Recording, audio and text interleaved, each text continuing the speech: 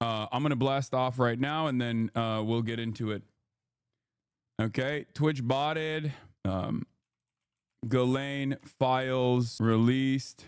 Republicans take sex trafficker of minors word for Trump's innocence. What happened, Kaya? Trump's innocence. The haters are coping by saying Twitch killed all the bots except for yours. Yeah, I know. I have, I've had ups and downs in my career, but I think even my biggest haters would probably admit that that's not a thing that I've ever done. I also don't really know how to do anything. I feel like that's too technical. You know what I mean? Like, guys outgrowing that bed right now. You got to get her a human bed. Okay, that's crazy. That's crazy. By the way, this guy said XQC's right about you, and then never responded after I said what was the point. Like, what was he saying? So I don't know what happened there. I know Cinna said free Palestine as well. Twitch botted. Ghislaine files released. Republicans take sex trafficker of minors word for Trump's innocence at 1 p.m. Pacific. By the way, that's the reason why I'm early, because I will bring back Chadvice with Vanilla Mace and Adapt. You don't want to miss this. You're one of the few streamers that can't bot because too much haters. Yeah, my botting operations is just when I have NPCs in the chat who come in and go, "You're a terrorist. You're a terrorist." That's when I got bots. That's when I never faked the trick shot.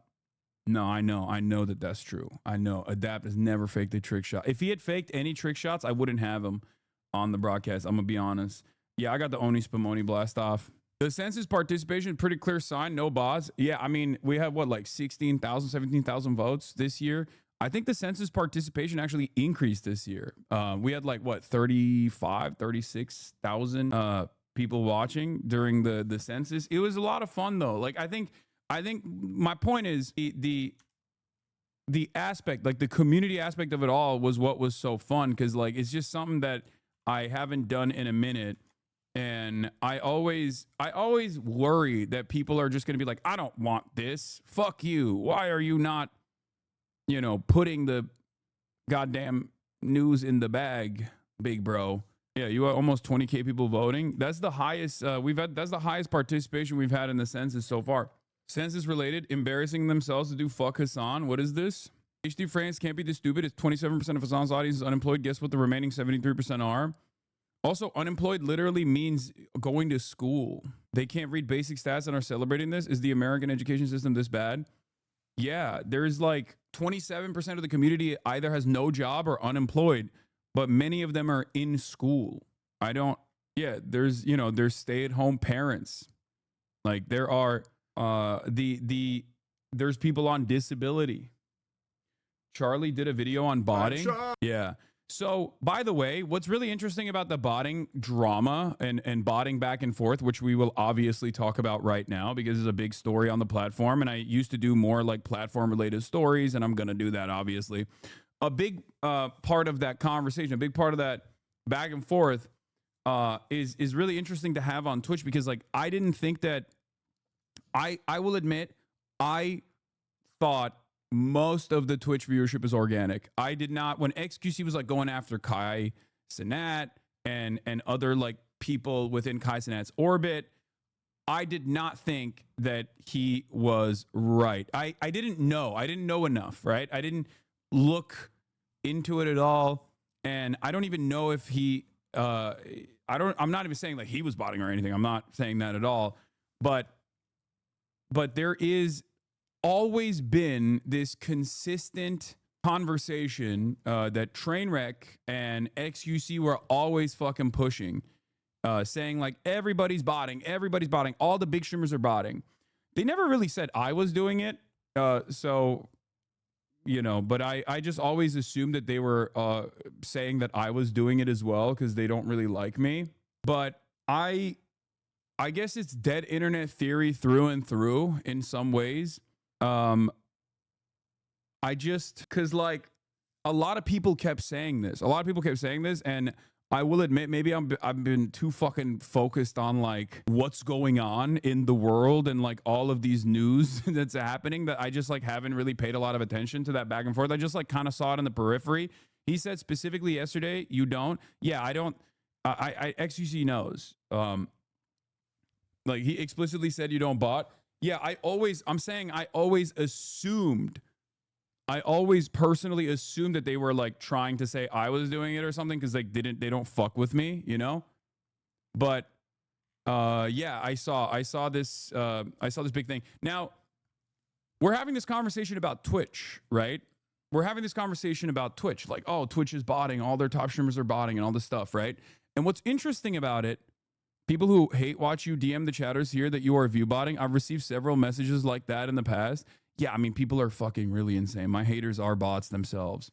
But so what is really interesting about this is that like every other platform does it in, I think, much worse ways. That's part of the reason why I never thought that Twitch was like even botting at all. Like I never thought that like there were people who were using view bots or some kind of like artificial boost of your viewer count. Okay. And the reason why I say that, the reason why I say that is because like all of the other platforms have such enormous view counts. If you recall, going back to the Rumble conversation, like Rumble, Kick, their viewership is completely insane. You know what I mean? Their viewership was like so untenable, so unimaginable. Like Dan Bongino is like 100K streamer. You know what I mean? Like that's not real. That's just simply not real. If that was the case, he would be like the iShow speed for everyone over the age of like 40 that spends time online. You know what I mean? Like it's just not like he would get mobbed everywhere he goes. Like that's not the type of person Dan Bongino is. I wouldn't even go so far as to say like, even though he's a nationally prominent political figure, I don't think he's like as well known as someone like myself even. And he's the fucking deputy director of the FBI and also was on like, you know, NRA TV and even Fox News. I stand by that. I don't think that he is like, if there was an adequate way to measure Q ratings like people used to do, I'm, you know, aging myself here. That's like a thing that people used to do, like a Q rating, a Q score to figure out like how famous someone is. Like, I don't think Dan Bongino has more motion than I do in general. Of course, it's very difficult to measure that sort of thing now with the way the internet works, because like you can have just like a TikToker with the most loyal designated fandom and you just never heard of them, but they have like a diehard group of fedayeen that will die for this TikToker, you know? So basically, as I was saying, because there were bots so heavily so prominent in other websites, I just genuinely didn't think that Twitch had that big of a botting problem. And I did place a lot of emphasis on like the culture shifting dramatically on this platform by looking at view counts. It's something that I have to admit. Asmongold having 50K to 60K viewers every day made me think that organically there was a lot more right-wingers on this website than I ever previously thought there were, because he's right-wing. He's right-wing. He's a right-wing content creator. And his YouTube does incredible numbers. You know, he's getting millions and millions of views. And it made me think, by looking at those metrics, it made me think maybe I placed too much emphasis on that. It made me think that a lot of these platforms are becoming more and more right-wing. But it turns out that his viewer count actually was maybe a little boosted. And this isn't to say like he was doing it deliberately to himself. Okay. I'm not saying that at all, because like someone else can basically artificially boost your view count. Someone else can bot your page. This has happened to me before as well. And for the past 2 days, Asmongold has had, around the same viewership that I have. And it seems like there was that additional, like he went from 40K to 50K, sometimes 60K to like 25 to 35K range that I've been at. So I think like once Twitch said that they were going to crack down on the bots, all of a sudden a bunch of people saw big cuts in their viewership. XQC Reports Twitch has cracked down on bots in the 2-3 days, and view botters and victims of view botting have been exposed. Streamers that are parts of groups/orgs are seemingly being botted much more heavily. I don't want to start witch hunts, but the data is interesting. Go see for yourself. TwitchTracker.com. You can click on any streamer you want and then tap streams. From there, I would compare 21st, 22nd, and 23rd of August performance and match it against usual performance. It gives a good idea of what's happening. This motherfucker, when it comes to this sort of stuff, literally turns into a human. I don't know how he became like a tech reporter all of a sudden. This is like so well written and so coherent. How did this happen? This guy that eats his fucking toenails on camera and goes "Da-da!" every day, when it comes down to like industry specific shit, he's so fucking locked in. Like he turns into like a real adult who is like a tech reporter or something. Zach Boosie ass motherfucker all of a sudden. He got free school in Quebec. That's how. I just don't understand how this dude turned into a coherent demon all of a sudden when we're talking about bots. When we're talking about like who's botting what, how are they botting, all this shit. It's not AI. XQC's always been coherent on Twitter. Back in the day, you'd say he's actually smart. Yeah, but I think his brain capacity eroded over the last like 3-4 years as well. You know, there's only so much book you can do until it fucking rips your spinal cord apart a little bit. TwitchTracker.com, you can click on any streamer you want and then tap streams. From there, we'll compare 21st, 22nd, and 23rd of August's performance and match it against usual performance. It gives a good idea of what's happening. I've been thinking, why orgs would bot heavily? Then the answer seemed almost obvious. Talent agencies receive a percentage from ad streams that talent does. By inflating their streamers, they can sell massive ad packages in bulk and take in much higher sums. To put simply, fraud. So this is speculative, but it makes sense because as I've said before, botting actually for orgs, or like, you might ask yourself, why would someone do this? Is it pure ego? Ego plays a role in this, but it's a marginal role. Okay. The real reason why people do this is because, to give you a little bit of background information, I've been on both sides of this. Like, I've literally sold inventory when I was at the Young Turks. It's not insecurity. Some people do it for insecurity, but a lot of people actually do it if they are doing it because for two primary reasons. One, Hasanabi, you are botted right now. Yes, that's why I have 21K viewers. So it's actually not it's not necessarily insecurity. It's not the biggest factor here. There's two reasons. Okay, number one, Twitch is a very top heavy platform. So when you're at the top of the directory, whether with fake viewers or not, you all of a sudden get an influx of real viewers that come in as well. This is why being on the front page helps, right?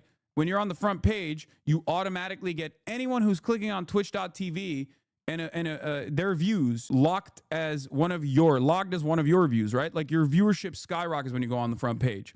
And that artificial boost doesn't directly lead to people just like clicking onto your stream and like watching you and becoming a loyal fan or whatever. But that artificial boost alone puts you at the top of the directory. And that's usually how people, because there's no real like discovery function on Twitch, that's usually how people find content creators to watch. So you do get, through botting, through artificial boosting of your view count, through that artificial inflation, you do get a lot of real viewers as well. That's part of the reason why people do it. The other reason why people would do it is because you get paid for sponsorships off of your CCV, okay? Your live concurrent viewership. And your live concurrent viewership going up through that artificial boost means that you can actually demand higher pay for your sponsorships, because sponsorships are usually like an hour, 2 hours, right? Like gaming sponsors, things of that nature. So that is the other reason why XQC speculation here is not wrong. Isn't botting super expensive though? You're asking the wrong person. I don't even know how to arrive at like any of this shit. It's like I am too stupid to figure out how to hack like to download like aimbot or whatever, and I'm too stupid to figure out how to do any of that stuff. Like when the sponsor botted Austin, Caroline, and Will to like 50K. So that wasn't actually botting. What that was something different. It's still an artificial boost of viewership, but it's not actually botting. So there's different kinds of ways that you can artificially inflate people's view counts. That was an embed. Okay. So it's technically, I mean, the impact is the same. You just have a bunch of people who aren't really watching you come across as though they are in the viewer count. But that's basically something that Fextra Life used to do all the time as well. If you went to Fextra Life's webpage, as I have a million times over, Fextra Life's Twitch channel was embedded. So anyone that clicked on Fextra Life to get like a Dark Souls walkthrough or whatever was technically being logged as a viewer on the Fextra Life Twitch streams. So that was an artificial boost. And so my speculation on the botting right now, imagine, is at an all-time low as mobile phone farms have become like 10 times more common and cheaper. Sabo! Yeah, so if you go on Fextra Life's Wikipedia, or the Fextra Life wikis, like you were technically a viewer of the Fextra Life live stream if they were live at the time. And so that's another way to artificially boost viewership, right? Those are different ways that you can do this. So basically, and I'm gonna do another blast off here. If you had 3 Viki tabs, that's like 3 more viewers. Yeah, the more tabs you had open, the more viewers you had. So I believe Steam embeds streams on store pages, which is similar, I think. Yeah, I think they do that as well. So in any case, that's another way to artificially boost it. And I think that's what was going on with like Caroline Will with that sponsorship stream. I think it was like through the Amazon directory, because I think like Amazon itself has like a mechanism of doing that embed, which is no different than being on the front page, basically. The front page viewership boost is similar to an embed. Okay, that's the best way to explain it. So anyway, why would orgs bot heavily? This doesn't seem like a problem for most people, but it's the silent killer. It kills the industry as a whole. It lowers discoverability for smaller streamers significantly and cuts down their income if they ever make it at all. I did some digging and shared findings with others and found egregious instances of streamers going from 100 viewers daily to 5,000 overnight. I was speechless when I noticed. Who wrote this? There is a 0% chance that Pepega Andy wrote this. It's got to be ChatGPT, bro. I can't get over it. This is like the thing that he cares about the most, okay? He cares about this so much. Holy fuck. Turns out when he locks in, he can actually be a coherent Andy. What the fuck? I find botting really interesting as I do a lot of server hosting myself and counter bots in Minecraft, but Twitch isn't very different. VPN companies are the reason it's so hard to counter, especially free VPNs that let companies route traffic through consumers' computers. Like, I don't think XQC knows what egregious means. Like, I've known this motherfucker for like, what, 8 years? And I've never heard him say egregious. Okay? Where did he learn new words? XQC is smart and you know it. Just the ADHD situation got him tweaking.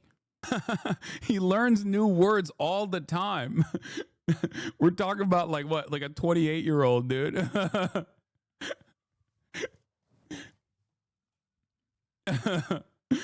Oh, man. Maybe he did use egregious, dude, but I just didn't understand that he was using that word in the past, you know? This doesn't seem like a platform for most people, but it's a silent killer. Problem for most people. I did some digging. It was egregious. The worst part, a lot of recent streamers ended being sponsored. A lot of recent streams ended being sponsored. Awful. Here's an absolutely abysmal example of this. The fact that this can go on for years without the platform taking action is just sad, really. If Twitch doesn't care, why should anyone really? So, you have 5.7K viewers watching and you only get 1 new follower in that time frame. Like, it's pretty obvious that you just, you spiked your viewership through bots at some point and you just kept it going, right? I'm waiting for all this speech to turn into, is this Hassan's fault? Normally that's the expectation, but in this one he won't say that, because like he might like to rip the fuck Hassan chord over and over again. But the reality is, this is one issue where he knows, like, I don't even know how to do any of this shit. And he knows that I've never done it. So, like, but it is interesting that, like, Twitch revealed that they were actually locking in on this stuff. And then people's view counts plummeted, you know? Also, The one of the methods of checking this, at least in the past, was like looking at active chatters, because there are people who are watching all the time without actually logging on, so they're inactive, right? So right now there's 22,000 people that are watching me. This is normal. If you look at my my viewership, I'm a older. I have content that like is specifically for an older audience, as opposed to the rest of the platform. On the weekends, I take a 10K nosedive because I'm just not like heavily covering news. There's not a lot of investment in something that's going on. But if you look at it, I have 22,000 people watching and 19,553 chatters. Now, I don't know. I've heard that people can even like fake having chatters as well. Like not all bots are actually inactive or read as like inactive. So I don't know. Maybe there's like better bots out there who can even like through AI and LLM technology could like appear as real chatters as well. To type stuff in the chat and like spam emotes and stuff to make itself look real. But the reason why there's 19,000 chatters, but it's the 23,000 is the actual viewer count, is because that means that there's like around 4,000 people who are not logged in right now and are watching, and they can't even like say anything because they're just not logged in to the website, and that's normal. So anyway, but he's right. This is abysmal. This is pretty clear-cut sign of botting. A couple different things you can look at is like how many clips are taking place throughout your stream, how many new followers you're getting throughout a stream, how many, how much chatting is taking place throughout your stream. That's him looking at your stats and saying you don't bot. I don't think Hassan is padded that much. I'm not. I think Hassan's usually shit on that. That's pretty good. That's. If anything, it's actually better. Yeah. My ratio for active users to viewership is higher than the average. If you recall, who was it? Like a while back, there were some people who were trying to claim. A while back, there were some people who were trying to claim that I was like botting or something. Who was it? It was like Yoxic or something. One of those like blue checkmark accounts that was like trying to fucking farm. And it was actually the exact opposite. Like it literally showed that my community had a much higher active viewership rate than any other streamer. Yours is pretty consistent. It makes sense for a news and political content streamer. Yeah, it's like Monday through Friday, or especially when like a big event is taking place, like a world-changing event is taking place, my viewership is either consistent or skyrockets. On the weekends, when I do less news-focused coverage and the adults are just like doing weekend shit, then my view counts obviously plummet. But that's just consistent. It's not like, I'm botting it during the week and then not botting on the weekends or some shit. Because if I was botting during the week, I would just keep botting on the weekends as well. But make no mistake, XQC's talking about this stuff, but like, let's be real. I don't know if he's like talked about Kick here or talked about Rumble, but like other platforms do it far worse than Twitch does. This isn't to say that like, Twitch gets to do it as well. I'm not making that argument as someone who only suffers as a consequence of other people botting. I of course am in favor of no botting, clearly. Having said that, the reality of the matter is it's not even comparable how much worse this problem is on other platforms as opposed to Twitch, which is part of the reason why I thought it's not even real. A Twitch bot embedding detector extension has been released and is currently showing Hasanabi with a 78% bot detection. Yoxic is using half of a Caseytron tweet that accurately shows 78.3% of Hasanabi's viewers are individual logged-in chatters in order to intentionally misinform readers. Here's the original tweet. Yeah, that means 80% real viewers. Hassan has other stuff to criticize about, but not his stream discipline. They've been saying you're botted because of this. True. Yeah. Who cares? Lamau, people need to grow up. What are the negative consequences of bots other than misleading numbers? So the negative consequences of why would Twitch put energy towards this? Wouldn't it be more beneficial for them to claim the extra engagement to ad companies? Yes. But I think, I guess like they just don't want it to be fake, because the big problem here for revenue generation is like, if you are known as like, if your metrics are known to be fake in the industry, then all of a sudden you're going to get like a 20% pay cut from advertisers. So it's important. It's important for Twitch to, at the very least, like keep up appearances as like a premier website that advertisers want to advertise at, so their inventory is more valuable. They can also potentially even get sued down the line. Like Kick doesn't care, because I don't think Kick has a lot of advertisers. Kick is funded entirely by Stake, and Stake is a money printing operation, so they don't really give a shit. That's why they have like, for smaller streamers, they can like actually give a lot of money out just to simply stream on the platform. Whereas you can't really do that for Twitch. Like Twitch is an organic, real, serious Amazon subsidiary live streaming platform. You can't really fucking keep botting. You are right that bots are an internet war. Anubis, the anti-AI web channel. Okay, calm down. Yeah, it's like the cleaner fish sneaking bites off a fish they're supposed to clean. You need a correction mechanism so the faith in the arrangement doesn't dissipate. Yeah. The post and thread will go nowhere. No one will care either. But if I didn't post about it, I'd be mad at myself. I didn't at least try to raise some form of awareness about this before it's too late. I'm going to bed. In a few days, people will go back to calling me schizo over this. Why the hell would Twitch alert streamers that this was happening ahead of time? Some of the most botted people simply have gone live in the last few days because they haven't gone live because it'll expose them. If it's proven these people are botting themselves, it's likely that they're sending fake. What is this? Is likely that they are sending fake stats to sponsors, which constitutes fraud and should be investigated.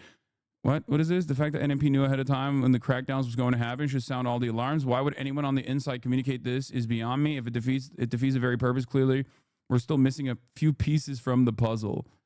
I've been complaining about viewbotting behind the scenes for almost a year. Ask questions, brother Felix, and you will find the answers. Why did XQC turn into Elizabeth Warren? This is just something that he cares about. This is like, that's it. He just like genuinely cares about it. And he obviously, as one of the like, XQC was a top dog on this platform for like almost a fucking decade. So he is very knowledgeable about like the inner workings of Twitch and the inner workings of live streaming in general.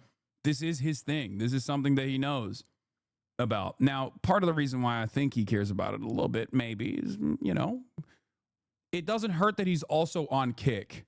And Kick is known as a platform that bots like crazy.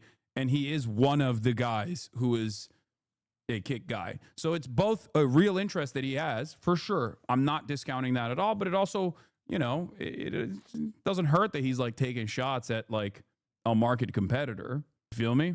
One of the few things XQ cares about is authenticity. That's why he likes Trump. He falsely assumes Trump is being truthful about the things he says. No, I think that's just stupid. Like if he loved authenticity, he would have never fucking cynically lied about how inauthentic I am to his audience over and over again. Like, I don't think he gives a shit about authenticity that much. There are certain things he does give a shit about. Anyway, Twitch's crackdown on viewbotting has intensified significantly over the last 48 hours. Many top 5,000 streamers are experiencing the lowest performing CCV streams of 2025. Site-wide viewership is down 5 to 22% depending on the hour compared to the previous week. Says Zach Boosie. It's too overreaching. Now it's not counting lurkers, which is most of my audience. I'm small.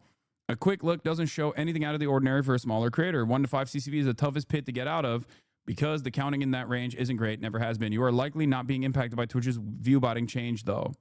So yeah. Little Bear, thank you for the raid. Hope you had a good stream. The bears are here. Lol. Yeah, lol, it hasn't affected me. Oops. Boom. Gray bars are back. The gray bars of death are back. So yeah, had there been any news about Twitch not allowing people to watch on PS5? No, I don't know. I don't know anything about that. But yeah, that's the botting. That's the botting drama, the botting saga. If you want to know, like, I mean, there are a lot of content creators that just like basically went from much higher average viewership to much higher average viewership overall to like much, you know, a significant viewer decline.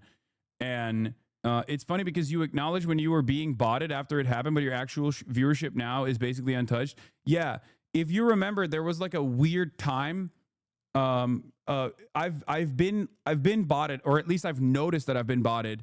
I think like twice or 3 times, One was famously when I was in Japan, not the last time, but the time before then, where I was just like always at like 30 to 40K, which was weird because like at that time, I know at that time zone when I'm streaming and I'm not doing like political commentary, I would usually have around 20K. So that was one of the times that I remember, and I immediately called it out. I was like, this is most likely like someone botting me, someone view botting me. And the other time was like, if you remember, there was like massive spikes where like Asmongold would dip from like 70K to like 30K, and then I would spike up to like 80K to 100K. That was like a weird moment. It was just like go back and forth, and I don't know what the fuck that was. But overall, that time it was an EROP viewer trolling. Yeah, that makes sense. But yeah, it's just, do you think this is a permanent fix, or will the bot network make a comeback? I think it will make a comeback. I think they will. Because these guys are coders, they're programmers, they're hackers, they're selling a service, right? That clearly a lot of streamers want to use, and a lot of marketing agencies also rely on. So I suspect that they will inevitably find an exploit, even with like the additional protection that Twitch has implemented. They'll always find a workaround. Yeah, just like ad blockers. So it's always an arms race basically. So it's a constant battle, and so there will be ups and downs, I guess. But it's for the time being, it does seem like at least some of the more notorious botters have been dealt with. Train explaining how they work. Motherfuckers are journalists now. That's what I'm saying. If this is real and you've done this right, you're about to realize 80% of your top 100 new generation English-speaking streamers are botting 50% or more of their viewership. First, they manufacture false hype, and then they hide it behind collaborative events that make the view count appear to make sense to the general public or other real streamers. They're hoping to pull real audiences from that don't understand basic viewership dynamics or analytics. Now, understand that this technique has worked and has appeared to successfully create many new generation streamers' careers, but it has taken away and takes away opportunity, discoverability, and money from real hardworking streamers who do not bot and will never see the mid-level or top of Twitch in today's highly inflated climate. View botters lock themselves in the top spots in the directory and create clicks in an attempt to monopolize the section, not with any real growth or size, but with who they will view bot next to further fortify the delusion that they or their clique have any real weight or clout behind their own view counts. It's become a dystopian lottery system ran by view botters who think because they bring an outside celebrity or athlete who couldn't pull 200 real viewers on their own stream will somehow add 50K viewers into theirs. That's also not correct, because I do think that, like, if I were to have, like, I'll give you a great example of this. Like, if Ben and Jerry's Ben Cohen streamed on his own, he'd get 3 viewers. But when he's streaming with me, there are people who are interested about that back and forth dynamic, so they will tune in specifically for that. So that's not necessarily the correct interpretation here. Like, it's not, like, I have Vanilla Mace coming on. I have Phase Adapt coming on later. That doesn't mean that, like, Vanilla Mace's average concurrent viewers are immediately going to come in here. I don't think that Adapt's average concurrent viewers are all going to come in here as well. So, like, that's not how that works. It's not a one-to-one. I think that that's like, I don't know. Or if they collaborate with 10 other streamers who are all streaming the exact same POV, that somehow they will all have 30 to 50K each. It never has and will never work that way. But viewbotters don't know this. They are frauds that don't have real, natural, ground-up viewership. So they will never understand how real viewership or its dynamics work. They are all just attempting to imitate numbers they can't and don't understand. Everyone who knows live audience streaming works knows that TikTok, YouTube, Instagram, and outside fame in almost all instances does not directly translate the live active audience one-to-one. It is far less. Except there are obviously clear-cut examples of this working. Vanilla Mace is a great example of this working organically. She blew up on TikTok. Now she has a robust live viewership audience. Queso blew up on TikTok. Now he has a robust live viewership audience. I was literally watching him last night. I don't even watch Twitch like that, okay? I was watching motherfucking Queso last night, and I found out his dog's name is also Kaya, which is very cute. And I also saw this, like, roulette game that he was playing, and it was just good vibes overall. Anyway, Jinxie is another great example of this, where he blew up outside of Twitch and it translated to a real large audience. Like, so there is a clip meta. And I would say that a lot of the FaZe content creators, like the new generation of FaZe content creators, whether it be Jason, whether it be Ron, those guys have actually pumped clips in the same technique and have been able to generate real large audiences. A bot wrote this. You really expect me to believe Train has the patience to sit there and write this essay? Absolutely. Absolutely.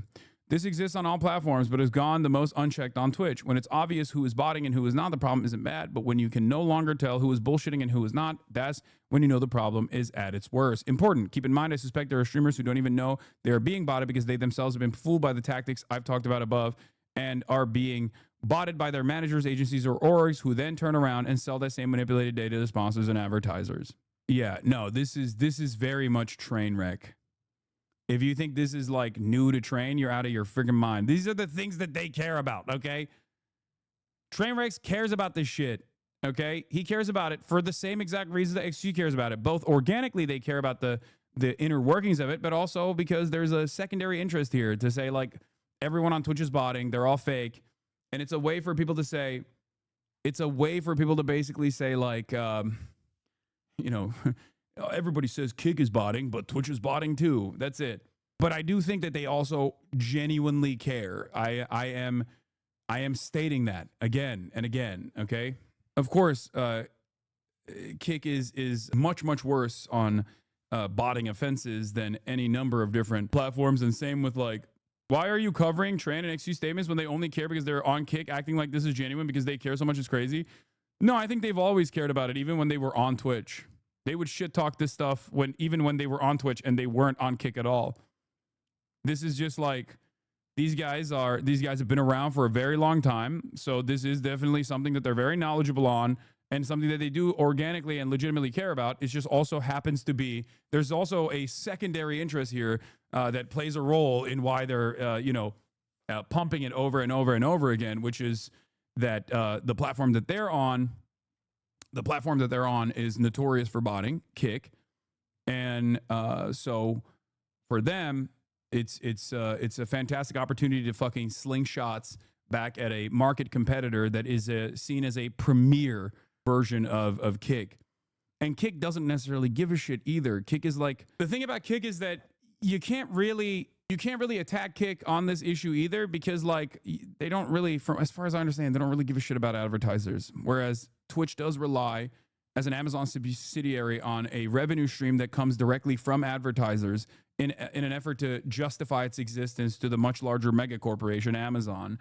So it's a major weakness for them. It's kind of like the difference between someone like myself, who is a progressive content creator, versus someone who can just present themselves as a piece of shit as a right-wing content creator, right?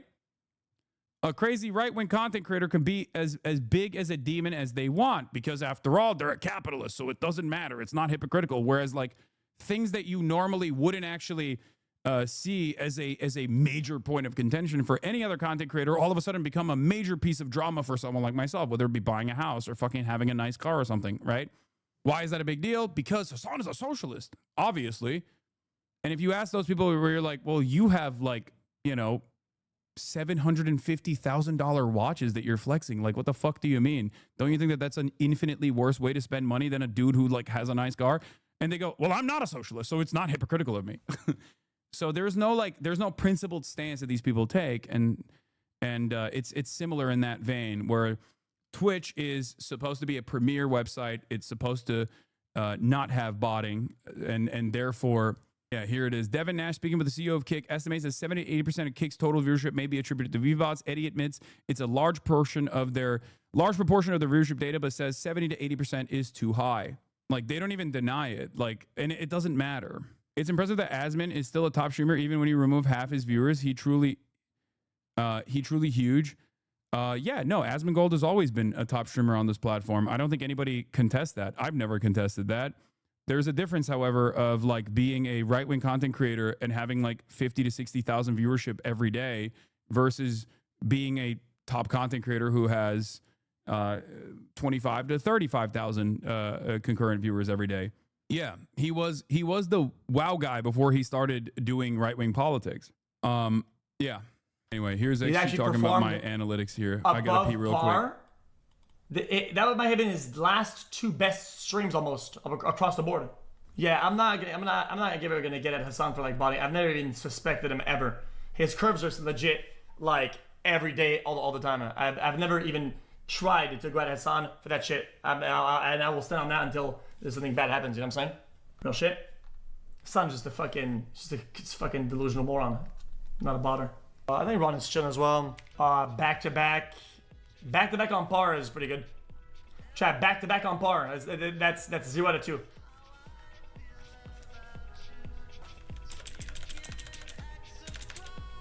Nah, Lacey was weird though. But Lacey, I mean, guys, I'm not gonna say it's him doing it, but I'm just saying like, I gotta be honest. I gotta be honest with you. Back to back worst is crazy. You're talking about the mathematical anomaly. Never laughed at XQC in a bit. Yoinking XQC's content. Yep. Why did you leave us with this? Why did I leave you with this? Because I wanted you to see a real goat for once. Okay. Crazy part is it's the small mid-sized creators who get fucked the hardest. These large streamers have driven out hundreds of millions of dollars from multi-billion-dollar companies. Okay, he's exaggerating how much money they farmed. That's crazy. From multi-billion-dollar companies that have fully pulled out their marketing space. What is happening? My computer is so busted, dude. He wasn't meanie to you, though. Of course he was a fucking meanie to me. He's never stopped being a meanie to me for the last... Why don't you use the politics category? I don't know. Am I doing politics right now? I already have the content. I already have the CCL, like, or whatever the fuck it's called. You know, if you're going and bot for the appearance of having clout, please stop accepting sponsorships. You're fucking everyone else over. Real large creators bring in hundreds of millions of dollars in deals to each respective platform because their own personal deals result in the expected amount of conversions from their real high viewership. However, for view botters, this is not the case. View botters who inflate their viewership by 50% or more do not meet conversion requirements that justify the high pay based on the provided inflated numbers. This then results in the companies exiting the space and blaming the space. So viewbotters are literally robbing the entire industry. Yeah, this part is not wrong. So there is obviously a conversion number that advertisers are looking for. Like when they do these like ads, you know, you have a chat bot that will pump out like a link. You'll have a panel, right? And the goal is to see what the click-through rate looks like. And there's a percentage. But if that percentage is like supposed to be, let's say 10%, right? For every 1,000 viewers, like 100 viewers are clicking on the link, which is super high, by the way. That's not how this works at all. But if you actually have 1,000 viewers, there's only 10 people clicking. But you actually have now with bots 10,000 viewers or 2,000 viewers, and still only 10 people are clicking because you actually have a 10% click-through rate, which would be huge, obviously. It would be immense for a CTR. I know. I'm just using this as simple maths, chatter. Calm down. Yes, that's not a real fucking click-through rate. That'd be unimaginably high. Then your click-through rate actually, in their mind, has gone down to 5%. And their expectation is a 10% click-through rate, but you're only giving them 5% click-through rate, right? So then they go, oh, maybe Twitch as a platform is no longer as viable for advertising. So either they lower their ad rates, their CPMs, cost per mil, cost per 1,000 viewership, or they just pull out altogether. Anyway, this happens because when viewbotters accept sponsors, they aren't giving the real viewership. They're instead giving their inflated bot viewership, and bot viewership doesn't convert because they aren't real people. So companies unknowingly pay for the product to be advertised to be fake viewers, blah, blah, blah, blah, blah, blah. It's true. There is truth to this. That's it. We will watch now what Most Critical had to say about this. I cannot believe Twitch is actually finally making bot busting a priority on the platform. Botting on Twitch has been a problem. I will say this, though. Anyone that talks about Twitch's botting issue without talking about every other live streaming platform and its botting problems is a little fraudulent. The problem is this is a standard prisoner's dilemma. Unless there are harsh punishments for viewing, these people are always going to do it because bigger clout equals more opportunities. Yes. Normally when someone is being botted, though, they do get banned, or they're supposed to. This was like a thing. I thought it was a part of the terms of service, as a matter of fact. Since the beginning of time. And they hadn't taken it seriously forever. But a month ago they made a statement where they claimed, listen guys, condoms finally coming off. We're going in raw against bots. We're finally going to do something about it. Yeah, there's also YouTube Live has a massive botting issue as well. But like, there's so many scam channels, you know, every now and then Elon Musk, every now and then a massive YouTube page will be taken over by hackers. And then all of a sudden it will turn into an Elon Musk YouTube page. And that Elon Musk YouTube page will then immediately try to fucking sell some kind of shitcoin. How surprising. How interesting. You know? It's like Tesla, Elon is streaming now, and it always has like 40K viewers on it. Clearly, that shit is fake. So it happens on every platform.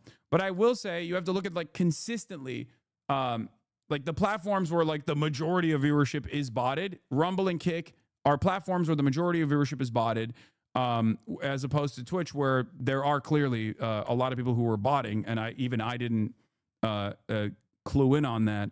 And I was excited, like that's something to celebrate, but I kind of thought they were just looking to score some good boy points online, like some brownie points, because Twitch's reputation been kind of in the shitter recently.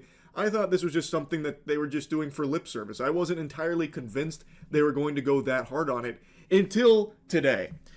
Wow.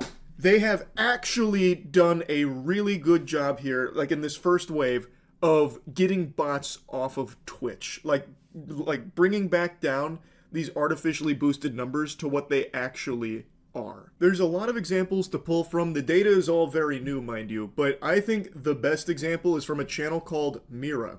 I'm sure some of you have at least heard of this because this is something that people have been trying to put on Twitch's plate for the longest time, about a channel that keeps getting recommended to them that isn't actually even a live stream. For the last couple of years, it is just a farming channel where Mira is just farming ads off botted numbers. She doesn't actually even really stream on there. I think she's gone live like a few times over the last couple of years, but it's live 24/7, just pumping reruns of streams she did so long ago, like ancient history. So look at this. This channel for... I have no idea. I think like probably 3 years. I don't know how long it's been going on for, but it's been years. Has been sitting at like a steady 2,000 viewers no matter the time of day. And all the channel has done for this time, pretty much exclusively, is run 24/7 reruns of old streams, yet somehow manages to maintain 2,000 viewers throughout the entire duration of it. Then, the day that Twitch bot smiting comes into effect, it goes from 2,000, then down to 1,500. The other side of this story that I'm actually interested to find out is that, like, I wonder if Twitch payouts actually pay you out on the bots when you run ads. Obviously, this is not a thing that I can personally test because I, one, don't run ads. Two, there aren't that many ads to run on the politics category that was specifically created because of outside pressure. And last but not least, I don't bot, so I don't have any way to look at my own internal numbers on that in that regard. But I suspect that like when you do run ads, they do not pay out. That's why it takes like 2 to 3 days for Twitch to confirm your ad revenue. They look for anomalies. Are you sure about that? You always run top of the hour ads now? No, I've stopped doing that for a long time. They don't, as far as I know. There's no real trigger for the ads, so no payout. What are you talking about? Bots don't see ads. They only pay out if you see the ad. If there's 10K people watching a stream, not all 10K people see the ad. Are you just saying things as if you're correct? How could the system know that the bots are not watching the ad, though? I think the bot counts might count as an ad view, as a matter of fact. So this actually is like, cluttering up Twitch's existing inventory and literally giving money to content creators for botting. It's actually kind of genius. If it is actually paying, it's fraud, but it's kind of genius because you're literally fucking probably paying for the bots with all the additional ad revenue that you're farming. Some people are saying they do count. Some people are saying they don't count. I actually don't know. But I'm glad that Twitch is like taking action against this. 100, and then the bot detection, I guess, must have kicked into fucking turbo drive. They went Wumbo style, and now she's sitting at 100 to 200. Pretty much overnight. This, to me, is like the most clear example of them actually doing something about botting. I was very surprised to see this.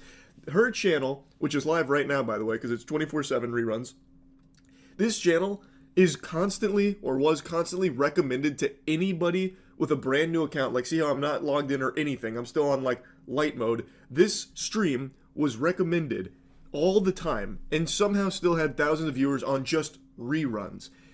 Clearly, most, like... Okay, I'm gonna keep it a buck. 250 viewers for just, like, literally a rerun of some ancient stream is still pretty crazy, right? Like, that's That is still wild, bro. How thirsty are motherfuckers out there? Rational, sentient human beings aren't going to be watching that. Like, look at the chat. It doesn't move. And this is exactly what it looked like back then, too. I don't know. Okay says, can we stick to something more serious? I was making love to my girlfriend and you said something funny and it made her laugh in the background. It really made me feel insecure, especially because I'm only 4.5 inches and I'm not sure what to do with this relationship. I hope this doesn't come across as rude or intrusive. I'm just a viewer and a human. My bad, bro. My bad, bro. I'm gonna turn around and start doing some not so fun shit real quick, dude. I'm so sorry about that. I got you, King. No movement, there's no chatting, because it's not real. And now the bot detection is here, and you can see that it is finally working. Though I think there are still some bots, like some holdovers here, because there's no way there's 250 people here right now. Yeah, that doesn't make sense. There's 270 people in there, and there's no one in the chat room. It seems to me like there's definitely still some stubborn bots that Twitch wasn't able to get there, sticking on there like a hemorrhoid. The parasite bot infestation has been decimated but not destroyed, because I cannot imagine 276 people being in this stream right now. Not even as background noise in like a tab they forgot on like an ancient laptop. I don't even see that being the case. I don't think there is a single soul in this realm right now. This shit is more empty than a theater showing Morbius. Like, I just don't believe that. But even still, it's clear that what Twitch is doing is actually pretty effective at blasting bots, which I didn't expect. Her channel, I think, is the best example of it, but there's a lot of other channels, like big streamers that went live over the last day, where their view counts have halved, or even more than halved in some cases. So they actually are taking it kind of seriously. Like I said, I was a little skeptical that they were even going to really try and take down bots, because inflated viewer numbers is good for the platform. Like, I thought they probably wouldn't actually put a lot of resources to it, but it seems I was very wrong. Now, another thing worth mentioning, this scam of like running reruns with bots is not exclusive to just her channel, but you have to wonder how much money she made off of that. This went on for years, and I'm so curious how much money she made just running old streams 24/7 reruns with botted view counts up to 2,000 to 3,000. How come your viewer numbers are lower than usual? It's because I'm botting, and not because it's the weekend and my community is 30-year-old adults with a job that don't give a fuck about like culture news or specifically Twitch related news. And over the weekend, they're, I don't know, doing whatever the fuck they're doing. I always have lower viewership over the weekend, unless I'm doing something crazy that's like, or something crazy has taken place, like fucking Iran and Israel are in like heated battle with one another. Yeah, as a matter of fact, these numbers are better than last week's numbers. Last week on Saturday, I had like 21K. This week, I got 28. That's probably a pretty substantial chunk of change. It's got a lot of people talking, and I think this is a really great thing from Twitch, to be honest. XQC made a tweet talking about it, saying, Twitch cracked down on bots in 2 to 3 days, and view botters / victims of view botting have been exposed. Streamers that are part of groups / orgs are seemingly being botted much more heavily. Don't want to start a witch hunt, but the data is interesting. Go see for yourself. And then links Twitch tracker, which you can see for yourself. And people are scrubbing through with a fine-tooth comb, taking a peek at these big drops in viewer numbers. And right now, the findings are still pretty early, because this has only been in effect for like 2, maybe 3 days now. So it's still like very fresh data. This shit's straight out of the oven. But people are noticing that some of the biggest channels being hit were affiliated with orgs. So like XQC mentions, like some org-affiliated channels were, in a lot of cases, the recipients of some artificially boosted numbers, as evident by a huge drop in viewer numbers over the last couple days out of nowhere. Namely, OTK seems to be the big one. People are seeing a huge drop across the board for most of the channels that have gone live over the last couple days that are with the group. Another channel people have been paying very close attention to is Asmongold's. He's one of the biggest streamers in the world, and he went live the last couple days since the bot fisting has come out from Twitch, and they noticed that his average viewers for both streams had been about 20,000 less than normal. About 20,000 people were banished to the Shadow Realm here, and Asmongold even commented on it, believing that his account was probably botted. He believes with 95% certainty his channel was botted. And he agrees that removing these bot numbers and removing bots and artificial viewership is better for everyone on the platform. I suspect this is a work in progress, and Twitch is still A/B testing further solutions. You can also cross-reference any data with larger website statistics and see its overall impact. this fake, phony, baloney viewership from the platform is good for everybody there. And that seems to be the prevailing sentiment, that everyone agrees that getting rid of artificial viewership from Twitch is a net positive to the entire platform. True, it really the only is. people that'll have an issue with these fake numbers being blasted is going to be the people that are exploiting them. Yeah. The people that are using the bot services are the only ones that are going to be outraged about it. Now, I also imagine the cope from a lot of people that are going to get caught red-handed with bots is going to be, it wasn't me. I must have been the victim of a malicious bot villain, a supervillain twirling his evil cartoonish mustache. Must have been botting me for all this time. I had no idea. And in some cases, like, that is a real thing. There are cases where some people will bot a channel just because they think it's going to get them in trouble. But that doesn't happen. Like, Twitch, for the longest time, has not taken this botting problem seriously. So that whole idea of, like, a bad actor botting a channel to try and get punishment put upon a streamer they don't like, it's not that common. It happens, sure, but it's not that common because everybody knows Twitch hasn't done anything about botters for so long. So how the fuck could that possibly still be a strategy that someone that doesn't like you would use? Isn't it a crime that Osman has bots about people artificially promoting his fashion opinion, meaning organic humans don't actually watch him that much? I mean, organic humans do watch him a lot, okay? Let's be fucking real. Like, so that's still a time. Wait, why did he defend Osmongold? What is his reasoning for botting? No, he's just saying that Osmongold doesn't, might not be botting himself. Which I said as much as well. I would not suspect he was doing it deliberately himself. I don't know. I can't tell. I can tell by looking at the numbers that he was being botted, but I don't know if he deliberately purchased the bots himself or someone else was doing it for him. Because, like, that's the thing. Here's the thing. You can have someone else, a malicious actor, actually bot your channel. This has even happened to me at times, and I've called it out, if you recall. Come on, bro, get real. No, I know, but who the fuck would do this costly endeavor for an extended period of time? Because he was getting, if you remember, what was it, the Yoksik tweet, right? Well, not this one, the other one that I pulled up earlier. It was ripped off of a Casey-tron tweet, but a Casey-tron tweet that showed, like, Asmongold had 58% or 53% real viewers, versus I had 78% of real viewers. And in that situation, like clearly there were a lot of inactive viewers.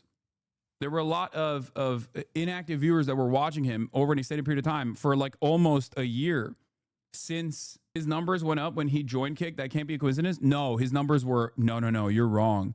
No, his numbers went up. No. 20,000 bots cost 16 grand a month to run. The idea that it would be anyone not directly affiliated with them is naive.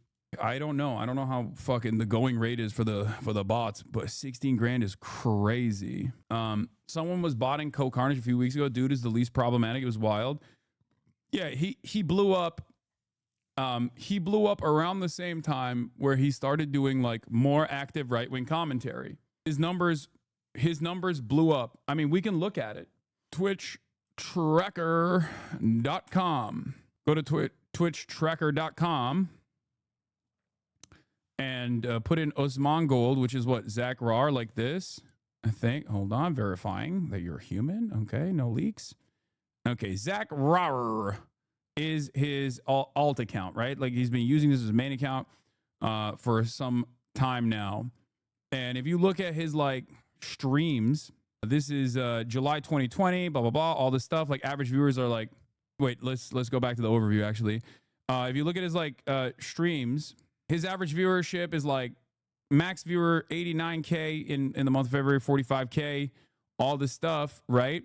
His average viewership around the summer of 2024 starts really blowing up. He uses an alt account because, I don't know, I think it was like some insecurity related thing. I don't know, right? overall. I think he just like didn't want to use his main account because people were like yelling at him or something. I don't really remember. But basically what happened in the summer of 2024 is when he started doing like way more right-wing content. I think he gets nervous or something. I don't fucking know. I don't really care. So he has been no, it had to do with not wanting to run ads. Oh, I mean, he might have said that too. That he didn't want to run ads or something. But basically, listen, he starts doing way more. He starts doing like way more like commentary content. Like if we go back to this month, what is this, like May 2024? Let's take a look at like, or April 2024, and look at his like games at that month. How do I fucking yeah, here it is. His just chatting distribution is still plenty high, right? It's like 61%. But I suspect this is like around the time where he's like moving further and further into just doing commentary and doing a lot less gaming on the channel in and of itself. So let's look at March, April, May. Let's look at July 2024, right? See, it went from 60% to 73%, right?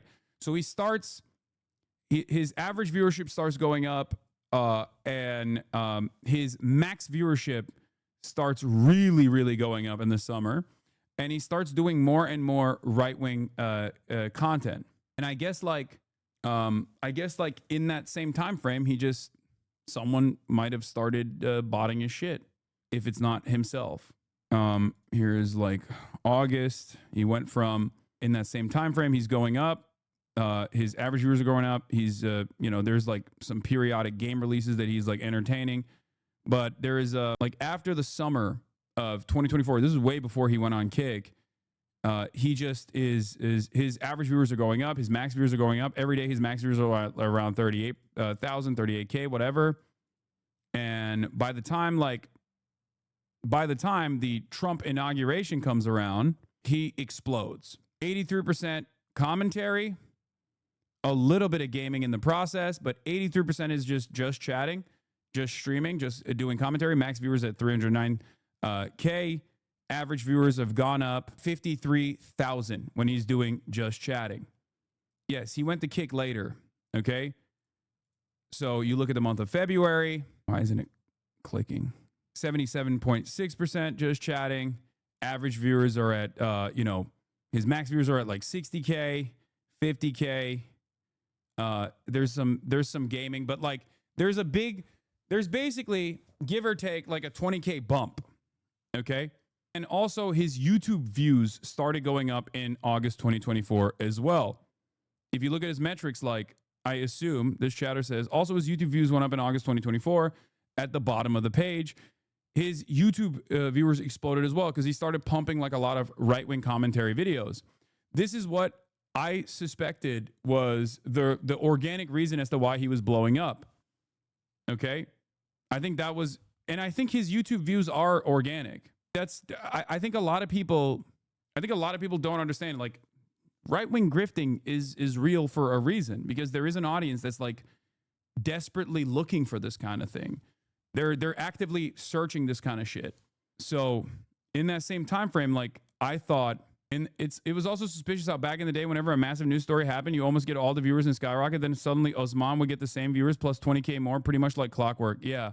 YouTube algo does fucking tricks on right-wing commentary, okay? YouTube algorithm blows bubbles on right-wing commentary. Let's be fucking real.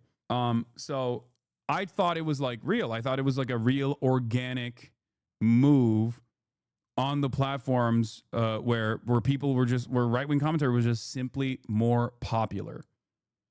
But now it feels like he's just always been a top content creator on Twitch, and we were around the same size on Twitch, and there was an additional 20K boost, basically. A 20K boost that put him 20,000 viewers over me in his average concurrent viewership for the last year. Of course, there's like major, like he's also been hit with like major botting in the past. I think like people were trolling him and shit too. Because if you remember, sometimes he would just have like 200K people watching. But like I said, I don't think it was done by him. I don't have any evidence that this was deliberately done by him. But yeah, just jumped in. Are we trying to understand how he got big or what he's doing? No, I'm trying to look at his numbers to see like where this increase took place, where this like, and was it organic or was it inorganic? How long was there bot presence on his page? Crazy, he's still bigger than you though, right? Don't forget both of your numbers went down. It's not a right wing or left wing issue. No, that's not crazy. Asmongold has always been a bigger streamer than me. I don't think you guys understand. I've said this before a million times over.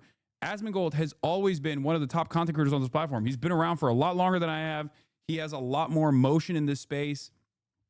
And he's always been a bigger content creator than me.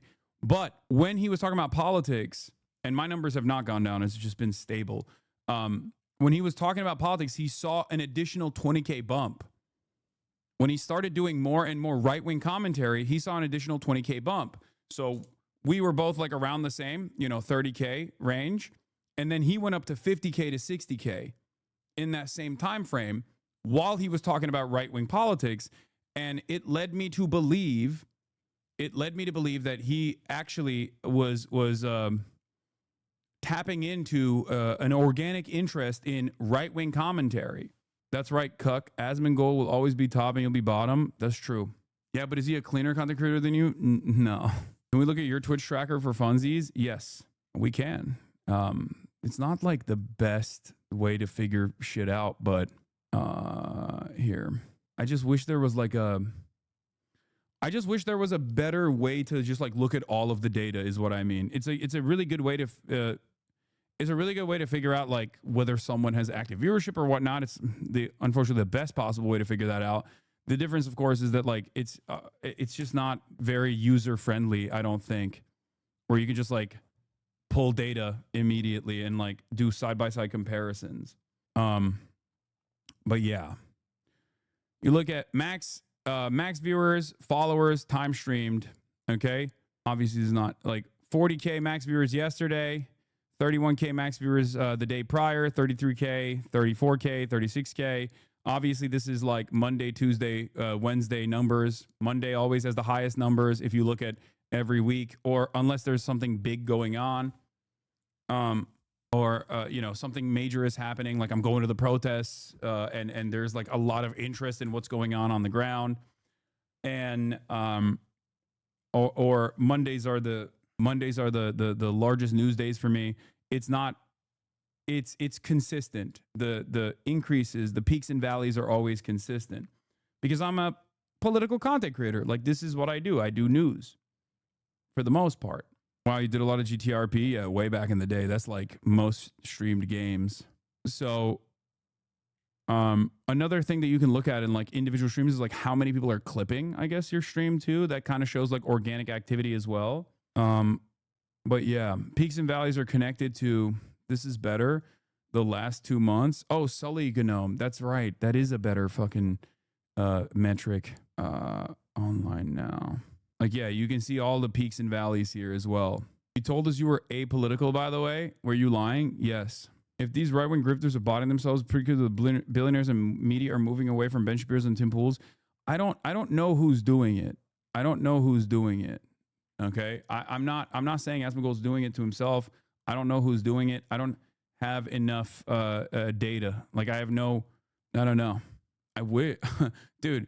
And if it's Russia, I know this may sound crazy, but it's truly advantageous if Russia, for a country like Russia, were to spend a little bit of money to boost someone that is a fascist to get more of a fascistic sentiment and more younger online gamers or something like that. It could probably cost 10K. When you talk about return on investment, that would be totally worth it. Hypothetical, but it's possible. Okay, but if you ask liberals, I'm the number one advocate for Russia, so why aren't they botting me is the real question. You know what I mean?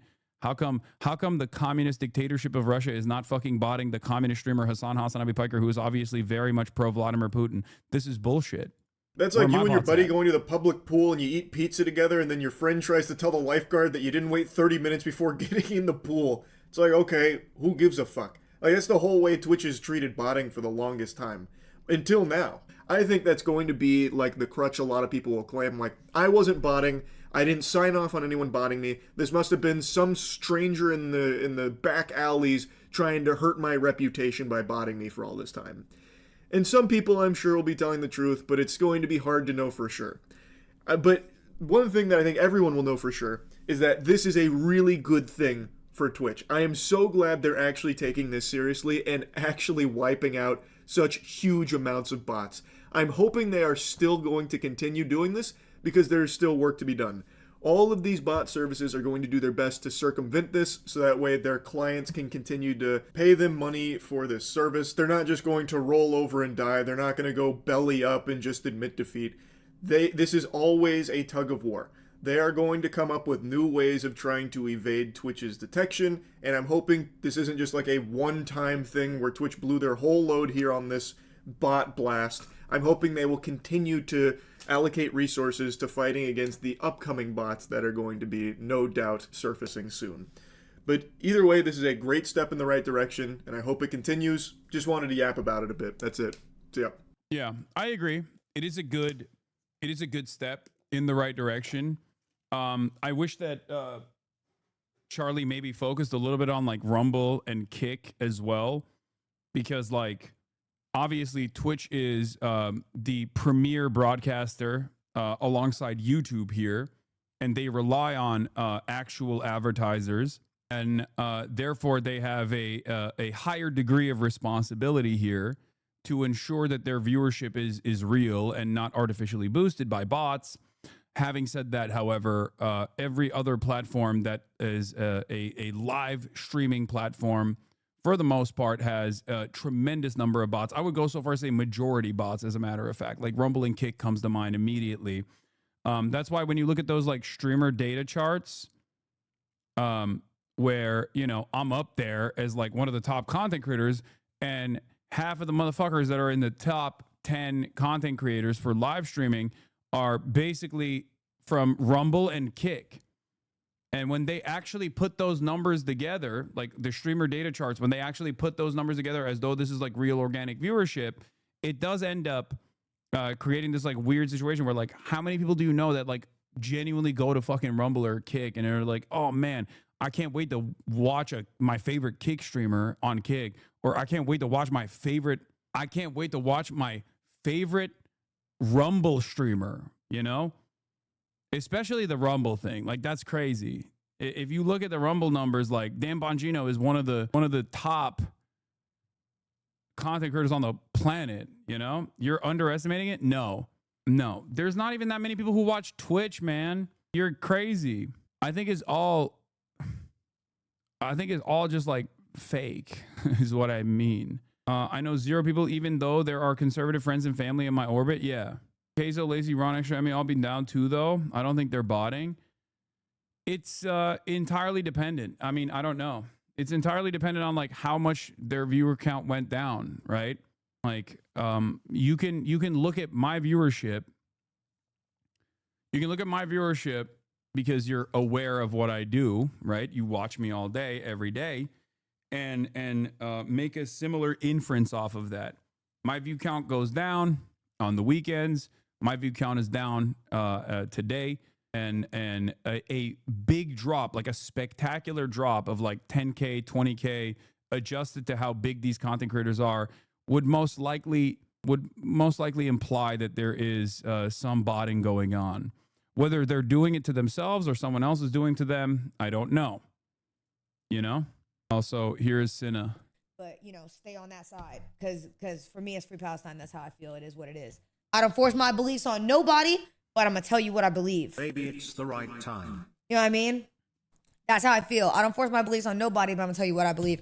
Free Palestine all day. It is what it is. Cue some Bia Badu. I never knew she was Free Palestine. Yeah, I'm glad that some streamers are letting their opinion be known.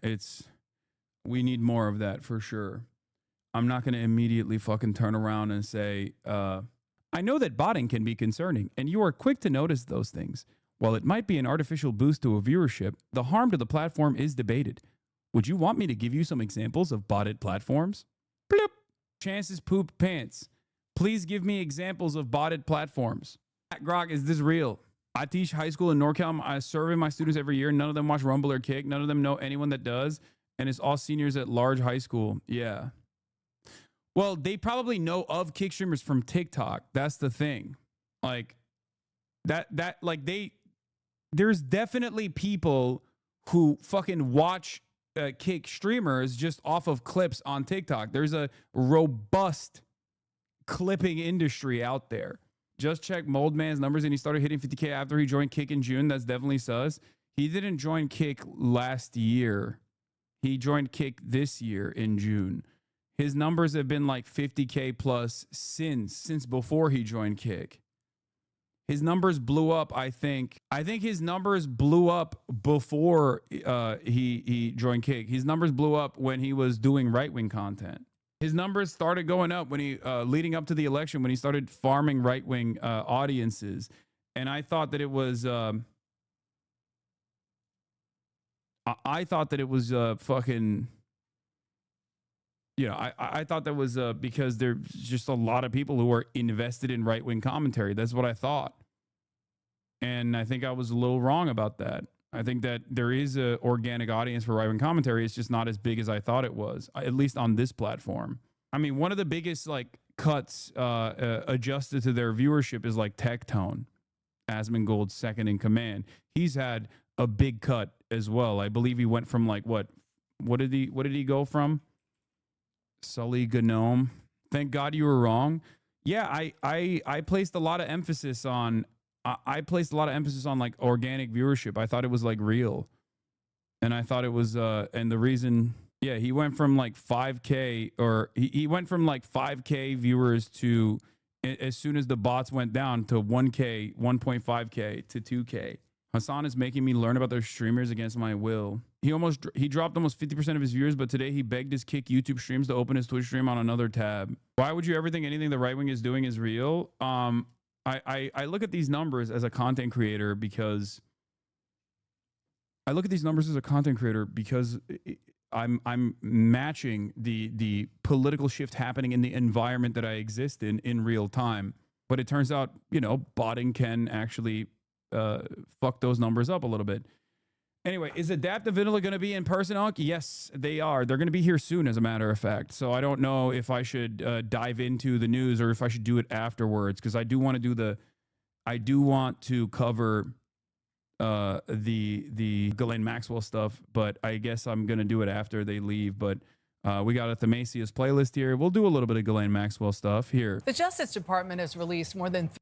One of the funniest things I've seen, for the record, one of the funniest things I have seen is something that I joked about, which was these guys are going to unironically point to whatever the fuck notorious pedophile sex trafficker Ghislaine Maxwell said, to point to Trump's infallibility. Okay. If a leftist streamer surpass you, I don't think you'd have an issue. It's about what their message is, not about competition. Oh, 100%. And not only that, first of all, I would welcome that. That'd be awesome. And secondly, even there are a shit ton of content creators that are bigger than me. I don't give a fuck. It's awesome. They're not doing right-wing political broadcasting. That's the difference. Like, can you imagine if I was like, oh, I hate Kai Cenat or whatever? I don't care. He does his own thing. He does like entertainment stuff. He's not, he's not doing politics. And I don't give a shit. There are a ton of content creators who are much larger than me. Asmongold has always been a much larger content creator than me as well. It's that, yeah, I love Speed. Speed is one of the biggest content creators out there. I fucking love him. Why do I love him? Because with his massive platform, he could have taken every step. He could have just been a complete shithead. And he kind of was when he was younger. He was like 16. He was a fucking asshole. He was saying crazy shit over and over again. And yet he grew. And in that process, he became a much kinder individual. He's literally pro-trans, okay? At that level is crazy. He's pro-trans and pro-Palestine. Those are like two issues that you would never expect from a fucking top content creator to ever say something about. Okay? He went on a date with like with a trans girl. And it wasn't like it wasn't even about like making fun of that person. Like it wasn't even like using and abusing that person at all. It was just like literally just as anybody else, Those are the two issues that you normally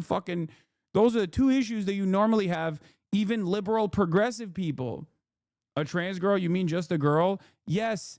Okay. But I'm obviously specifying in this circumstance, okay, to drive home a point. especially because you have to match the expectations to societal expectations, which is that that most people are going to be fucking transphobic. That's just the reality. And most liberals, most progressives are dropping trans people as a issue where they're like actively are saying transphobic shit. Meanwhile, you got a major content creator who's just like, I don't give a fuck. Who cares? And that's good. That's a good thing. That's a great thing. You feel me? Yeah. Imagine I said, yeah. If I said Speed went on a date, he's not transphobic. He went on a date with a girl. It wouldn't drive home the point that I'm trying to make here. No, progressives are not doing that. Which creator is this again? This is I Show Speed. I'm talking about I Show Speed. Okay. Ghislaine Maxwell, folks. While I was joking around about like, while I was joking around about how conservatives might take the Ghislaine Maxwell stuff, it turns out they weren't joking. Okay, here's Margarine Titan Greed. Ghislaine Maxwell says President Trump was never inappropriate with anyone and was a perfect gentleman in all respects. I'll say it again. The Democrats tried to put President Trump in jail for the rest of his life, destroy his business, and take his wealth. And multiple assassins tried to kill him. They were all fucking Republican, but that's besides the point. Some of which had voted for Donald Trump and some were registered Republicans. But we're not going to get into that. If there had ever been any evidence against Donald Trump in any of the Epstein case files, the Democrats, the demon rats, would have used it against him long ago. President Trump has been vindicated once again. To which I responded with, the serial perjurer, convicted sex trafficker of children, said the president, who can grant her freedom, is an upstanding gentleman to the president's personal attorney. The idea that Ghislaine Maxwell gains nothing from exonerating Trump is so fucking stupid that I would even expect Marjorie Taylor Greene's dumbass MAGA cultist audience to be like, this doesn't make a lot of sense here. You know, she is profoundly stupid. Your Marjorie Taylor Greene is your magnum opus. Thank you. 300 pages of transcripts and audio recordings from their prison interview with Ghislaine Maxwell. The interviews took place earlier this summer while the former girlfriend and accomplice of notorious sex criminal Jeffrey Epstein was in federal prison in Tallahassee, Florida. Here's Nicole Killian. Ghislaine Maxwell, in her own words, denying the existence of a client list involving the late convicted sex offender Jeffrey Epstein. There is no list. There is no... I'm not aware of any blackmail. I never heard that. I never saw it, and I never imagined it. The 300-plus page transcript released late Friday by the Justice Department follows a two-day interview last month with Deputy Attorney General Todd Blanche, who previously served as the president's personal attorney. President Trump was always very cordial and very kind to me, and I just want to say that I admire his extraordinary achievement in becoming the president now. Maxwell had nothing but praise for the president, while her lawyer has made it clear she's interested in a pardon. She claimed she never saw any improper or sexual behavior involving him or any other high-profile figures. I actually never saw the president in any type of massage setting. I never witnessed the president in any inappropriate setting in any way. The president was never inappropriate with anybody. Do you know whether, for example, President Clinton ever received a massage? I don't believe he did. Following the interview, Maxwell was transferred to a lower security prison in Texas. The release comes as the administration has been under growing pressure from lawmakers and the public to fully disclose the Epstein files. Innocent people shouldn't be hurt, but I'm in support of keeping it totally open. Epstein was found dead in his detention cell back in 2019 while awaiting trial. Maxwell indicated in her interview that she believes Epstein did not kill himself. But earlier this week at a congressional deposition, former Attorney General Bill Barr, who probed Epstein's death, said he still stands by his finding that it was a suicide. For CBS Saturday Morning, Nicole Killian, Washington.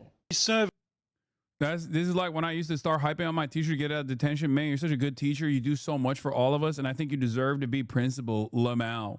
Who amongst us has not been in a situation where someone who has a tremendous power over us had the opportunity to grant us freedom, and we just kind of fucking played ball? You know, you do that. That's a thing you do. It's not like, who the fuck looks at this situation and goes, well, she said it.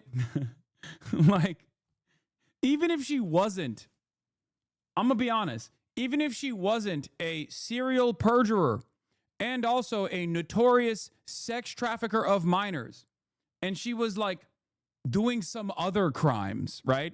Even if she was like, I don't know, engaging in not the crimes that we know her for, but instead, like, I don't know, tax evasion, and the president had the opportunity to grant her a pardon, of course, I would be like, clearly she's lying. But even if the only thing she was in jail for was tax evasion, right? And she was still connected to Epstein somehow, and she was like, yeah, I think Donald Trump and Jeffrey Epstein had no real relationship, and Donald Trump is a really nice guy, I would still not believe her. Why the fuck would I believe her? She's, you know, she has every reason to lie here, to play ball. 20 years for helping her former lover, Jeffrey Epstein, traffic underage girls.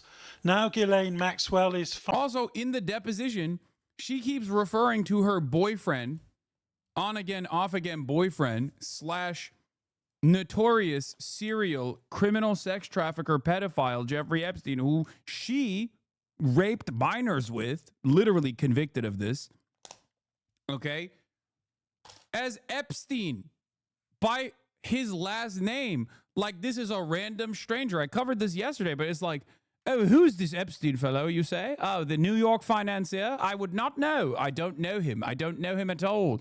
I've never known him, as a matter of fact. Who is this Epstein fellow? Jeffrey who? Doesn't... name doesn't ring a bell. Fighting to get out of jail. Last month, she talked to Todd Blanche, Donald Trump's former defense lawyer. He's now America's Deputy Attorney General, and she told him what he definitely wants to hear, that she never saw the president involved in anything improper or illegal. And Blanche has now... No, she wasn't convicted of perjury. She was charged with perjury, but they dropped it because she was already convicted of the much more severe crimes, which she was unironically perjuring herself on. Not only was she charged with perjury, but they dropped it because, like, she was already going to fucking perma jail. She's also notoriously since, from prison, lied every time someone has interviewed her about shit that we already know is not. Things that we already know she did or others did, she has lied at the behest of. That's what's so crazy about it. Like, people have interviewed her from prison, and she's been like, yeah, Prince Andrew didn't do anything.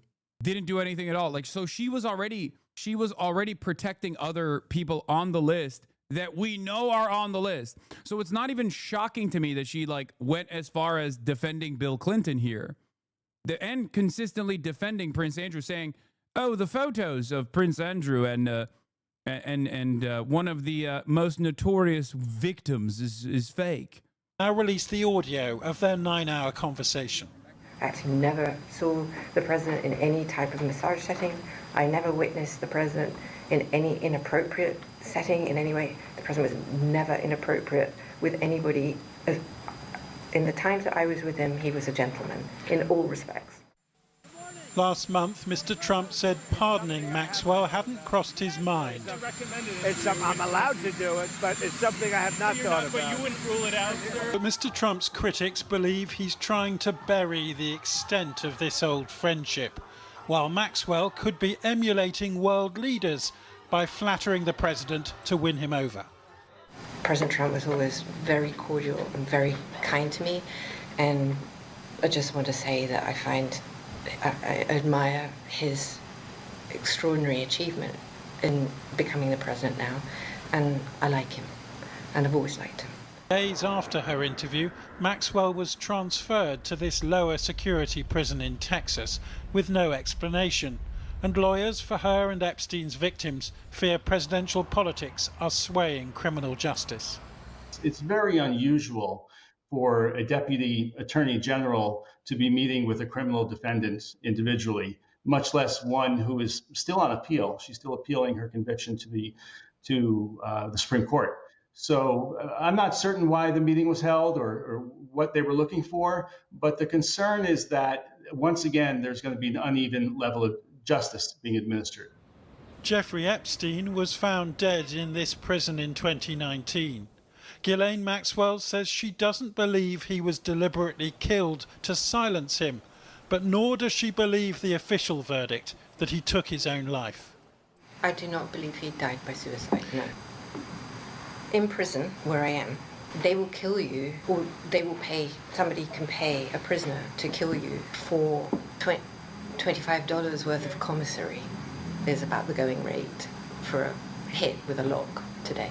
Maxwell denies visiting Mar-a-Lago, Donald Trump's Florida resort, to recruit 16-year-old Virginia Giuffre. She's always said this photo of Giuffre, apparently with Prince Andrew, is a fake, as is the allegation that she was forced to have sex with the prince in Maxwell's London home. Prince Andrew, the idea of him doing anything of that nature in my house that's the size of this room is so mind-blowingly not conceivable to me. It's just a hoax. The whole Epstein thing is a Democrat hoax. Yesterday, America's president is... Yeah, I guess, sorry, nothing we can do. Gotta take the word of notorious sex trafficker of minors and rapist of minors, Ghislaine Maxwell, sorry. All right, Adapt is here too. God damn, these guys are... This is crazy, okay? I've never had a situation where I had two streamers that had to arrive at a point and they both pledged to be open in assisting a congressional investigation.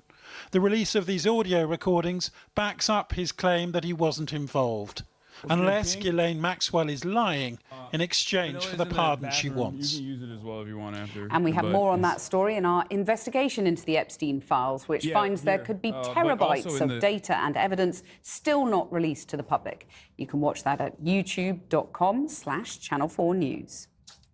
Do you know whether, for example, President Clinton ever received a massage? I don't believe he did. And what makes you say you don't believe he did? Well, because I don't, so that's a good question. The time that Epstein and President Clinton spent together, the only times I believe, well, obviously they traveled. There was that, they claim they went on the plane 26 times or whatever. That would be one journey. So they spent time on the plane together, and I don't believe there was ever a massage on the plane.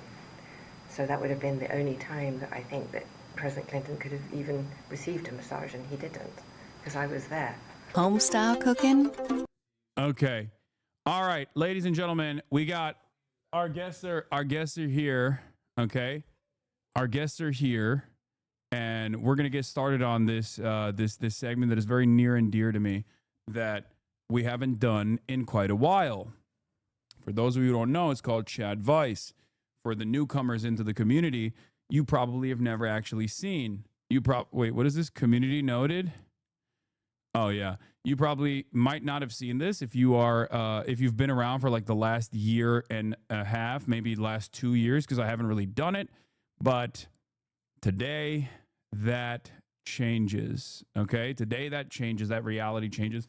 All right, we got Vanilla Mace in the building. We got Adapt in the building. I just want to start off by saying, in a remarkable turn of events, I have two streamers that I asked to come on, and they were here on time. It is actually shocking.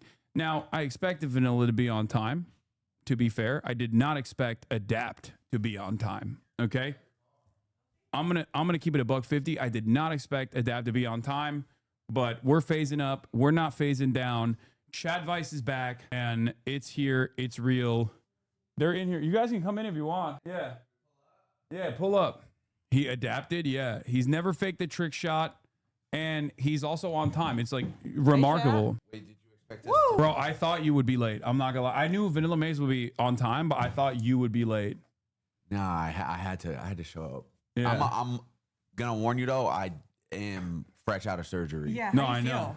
feel? I know. Good. The last like 2 days, I finally started to feel normal, but for days I was like in and out of it. It was really bad. Yeah. What happened? What was your surgery? Deviated septum. Yeah. So I was breathing like I was a mouth breather, essentially, which is not good. No. They said I had like 30% What breathing capacity. if it helped you with your trick shots? Yes. What if it helped you with your trick shots? Yeah, I'm about to be at 100% oxygen intake. Wait, what if? Oh my god! It's over. Yeah, now you're gonna do even better. Yeah. It's If I got this far with one nostril, you know what I mean? Yeah. Do you want something to drink? Yeah, there's it's down there if you want. You gotta open it though. You gotta bust it open. Yeah, there it is. Nice spot, dude. They removed your debuff, dude. You're powering up like in Naruto when fucking Brock Lee just like drops the training weights. Yeah, you've been nerfed my whole life without even realizing it. Yeah. When did you like realize that there was something wrong? Like recently? Well, I mean, I always knew it was a little bit tweaked, but after I used to box, so one day I like left sparring and I really noticed it. Like the doctor said it looked like I had like traumatized, like it looks like my nose had got fractured. Oh my God. You're awake for the surgery too, which is awful. Because you're like, are you numb? Yeah, you're numb, But you're still like, hey, like you hear it. You that's hear crazy. everything. That's the worst part. No. Oh, knock me out. Oh, and you're like right there. It's like right fucking there. It's not like it's like. Yeah, I just closed my eyes. There is a chatter who wants me to show why Adapt is so good for this segment. He says, "Can you play this for chat to show them why Adapt is qualified to give Chadvice?" Now, here we go. I'm a fan already, but let's take a look. I don't know if I've ever seen this. You haven't seen it? Have you seen it? I've never. It says Phase Adapt 200K montage. This is very important stuff, y'all. What year is it from? 11 years ago, Wow. 2014. Damn, I've been doing this in the chat too. See, that's a different thing. Setting up and faking. No setup trick shots, no fake trick shots, none of that. Wait, how do you fake a trick shot versus how do you set up a trick shot? Like a fake trick shot would be like you go in private match and add like a match bonus and make it look like it was in a public lobby. Oh. And then a setup trick shot would be like if someone on the other team, I knew them and I was like, yo, can you go stand in this spot for me while I try to hit this trick shot? Okay. Okay. Calculated. It seems like you know a lot about how to set it up. Well, I was for a guy who's never faked it or staged it. Whoa. So if you were hypothetically to fake it, it's like that's how you would do it if you were to do it. Not saying that you have. Not saying that you have, but it's just, you know. But is that No, never that. Yeah, you just know how to not do it, just to make sure that you don't even on accident. Just to know what not to do. Yeah. How to avoid it. Right. Okay. And that's fine. What is this? This is also why Adapt is most qualified for Chadvice. Look at his fucking Alpha Sigma Chad in the flesh. Okay, why are there no where are the, what is this? What is this? What is this? What the hell is this, bro? I'm not sure about for this. the test. Do you want to hang out after class today? Oh, you're so No. cute. Oh my god. I can't even with you. Like that new AI tech, yeah, bro. it's crazy how they get you like that. What happened there? What was going on? Oh, it's just fake, right? Bro, It's AI. It's fake It's a video. deep fake. Unlike the trick shots, this is actually Like, fake come and on, staged. bro. Yeah. Holy, Okay. That haircut was Wait, really bad too, bro. Oh man. No. Yeah. We've all. Fake. Yeah, I mean, come on. Listen, we've all been through it. I looked for like a funny, embarrassing photo of Vanilla, and none showed up. What do you mean? There's so many. I posted. It's just like when I Google Vanilla Mae's images, funny. It's all just you throwing work. You're just fucking looking great. Really? Yeah, that's how it is. Wow, That's just don't tell my chat that's that because my- they'll pull up with the receipts. No, right my now. Google search is just like, I don't know what it is. It's a feminist Google search, I think. Really? Yeah, but then when I looked at like Phase Adapt, it was just like all. You didn't have trouble finding, a bad photo it's of just me. like that's what came out, and then there was like a little bit of a heated battle between members of my community who were defending you, and I wanted to show that to everybody here as well. Let me see if I can find it, where I posted a photo of Adapt, and then After Hours Drea came in hot. Shout out to Drea for backing me up. Yeah, I said I got you, King, because Adapt wasn't, he wasn't fond of the photo that I You see used. the photo he used? Let me see it again. Yeah. There's like peak. See, that's what I wasn't like. All my like high school shit is like erased from the internet. For Like real? that's gone. Yeah. No, my It's digital gone. footprint has been on the crazy. internet since I was like Yeah. 16. Yeah, no. And to be fair, I'm glad that you've also been online for as long as you have, and you've gone through your different phases, because there are a lot of photos of me out there as well, especially when I was like first coming up in like 2014, 2015, when I was like trying to become an influencer. So like you have to post all the time. Yeah. And it's I've different. seen We it. didn't have TikTok. I've And seen yeah, it, yeah. there were really, really bad outfit attempts for me. Really? The Out there. montages are really good. Oh, though. yeah, People make the- really good edits of his outfits. Oh yeah. So there's a lot of growth all around here. People have never let me live it down. Yeah, you got this. I look like this back in the day. We had bad haircuts as well. I had Yeah. look at that widow's peak that I had as well. I had a 2-head. Now I have a 4-head. How did that happen? How do you change your hairline? I got older and my hairline receded, and then Like when to I your benefit a little bit. and then I noticed that it like had receded too much because I was streaming on Twitch, and then people were like, "You're balding, you're balding, you're balding." Can you change your hairline? I feel like that's just like you're stuck with that. Like, yeah. No, Unless you it goes can't. back. It can only go back. Like, no, I started taking minoxidil and finasteride.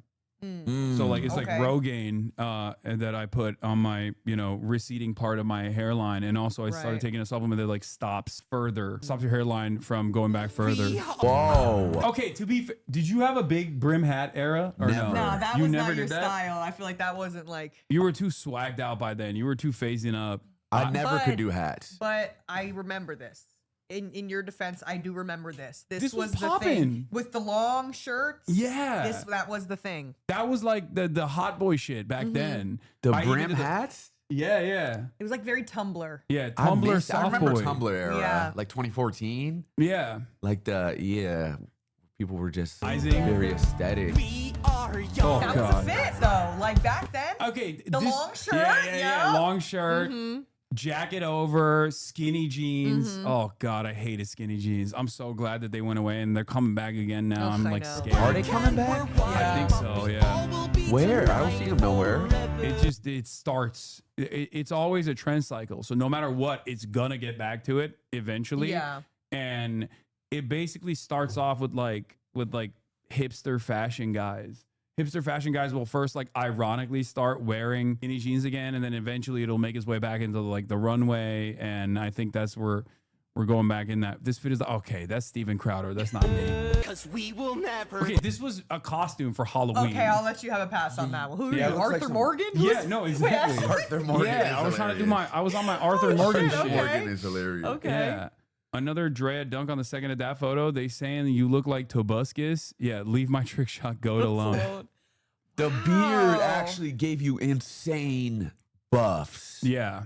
I was also a baby here. This is like when I'm a minor here. Am I you know what I tripping, mean? or do you kind of look like Damon Salvatore in that photo? I don't know who that is. I don't know who that No. is either. What? You guys don't know who that is? No. You never watched Vampire Diaries? Damon Such a good Salvatore. I remember the show though. Okay, yes, Damn. I know this guy. Bro, Yes, this yes, guy's yes. hot as fuck. What Yeah, the I hell? I remember. thought you were dunking on me, dude. Just that particular photo. Yeah, God something about the damn, I hair wish and I the- looked like that. Oh my God, I was not. Damn, you guys didn't watch that show? That show was so peak on the CW. I remember everyone used to be obsessed with it, It's but I r- never watched The it. It's really sideburns are good. diabolical. It's because I couldn't grow any facial hair back then. And then one day it just boom, exploded. I don't know how this works. I don't know how this happened at all. But it's good that we did a little bit of background. Now, you guys, I sent you both what Chadvice is. I sent you the same video from like one of the last sessions that I had done. Oh, okay. Now people are sending the Bradley Beal edit. God damn, dude. No. Hey, Katie B, that's my goat right there. Yeah, she's incredible. That's By my the way, goat. she's. Obsessed with her. I saw her highlights. She has no lowlights. First of No, all, she's insane. I She's love a her. shooter. Yeah, Oh she's my so God, she was good. knocking them down. That's Yeah. my goat. She's really funny too. This might last too long. It's a deviated septum. It's a deviated septum, bro. I Yeah, think but that's also what if it you is. like, I mean, literally 30% oxygen Yes. capacity. I was nerfed. Yeah. I had 100, I couldn't even do it. Like I think that it's shit was because I too much. wasn't on the phase team. I was in You were the thrown wrong off team. a little bit. Yeah. No, that's real. Wait, yeah, people are saying you were paid to throw for FaZe. I might have to start running with that narrative. Yeah, like you were an assassin. It was an inside job. Okay, Vanilla, one of this is me. why you're qualified to do it. How does Hold on. this make me This is a video from last week with Katie. Will Bradley Beal edits. Like, there's no way. How did that happen? Like, you I went don't for know. a wide open right-handed There's a lot of layup. pressure on you too, you know, in that Yes. moment. Like, I don't hot. know. I feel like I don't know. I don't want to say the lights were too bright, but I think That's a letter for Adapt. I Attention think I for just- Adapt who missed his first one. This is the second. This is the winner. 3 letters for Adapt. fucking worse. Agency. This is worse this month. Adapt is out. 4th place round plus. It's coming down to the wire. Yeah. The Creed edit is it goes hard. I can't lie. It goes hard. Oh my god. It's just like Creed edit makes everything look good, including your lowlights. It looks great. It was an absolute disaster class last weekend. Yeah, this is why Vanilla is perfect for Chadvice. Let's take a look. 1.4 million likes. That's crazy. Yeah. Well, the people love Katie and Cutie. What can I say?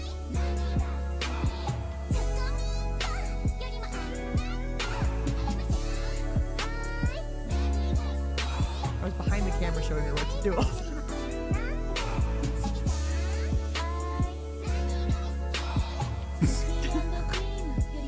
My goat's right there. Yeah, I I don't know why like that got that so many shirt. likes. Thank you. It's Ludwig's actually. Is it I Ludwig's fucked my shirt? shirt up Yeah. and then Cutie gave me that one. I was like, Netspend. And then Ludwig came and he was like, you have a Netspend shirt? I was like, it's your shirt, All unfortunately. right, well, we got limited time, so I think we should move on Hop to right into it. Chadvice. You guys know what it is. People have come from all around the world, all different walks of life, with problems that they are requiring solutions for. And I brought together some of the most brilliant minds that I could find on the internet to hold on, here it is on air. Okay, to bring together, and my there was thousands of submissions. People were looking. It's been 2 years since we haven't done it, so there's probably a lot of problems. Wait, this is that the people first time have. you've done this in 2 years? Yeah, it's been a minute because Oh. I've just been doing nonstop news. So this week I was like, you know what? It's time to get back to like community oriented content that I Hell was yeah. doing. I did the census yesterday. Turns out we got old. Okay. Chadvice begins now. Oh, we're back. Yeah, we're back. We're back to doing more fun stuff because I was doing like 8 hours of nonstop news every single day. So this is why I'm like, Probably like a nice contrast for you. yeah. Yeah. It's good. It's Yeah. good to do. It's good to do fun stuff every now and then. Okay. All right. Where is it? All right. We're on air. Moz, you can pull people in if you want. You can pull our first victim in Cool. to give us what their problem is. People are saying 6'4". You see this? I got haters in my own Wait. community too. 6'4" Because was I those said numbers. I do 8 hours of news every day, and they're like, you do 6 hours now. That's Cringe Lord, thank you for the 50. They're holding you so accountable at W least. Cringe Lord. Yeah, no, it's the worst. I hate accountability. Oh. Okay. All right. Why is nobody getting pulled in? Okay. I don't know what's happening here. We're waiting. We're on air and we are waiting. 6'7". Should I exactly. pull him in or what's happening? Oh, that on. Ryuk toy is so fire. You see it? Mm-hmm. He's scary. He's terrifying. Hold on. Oh, there it is. Hello. Hold on, let me see. I'll put it on speaker. All right. Who's here? Hey. Because we took some 20 minutes of intro time. So this is Frogan. You guys might have met her before. How we doing? Frogan is Good, how a are content you? creator herself. She's also Oh, yes. one of my oldest mods. Oh yeah, hi. Girl, I just saw her And the by other day. not For- old by age, but just like OG mods. Like 7 years, I think, at this point, which is kind of crazy. Yeah. Damn. Okay, so the first person, so there's a lot of options. There's like a lot of variety today, which is great. The first person I'm gonna drag in is DJ B. Let me get him. Okay. 1 second. Frogan is known for making a cussy cake. Yeah. For making a what? A cake about cussy cake. Like a cussy is a car pussy. Like from the car cinematic universe. Because like there's baby cars. So that means that there's, I haven't explained this in a long time. That's crazy. That's an OG meme as well. Cussy? Car cinematic universe has like obviously car children. So therefore, there's like car penis, a kenis, and car pussy, Okay, a that makes cussy. sense. Yeah. Fuck, I never thought about it like that. I just realized you have like 4 different cameras. Which one is you This like? is the one we're using right now. I don't Whoa. use any. I don't use those two. Well, I can show you if you want. You Oh, want to? yeah. You want to see? Boom. Oh, that's that one? Cam 2 in the chat. What the hell? I think it's over there. Yeah. Whoa. I don't That's even know. lit. I don't even know where That's the other so one cool. is. Oh, this one Right, might the be production there. is on another level. Oh, it's not even. It's not even on right now. That's like just her over there. Wait, let me see. Let's do this. Oh yeah, one of the cameras is just not on for some reason. That's pretty cool though. Yeah. Boom. Wide shot. No, all right. production Hello, is- DJ B. Tell us what your problem is. Welcome to Chadvice. Hello. Thank you for having me. Welcome. Thank you. Yeah. So mine's a bit of a lengthy one. It requires some context and setup here. So the question, just how to get into it, is what should I do? Very broad, very vague. I understand. Mm-hmm. So I am currently in my first relationship of my life, and thank you. I appreciate that. An important context is that I am poly. I have a boyfriend and a girlfriend. That's your first ever relationship? That's what I like to hear. Yeah, that's right. That's right. You dove headfirst into a poly relationship So with the you first. have a boyfriend and a girlfriend. Yeah, but That's right, But, that's right. Okay, correct me if I'm wrong. So poly is separate though. They're 2 separate relationships. No. It is the term. Probably the most used term for it is throuple. Throuple. Yeah. So everyone's on the same page. That's right. Okay. So everyone's dating each other. God. That's right. That's right. Okay. Okay, everyone's dating each All other. right. Is there Okay. like That's a? There's one girl and 2 guys. What's the dynamic? That's correct. Yeah. Okay. All right. Okay. Yeah. What's going on? This is Okay. hard mode, by the way. You went into an expert lobby Yeah, without doing the tutorials. Yeah. And it's worse. This piece of context is not super important to the story, but it is worth mentioning that I grew up homeschooled my entire life. So it's like extra Always an hard important mode. context. Yeah. That's always. Yeah. Yeah. Okay. Yeah. So didn't go to a day of real class in my life until I was in college. Yeah, you were on dial-up internet for the beginning. Like Yeah, you didn't even have that's like right. video games allowed, and then you dove into expert lobbies. That's kind of how it goes. Yeah. Can't watch Harry Potter. Just jump straight into ranked. Yeah, we didn't get no Yeah. type of like Yeah. pub stomping right. going on, no Nothing. casual play. That's No, not at all. okay. Yeah.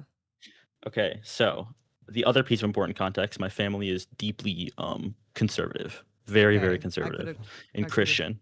Figured that with the homeschooling. Okay. Yeah, the whole homeschool thing, yeah, it sort of implies that.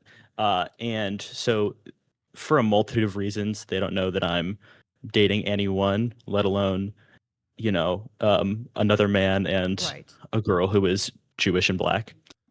Mhm. Wait, that's doesn't, a problem for them too? Like that's the level Yeah, of conservatism we're on? yes, correct. Yeah, correct. Okay. So it's like, it's like it's deep. But I have been friends with these people since I was in my partners since I was in like middle school. Like we know each other for a very long time.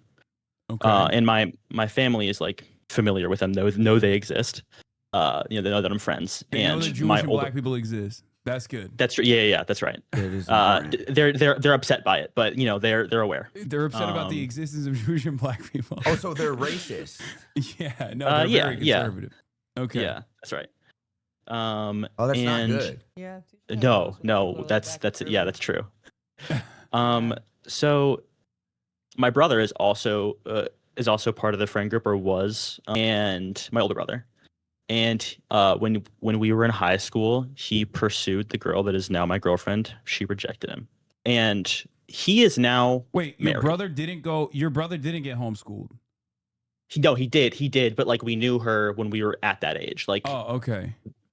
So yeah. So you were allowed to do PvP, even though you were like trapped in a homeschooling situation. That's right. Okay. So, but your What's up? brother, she got dubbed. They never. Yeah, no, she never liked him like that. Were y'all going for her at the same time, or did you wait for him to get dubbed and then like how did that go? No. So we didn't start like talking until I was way older. Like, because this was I was like middle school. He was in high school, and so was she. She's a little bit older than me. And so it wasn't until I was like an adult when we started like talking like that. It wasn't, honestly, I didn't even know that he had gone for her at the time. We're not close like that. But I've learned since then. Now, he is now married, has been for like a year and a half, maybe 2 years. And I recently learned that he has started sending her unsolicited inappropriate images of himself. Oh, okay. Your brother is doing this. Yeah, that's right. And your brother who is married is doing this to the girl that you are in a throuple relationship with. And your brother knows that you're in a throuple relationship, or no? He does not know because none of my family does. Oh, so he has no idea that you guys are dating. Correct. There's mad layers to this. There's mad layers to it. We don't have normal problems in my community. And we got crazy ones. Do they still keep in contact just as friends? Well, they did, yeah. Yeah, they did. I mean, we have a like sort of a shared friend group. Right. So it wasn't like they hadn't talked in years and then just boom, wiener pics in your DMs. Okay. That's right. That's right. Okay, I need to see some boundary setting here. Is the poly relationship an open one or a closed circuit for just the throuple? Closed. Okay. So technically, it is. I mean, if this wasn't, if she was responding positively to it, it would be cheating, but she's not. Well, it would be, and then she also told me like immediately, of course, which is probably a tough thing to have to tell someone. Yeah. Well, that's good. Did she told you?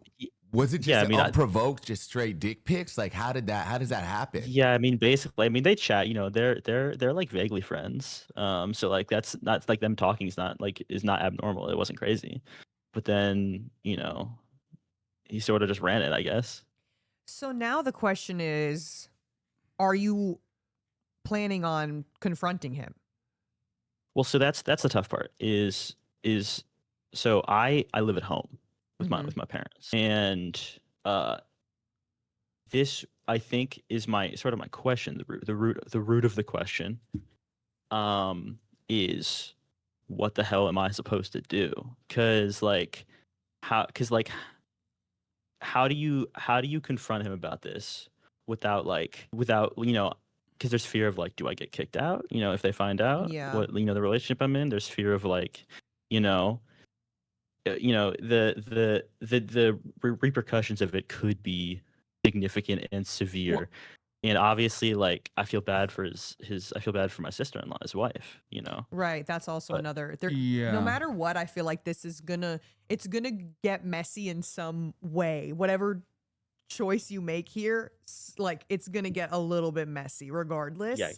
So it's either like, okay, do you just not say anything and then just fucking hope that he doesn't do it again and then like kind of feel weird about it, or do you either say something to him, the wife, or whatever, and then risk your parents and family finding out about your relationship?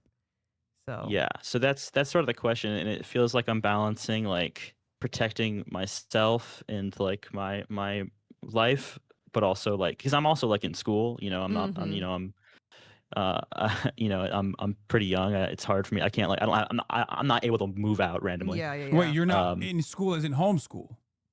No, man, I'm in college. Oh, okay. Yeah, no. I'm in college, but I like live at home. Where do your partners live? Near you or far? Together, like an hour away, but that's not like crazy far. Okay. There's two methods here. Okay. Yeah.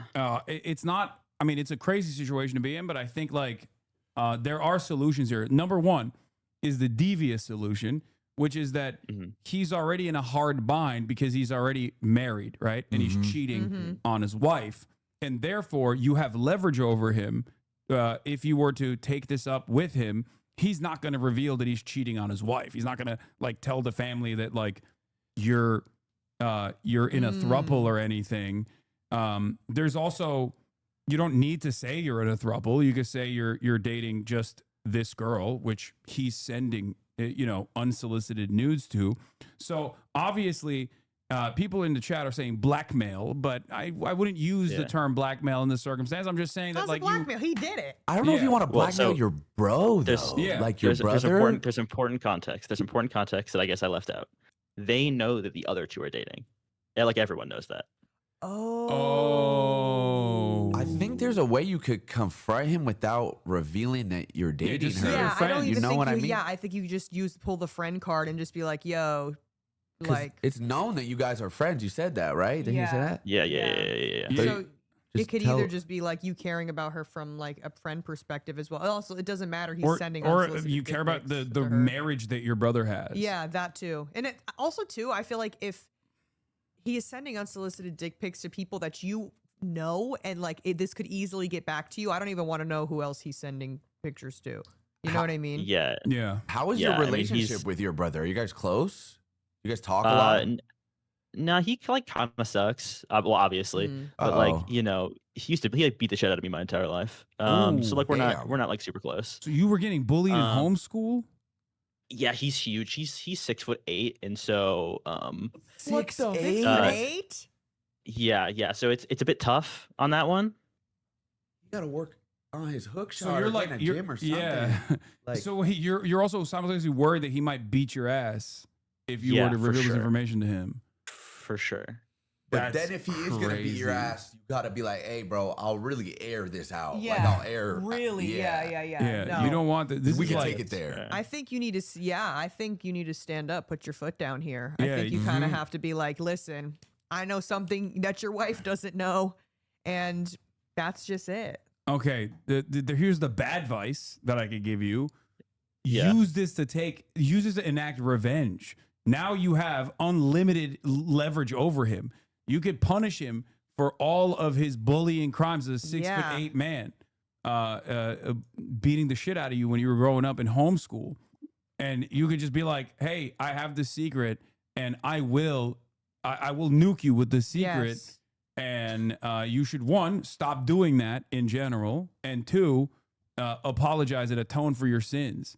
Yeah, Yeah, I think that's good advice. Seems- Unfortunately, Yeah. I would go that route as well. You can make he him kinda like seems pay like for a your piece of shit. Yeah, you so- can make him pay for your like cantina snacks and stuff in college if you want to. If you want to go full Yes. villain on him, though, Yeah. you have every Yeah, right to. Like exactly. he was beating the shit out of you, 6'8", Yeah. and now he's sending dick pics to your girlfriend. Yeah, it's your while revenge married. arc. Yeah, Yeah, 6'8" dick pics too. yeah. Yes. Yeah, I will no, say that- this, no, this that's is not gotta- applicable to the story. You just It's gotta not like. I feel applicable like to it's a story. very pivotal moment in you and your brother's relationship where right now you gotta put your foot down and be like, "Hey, bro, this is it. We got like you gotta make a change here, or I'm gonna let it be known what you're really on, and then you're fucked." And how does your girlfriend feel about like if she were to never speak to him again?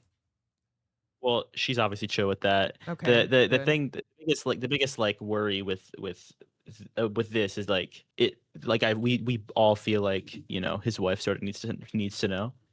Yeah. And that's like the risk with like just sort of using it against him, because I think I know him pretty well, obviously my brother, and I think he would do just about anything to keep that shit secret. Of Does he have course. guns? No, Okay, I guess that's when I say good. just about everything, I mean like probably not quite that extreme, but Okay. Do they have kids? I mean like That is something to consider because he's thank got. God no. I don't know. You say you live in a conservative area, so I had to ask. You know what I mean? Maybe it's a Second Amendment style situation. Super fair, super fair. And if you're set on telling the wife, which I am all for, I think you should just Sure. fucking just tell her. And whatever, I mean, Yeah. regardless, he's gonna be fucking mad and he's gonna try to do something to get his lick back. But in the end of the day, he's the one in the wrong. So, like, Yeah, what yeah, do you Tell really him do to tell his wife, be like, "Yo, I'm gonna give you the chance to come clean about before I do what you're Yeah. doing, or I'll do it for you." You know what I Mhm. mean? And that's way worse. The latter is way worse. You know Yeah. what I mean? Yeah. Yeah. I fuck with that. Really interesting that makes predicament sense. though that you're in. Yeah, it's a bit tough. Not one that it's easy to get advice for, so I appreciate it. Yeah. But like, he never has to know that you're in like a queer poly relationship. I don't think. Yeah, Like, I don't think so he has either. to know that at all. If you're like worried about him, leaking that information to your family and then getting kicked out, which by the way is a really shitty predicament to begin with. I mean, it's crazy that your parents would do something like that, or even that you're suspecting that they might do something like that. But yeah, just the path of least resistance here is to reveal this information to him and to demand that he take care of it and to stop doing it, and without ever revealing to him that like you're in a relationship with this person, like because they know that you're friends, and to make sure that obviously pack it up, like make sure that your polyamorous throuple doesn't also reveal this information to him at all, considering that they also know one another. Yeah, I think like you said, you're friends with this person, so I don't think it's like just from a friend perspective, like, yeah, why the fuck are you sending literally like just even if you guys weren't together, it's still fucking weird that your brother is sending dick pics as a married man to your friend, like even if you guys weren't together. So it's not something that he would even like, you know, like in his head, I don't think he would jump to the immediate conclusion that you guys are in a relationship. Yeah, because you guys have a history of being friends, and so no, that makes sense. That makes sense. Your girl doesn't want to reach out to the wife, I assume. She like wants her to know, but like it's scary. Yeah, that's crazy. I mean, that's just like sexual. That's a criminal behavior that your brother's engaging in. Yeah, he's wilding. I'm not gonna lie, your brother's wilding out. And I think he's doing way worse shit too with that y'all don't even know about. Facts. That's what you know. Probably true. Yeah, you gotta check him. You gotta just be like, listen, bro. Trust. Like lock in or something. Like this is bad. Yeah, it's really bad. Yeah. Yeah. And he's 6'8" and can't shoot hoops. Fuck. Yeah, that's probably why he's just like focusing on other activities. How are you gonna confront him? Like IRL, maybe on the phone? I feel like it's important to consider as well. Yeah. He could that's totally fair. Resort to just like trying to beat the shit out of you again, which would be really bad. How old is he, if you don't mind me asking? Yeah, he's like 25. Okay, but he is like, he's not significantly older than you, I assume. Nah, like 3 years. Okay, all right. So the reason why I asked is like, if he was like 35 years old, he's like probably not going to beat your ass. You know what I mean? He's too old for that kind of behavior. But 25, you're still in the range, I think. Yes, still in the range for fighting. Yeah. You know, just go for the knees. If worse comes to worse, tall people, myself included, you know, we have a high center of gravity. It's you can do a lot of damage, knock him down like a tall tree. Or you could go on a training arc and like learn MMA. You know what I mean? That too. And like on the I don't know, like a year from now, bust out like a triangle choke if he tries you or something like that. I got a 300-pound bench, so I'm doing all right. Damn, what the fuck? You guys you're a family of monsters, dude. What is in the water? What the fuck? I feel like this important information to disclose. 300 on the bench? You have 300 on the bench and he was still beating your ass? How fucking powerful is this monster? What's the power scale look like here? Now I'm 6'8", bro. He's 6'8". What is his bench? 6'8". How much does he weigh? He's got to weigh like 280. And is it like a lean 280 or like a... You know, nah, he's got like a skinny fat build. Okay. Okay. Bro, you can take him. I think you could take him. Yeah. You could take him. I think my strat. He's type 1 diabetic. I go for the Dexcom. Rip it out. The insulin pump. Yeah. He has like a Dark Souls critical hit point. Worst case, yeah, you just like hack his machine. Yeah. Get into attack on the back end. Yeah, that's a weak spot. That's a weak spot. That's an exploit for sure. That's good. Yeah. I think you're good. I got inside knowledge. Yeah, I feel like we figured this out. Or just throw some donuts at him. You know what I mean? That's true. That's true. Yeah. That's right. Get that sugar real high. Yeah. Yeah. Yeah, that's a critical hit. Give him a baker's dozen. Hey. Take Krispy Kreme on the way. You do it at a cafe, okay? And you swap out the lemonade from a diet lemonade to a sugar lemonade. And depending on how the conversation goes, you just twist the, you just do a quick switcheroo when he's not looking, when he looks away. You go, hey, there's that girl that you were sending dick pics to, and he looks away, and then you boom, swap it if he's getting like aggressive with it, and then you just feed him, you just dump him with the sugar in the push. Movies too, sometimes where they give you the drink and the villain like puts a little something. Yeah, and then like you low key get sleepy and you realize that you could try that just to weaken him. Yeah. Instead of arsenic, it's a full packet of sugar. Arsenic. That's We're not saying Sugar. like there's plausible deniability if you swap his diet lemonade with the with the real full strength lemonade. Full strength is crazy. Full strength is crazy. 100% lemonade. Yeah. Yeah, this is a good idea. Okay, so now you have your exit strategies as well. Do you feel like this was sufficient advice for you? Yeah, I think it helped a lot. All right. Well, thank you so much, DJB, for coming on and being honest with us about your insane anime style family. It's like Baki family. There's mad It's got a lot. Yeah, and strings good luck. attached to what's going on, but good luck, bro. I think you got it. Yeah, I think you got it too. I feel good about All it. right, well, thank y'all. I appreciate the advice. I'm phasing the fuck up in real time. Hey. Yeah, my boy. All right. Hey, good to meet you, man. Good to meet you. All right, I'll see y'all. Bye. Bye-bye. That was crazy. Wow. I mean, we do have a lot of wild stories. Like there's definitely a lot of wild stories that take place in this. Oof, that is quite And we the didn't even pickle. get to address the fact that his parents are also Racist. extremely racist. Yeah, that's just kind of a given. There's a lot of like Midwestern and Southern chatters in here that come from that background, and they're just like, That's what are just you how gonna it do? is. Yeah, it's unfortunate. Yeah, that's a Before we crazy get first to- guest. And I'm it gonna gets grab my only better coffee from real here. What's up? Can I just say something? To the chatters?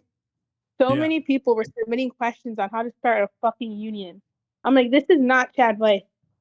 Well, Google it. it's a different dynamic. It could be. It's just if I were to do it with like a different with some different people that could be in the future. We could do that. Like I used to beg you to collab with Hassam Minaj, and now it's happening more in my life than I ever thought. So that could be a cool one with him. Yeah, or we could have Brace Belding because he actually salted for a union. I mean, he unionized a brewery, so he would be perhaps one of the best possible people to give advice. A man with a tremendous life experience. All right, but that's we're not doing that today. Yeah. But All right. besides the point, our next guest we have, their name is Connor. Unmute, please. Hi. What's going Hi, on, Connor? Connor. Welcome to Chadvice. What's your problem? Okay, let's get right into it. So basically, I have like confidence issues with girls. I don't have a lot of experience with them in general. And basically I'm 20 but like all these confidence issues stem back to this one thing, which is I have a micro penis. And I guess I don't know how to go about sexual relationships with members of the opposite sex, and like how I even establish a relationship and how I tell them, and like, yeah, that's kind of my issue. All right. I'm gonna take the reins You here. got it. Yeah. Go ahead. Yeah, You know. we're not okay. Listen, I'm gonna say this straight up, and you got to learn how to eat the fuck out of some pussy. Okay. Let's start there. Yeah, I'm not opposed. Let's start there, okay? Because there are plenty of men out there that got, good size down there. Don't know how to use it. Actually, a lot of men don't know what the fuck to do with it. So, if you can make up for that in other aspects, shit, you might be golden. Yeah, and your hands too. You just Yep. Facts. Yeah, you need people don't pay attention to the hands sometimes. They think it's just like, oh, you do the ABCs on the clitoris. You know what a clitoris is, right? Okay, so you know how to find a clitoris, like the vicinity, like you can geolocate it. Yeah, I guess I should also say I'm a virgin, but yes, I have the basic idea. Yeah, it's unfortunate RNG, but you have other tools at your dispense here that you could use. You know what I mean? Like Vanilla said, and like Hassan said, you're just gonna have to, max out the other attributes. Yeah. Yeah. Because that's not, it's not something you should worry about as much, because it's like, that's something that it's not going to get to that point until later in the game anyway. Just like be a good person, be a kind person, be a cool person. you have a lot of qualities. Like dating and relationships are not just about sexual gratification, even though sexual gratification is certainly a big part of it. So you are more than your micro penis, is what I'm trying to say here. And it's going to be hard to. It's I guess something that's like difficult to overcome for you right now, but eventually the more you go out and the more you date people and the more you like actively try to overcome the fear that you have, the easier it will get for you, and you will meet a bunch of wonderful people who don't care about that. That also too. Honestly, yeah, that's I feel like in like more serious relationships or people that you're like actually trying to pursue, and they're looking at it as like the spectrum of like a relationship as a whole. They're not like, if that's what they're solely concerned about, like that's their one thing. Dead See, ass, perfect. though. Just get that, max that out, and you're good.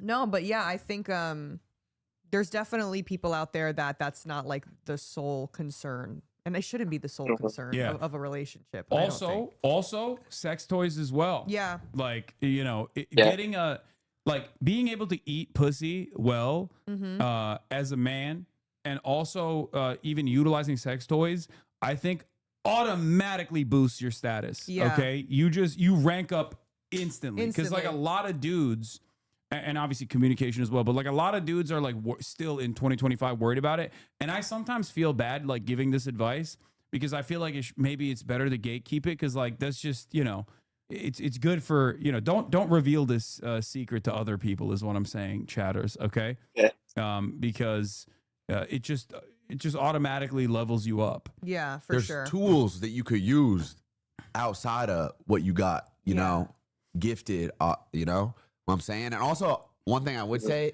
it might just be like a confidence thing in your head. If you keep telling yourself like, I got a micro penis, I got a micro penis, that's how you're gonna feel. You don't have to like keep telling yourself that. Just like low key ignore it. You know what I mean? You can still exude big dick energy. You know what I mean? Because then the second that you kind of like go into that shell of being like, that's when, you got to still exude like, okay, I'm the shit. Like, and you are, it don't matter. Also too, like I said before, like there's plenty of men out there that don't know what the fuck they're doing. Every single woman I know has faked an orgasm at some point in their life. So don't think that all these guys are out here like, wait, really? Every single woman. What? You guys are like, not are we me, fucking serious? No, not me. No, it couldn't be me. No, couldn't be me. I actually, one of my best friends, like, genuinely actually thinks that, like, a woman's never faked an orgasm with him. Like, he's so convinced. I'm like, okay, you gotta be like, you gotta be kidding. Like, he's like, no, I really don't think so. I'm like, okay, I'm gonna let you have that. But, yes, but, so don't think that, everyone out here is putting down that work, because it's really not always that. Yeah. Penis size is only as important as you make it. Okay. Yep. There are so many. First of all, let's be real. We live in a society that is patriarchal, so men don't really try too much. Okay. So the bar is fucking really low. It's like, on the floor, gang. Ridiculous. It might be ridiculous. It's so easy to clear, I promise. So like, you do a couple different things and you're just like you're boosting your stats in other avenues, and including in the bedroom with the things that we just told you. Like, you're set, you're fine. It's not not even a problem. And if someone makes that a problem, then they're not a good person. Yeah, that's one small element of a relationship. You know what I mean? Yeah. There's so many other categories and like components that I think that you can control. Also, you can't be that insecure about it if you're just blasting it. You know what I mean? Like, clearly, it's good that you've like overcome that first hurdle here. I mean, this is like the first time I've ever told like anyone like straight up. I kind of fuck with it though. If I were you, I'd be like, yeah, I got a micro, and what are you gonna do? Beat my ass? No. Like, what are you gonna do about it? I would tell everybody. Yeah, I would stand on it 10 toes. I would tell everyone. Honestly. Let everybody know. Well, that is something that I, in my experience, I've seen from dudes that have micro penises. Like, they usually do go in the other direction more often than not, more often than you would think, where they're just like literally are forthcoming with that information. Yeah. So there is that side of it as well. Yeah. Because it's just like not something that you can do anything about. You know, it is what it is. Who cares? Yeah. And also, you said you're a virgin, so you haven't even really got to that experience yet. Yeah, you don't even know. You don't even know if you have a micro penis. Do you watch porn? Yeah. Okay, see, that's the thing. I feel like you being a virgin, that's really all you kind of have to compare it to, and that's also like a whole nother conversation in itself. That like that's also it's not real in that sense. You know what I mean? Yeah. Also, they do like crazy angles and stuff. Like I CGI, all types of shit. I know a lot of porn stars, both male and female. Let me tell you, okay, like the dick sizes that you see on there is actually just camera angles for the most part. Like they don't have, you know, giant monster penises in the way that it looks like on porn. Those crazy fisheye lenses, bro. Yeah, for sure. A lot of women don't even want that either. Like, that's too much. What am I doing with all that? Like, I'm sorry. Get that away from me. Like, you know what I mean? Sometimes, you know, it's too much. So just don't worry about it. I think you're going to be just fine. Okay, and I guess the other question I have is like, how do I go about like having the conversation? Because I feel like if I just like go into like a relationship, or like if I go into like hooking up with a girl or something, and I just like pull out my pants and just a micro penis, like I don't know how that's gonna go over. Like, how should I give them like a warning? Like, when should I tell them? I mean, like, well, also Like, too, in, like, like, you being I mean, you don't owe anyone any sort of explanation, but if that's something that you think would make you feel more comfortable, like, especially if the person that you're like about to hook up with doesn't know that you're a virgin, doesn't know, you know, I feel like it doesn't hurt to say something if you don't feel uncomfortable saying that. But you don't have to issue a trigger warning, bro. Like, what do you mean? You could just it's literally it's you as your body. Like, you have to remember, like, your dick is your dick, and there's nothing, your dick, bro. Yeah, that's your dick. If they don't fuck with it, then that's their problem. You know what I mean? So like, it'd be cool. If I'm you, I'm just standing on it immediately from the jump, and like letting it be known. Wait, so really? It's not like you shocker. go in? I don't think I don't think you should like start the conversation with like, hey, by the way, I have a micro penis. I think like that's something that, you know, third date, you guys are making out and stuff like that. You're getting touchy feely. You feel like the opportunity is ripe, and you feel like it's going to escalate to a different place. At that point, you could just be like, hey, I just want to let you know, I'm really enjoying our time together, and I feel like we're just gonna, you know, like we're gonna advance. Like I hope that this is not something that you're too concerned with. It's like a deal breaker. Yeah, I hope it's not like a deal breaker for you. I mean, I don't even know, like, what are we talking about, micro penis wise? Like, can you, if you don't mind me asking, It's fine. Yeah. How many inches? It's like hard. 3.5 hard. Wait, that dude, average. that's not even a micro penis. You can make that work, bro. You can make that work. work. You don't even come on, dude. dude. I'm thinking an inch hard. Yeah, Bro. is that even officially a micro? I don't even think so. I don't think I so. don't think that's even considered a micro. Everyone's mad that you said that's a micro. People are saying that's not even a micro. You're literally good. No, because literally, trust, like, so there are some micros that are like, I'd say a micro is like an inch to 2. Like, I'm telling you, like, yeah, that you could work with that. You easily could work with that. Think about how like long a finger is, bro. Average penis is like what, like 5? Like in like there's like different countries and stuff, but like that's really, you're not even that far off, bro. Like, yeah, bro, you're stealing micro valor is what people are saying in the chat right now, which is cool though, because see what you did, and there might be like some power ups. You gave worse expectations, and then you overcame those expectations, and boom, all of a sudden you got a pretty big dick. As opposed to a micro penis, you know, maybe that's the meta. You just start with like, hey, listen, I have like a ½ inch penis, and then boom, 3.5. You're like, there it is. Like, wait, that's the play. Undersell yourself. So when you bust it out, it's like, wait a second now. You know what I mean? Yeah, you just got a normal ass dick, bro. I think porn just like kind of broke your brain a little bit. Yeah, no, quite literally. Yeah. Quite literally. I think you're good. Yeah, I honestly thought you were gonna say like 1.5 inches. Like, wait, 3.5 hard or 3.5 soft? 3.5 hard. Okay, yeah, you're fine. Oh, you're chilling. You're literally chilling. Yeah. And like you said, if it's still something that you don't feel super confident in, like just make up in other areas. Like, I'm telling you, What You are we got your talking? hands, 3.5 you got when your you like tongue, shove the there's ruler. toys. We shove the ruler down the root, or 3.5 like not even shoving the ruler down to the root. But no, 3.5 probably on average. Like, yeah, I don't like not like forcing it, but I don't know, giving myself a little leeway. Okay. Right. All right. Yeah. Yeah, No, you're good, chilling. man. You're Yeah. good. All right. No. Yeah, I think you're tripping. You got it, bro. We've solved your problem. Well, yeah, I don't know. I guess I got bullied for it, and I guess that's maybe why I think Who, by this other way, and also fucking because guys? I'm born. I thought no one knew. Well, like it was like seventh grade, and like Bro, your I was dick's in like a probably locker grown room. since 7th grade. What do you mean? Well, Well, like in a locker Wait, room what type happened in shit? seventh that much, grade? but I don't know what. What happened in 7th grade? I thought no one knew. Well, no, it was just like a lot like it was a locker room, and like I just kind of like hide it, and then someone like walked in on me and saw it, and it became like a thing that like I had like a nickname, and they'd like. Why is and he like dig watching though? Also, Like, too, that's yeah, I'd weird. be like, you're Yeah, they not. call Yeah, me you like want your they dick call me watching like too. Shoden. Stop Oh dig God, watching. there's so many They call you motherfuckers that are. Choden? Yeah. Choden was your wait, nickname? So is it thick at least? No, Okay. it was just that Oh, small. man. Like it's just that small, like softs, but like In your defense, Yeah, I guess- I know, like, I feel like almost every guy I know that like played a sport in high school or whatever, where they were in a locker room, like they all fucked with each other on some stupid shit like that. Like it's really not.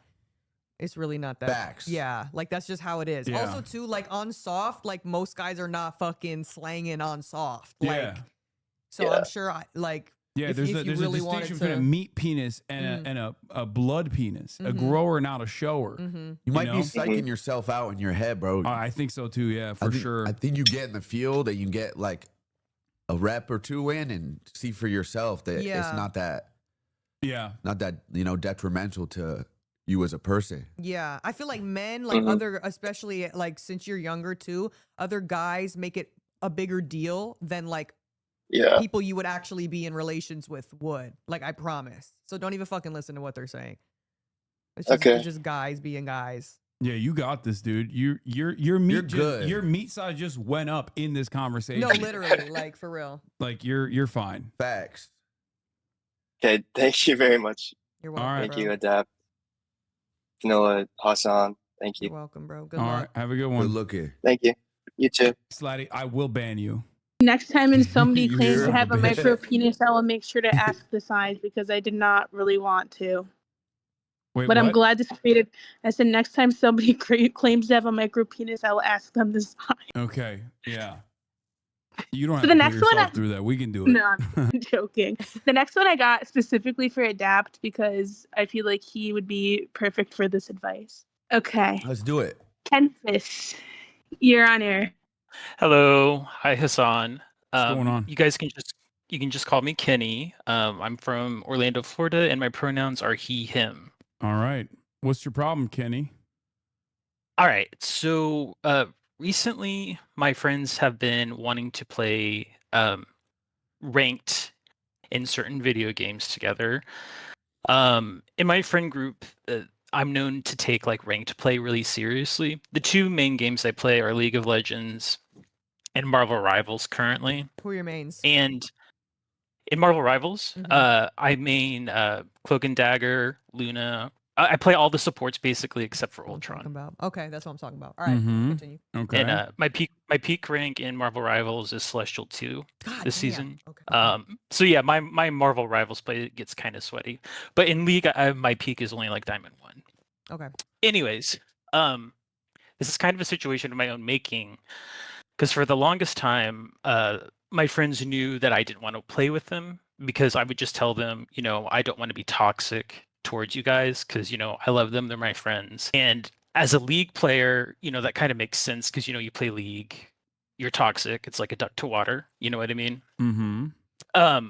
But I made the mistake of several months ago of streaming to them in Discord of like me playing League of Legends. And they noticed I wasn't as toxic as I used to be. I wasn't even toxic at all, really. This is something I've kind of been working on as part of like my wellness journey to sort of not be such a shit online during ranked play. Even though I love playing ranked and I love winning, I take it very seriously. So my question is, how do I navigate, telling my friends that I don't want to play ranked with them, or even like the casual modes with them? Wait, you don't but even want to play casual with them? I don't play, like I play casual like when you have to level up. If there's like account level requirements to play ranked, I'll play casual mode then. But no, I don't do any of that custom mode shit. I think it's or very whatever. understandable. Wait, really? Yes, like if you're a gamer and you take gaming seriously, especially if you're playing ranked and your homies, like your IRLs, are ass, you're gonna objectively be ass. Like you should never be the best person in your squad. You should always be. Or how are they? Are they good? No, he's Well, they're okay. They're not that good. Well, hold on. They're hold on. holding you back, bro, and they got to understand that. In defense of my friends, because I know this is live in front of a lot of people, they are not good at. They're definitely bad at League of Legends, and they're not great at Marvel Rivals. But they're not like Hassan bad at Marvel Rivals. So. Oh, are you ass at the game? You played Rivals? I don't know what he's talking about. I'm actually so good. I'm Celestial too as well. Would you play with Hassan? Too much hesitation as to answer itself. I mean, if it was like for charity or something, yeah. Oh, man. I got professional players playing with me. What the fuck? What is this? Okay, listen. That's crazy. As a bad player, objectively a very bad gamer, okay? The only thing I'm good at is like From Software games. I will say this.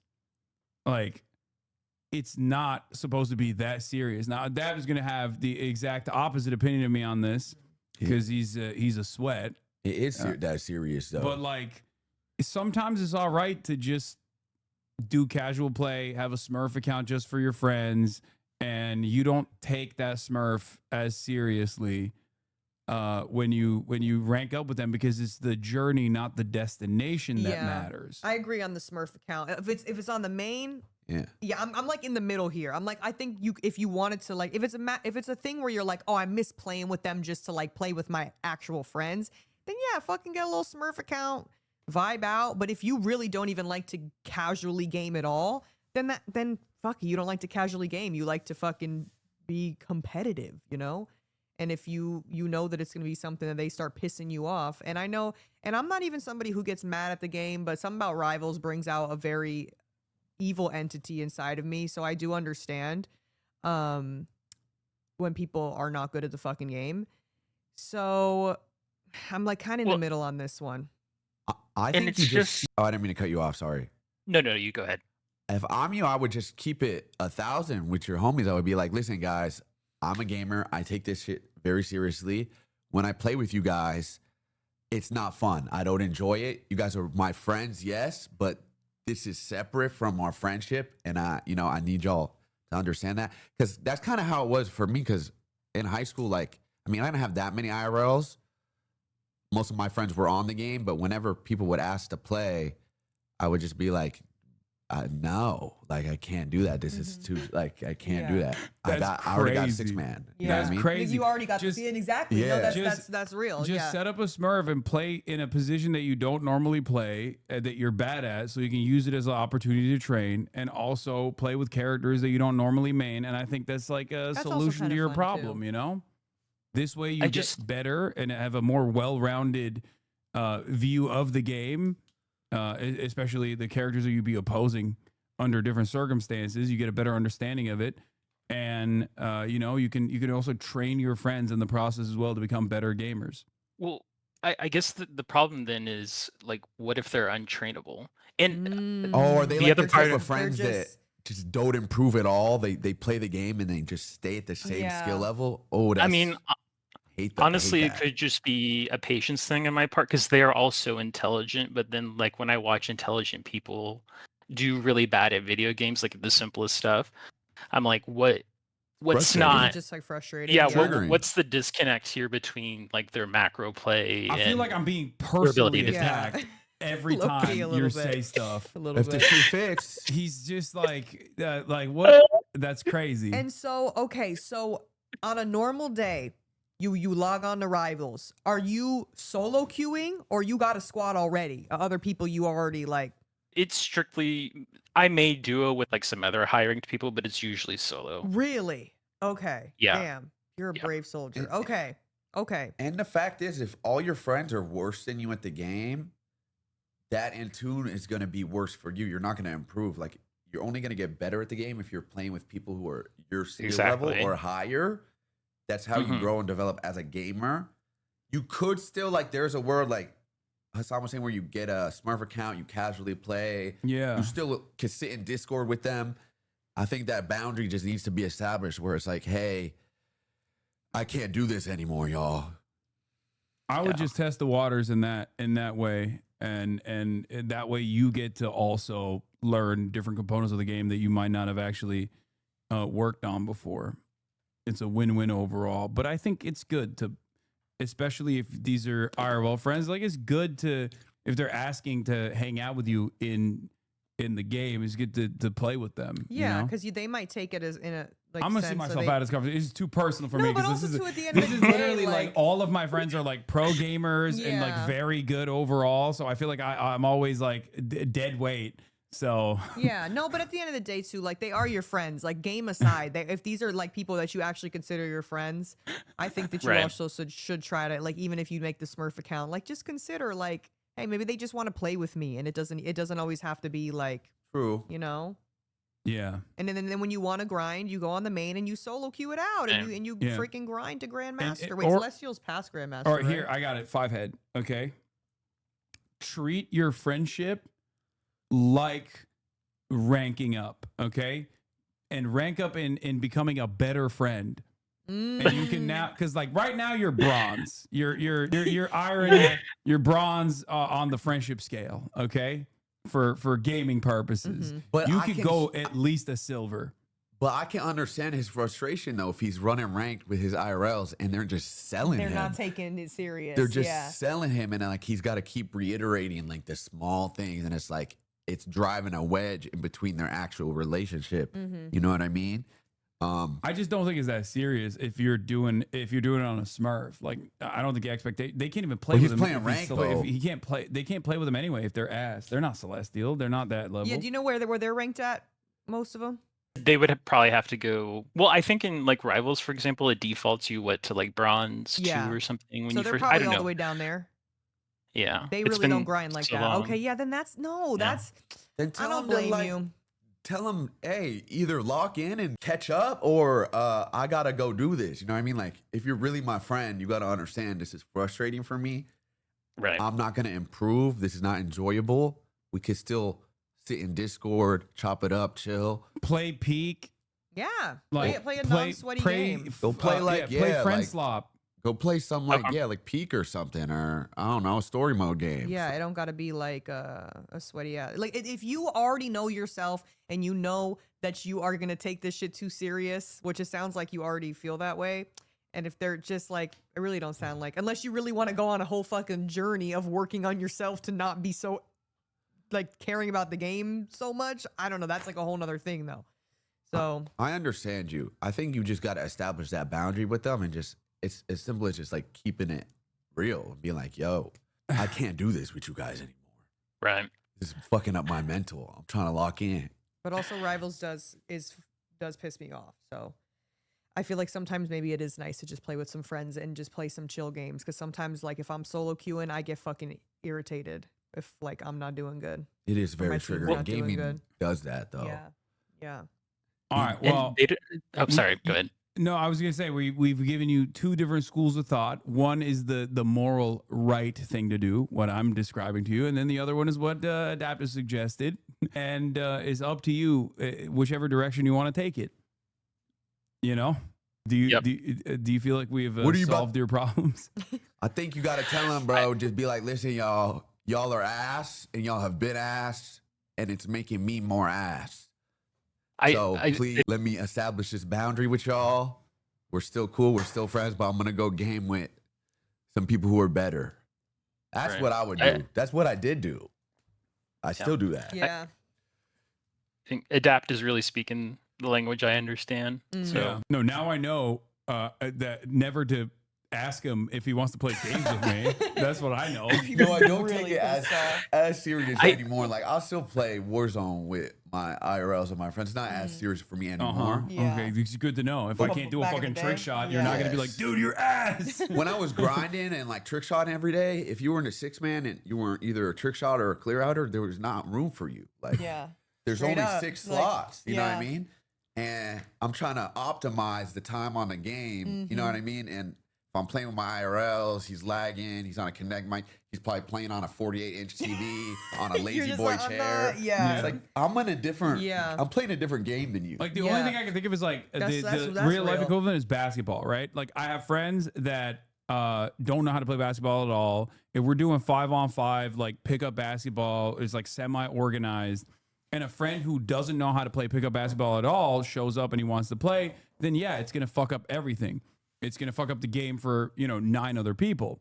So obviously that's not acceptable. But having said that, there are always moments where I will make separate time to play with people that are just like, as long as they're interested, as long as they want to play, just to spend time with them, I will still play with them.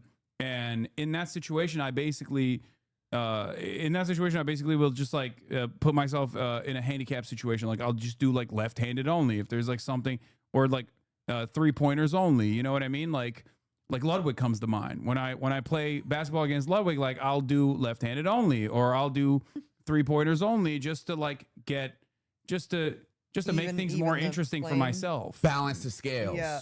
I think there's a very simple solution to your problem, bro. You just got to tell him, hey, enough is enough, y'all. We're still cool. We're still friends, but I cannot game with y'all like this. Straight up. That's what I would do. Got it. Y'all getting 2 different. All right, Kenny, you got 2 different advices. Which way, Western man, for you? But it seems like you're going to do what Adab is saying. Thank you so much for coming on. And, thank you. Hope you had your problem solved. Thanks. Good luck, brother. Good luck. Okay, the next person they want to go by Soap. Okay. Soap, you're on air. Hello. Hi, Soap. Hello, Soap. What's up, Soap? Nothing much. Thanks for having me on. So basically, my dad is a passport bro. What's that mean? Yeah. Ooh. Like a white man who goes to other countries to, yeah, for like to sex what? tourism, essentially. To have sex with women in the developing world. Yeah. Like it's like there's a bunch of people who feel like they're ranking up just by like having an American passport. He's Like, VPNing. yeah. Yeah. I get it. Yeah. I get it. Going around, yeah. So for context, he has like an 100% batting average of cheating on wives. Okay. He's had multiple. Yeah. And so I had always sort of told myself, like, if he introduced me to anybody younger than me, like, that's it. Like, can't stick around in that situation, like full cutoff sort of thing. Very understandable. But the other day, And how old are you, if you don't mind me asking? I'm in my mid-20s, and Okay. he's in his like 60s. Okay. So the other day he told us he's quote unquote getting serious with someone who is around my age. And like now that it's happened, like I sort of, had a feeling it was gonna come, right? But now that it's happening, I'm like, do I keep that boundary and like do what I always told myself I'd do? Also, like, how much or should I even tell him how much what he's doing frustrates me, both from like a personal and epistemological standpoint? Yeah, I feel like, one, it is fucking weird to be dating someone that's the same age as your daughter, and don't let anyone like convince you that that's not weird, because it is. Also, is this woman also from another country? Yeah. Okay, yeah, so Southeast it's kind Asia. of seems to be giving a little bit of either a 90-day fiance kind of a thing, or he just has money. Is either of that sound like it could be like 90-day fiance-esque. It's very Met her on, 90-day like, an app. fiance-esque. Okay, yeah. So unfortunately, I feel like in situations like that that, men like that can't differentiate that, like, that woman actually doesn't really probably care about him for him. It's like, obviously just, she's looking to get something out of this. And he will die on that hill, unfortunately. I feel like he will probably die on that hill. So no matter what you say, I feel like he's probably not going to hear you out. But I do think it is still worth telling him that, how you feel about it, and maybe potentially cutting him off. So I mean, how many more years realistically does he have in action here? He's 60. Yeah. Like, you can just kind of ride it out, I guess. And by that I don't mean like he's gonna die, chatters. Okay, I'm saying like, how many more years does he have doing this exact thing? Yeah. How much game does he have left in him? What I mean? Yeah. And I feel like he's gonna retire the jersey eventually. If you told him there's no way that he's unable to see it from your perspective, Hub, that would be weird. That if you're introducing me to someone who you're like considering pursuing a real romantic relationship with, and they're my age, and you don't think that's weird? That's fucking weird. Yeah. Like, you know what I mean? Like, there's no way he can't see that. And if he can't, then like you said, that it might be time to like, no, I think it's dub it. Having an honest conversation with your dad is definitely healthy in this situation, especially because like you've already set up a boundary for yourself. And if he's already violating that, I mean, it seems like he's violated it even before the fact that like he's now going after women that are around your age. So it's perfectly valid for you to have a conversation with him, an honest conversation, and be like, listen, you're 60 plus years old. Like, don't you want something sustainable? I feel like you've tried this a lot and it hasn't worked. Like, what are you getting out of this? You're not getting anything healthy out of this. Like, you need someone to take care of you. You need someone to have like a sustainable, healthy, long relationship with. So obviously, like, if you keep doing this, like, I feel very uncomfortable. I might not be the person that will be there for you at that point, because I've it's caused me to think less of you. Yeah. Set that boundary. Yeah, that's very helpful. Thank you. Set a hard boundary. Be like, no one under the age of 30, please. And also, too, I feel like it also kind of gives a thing where I don't think he's, he knows what the fuck he's doing.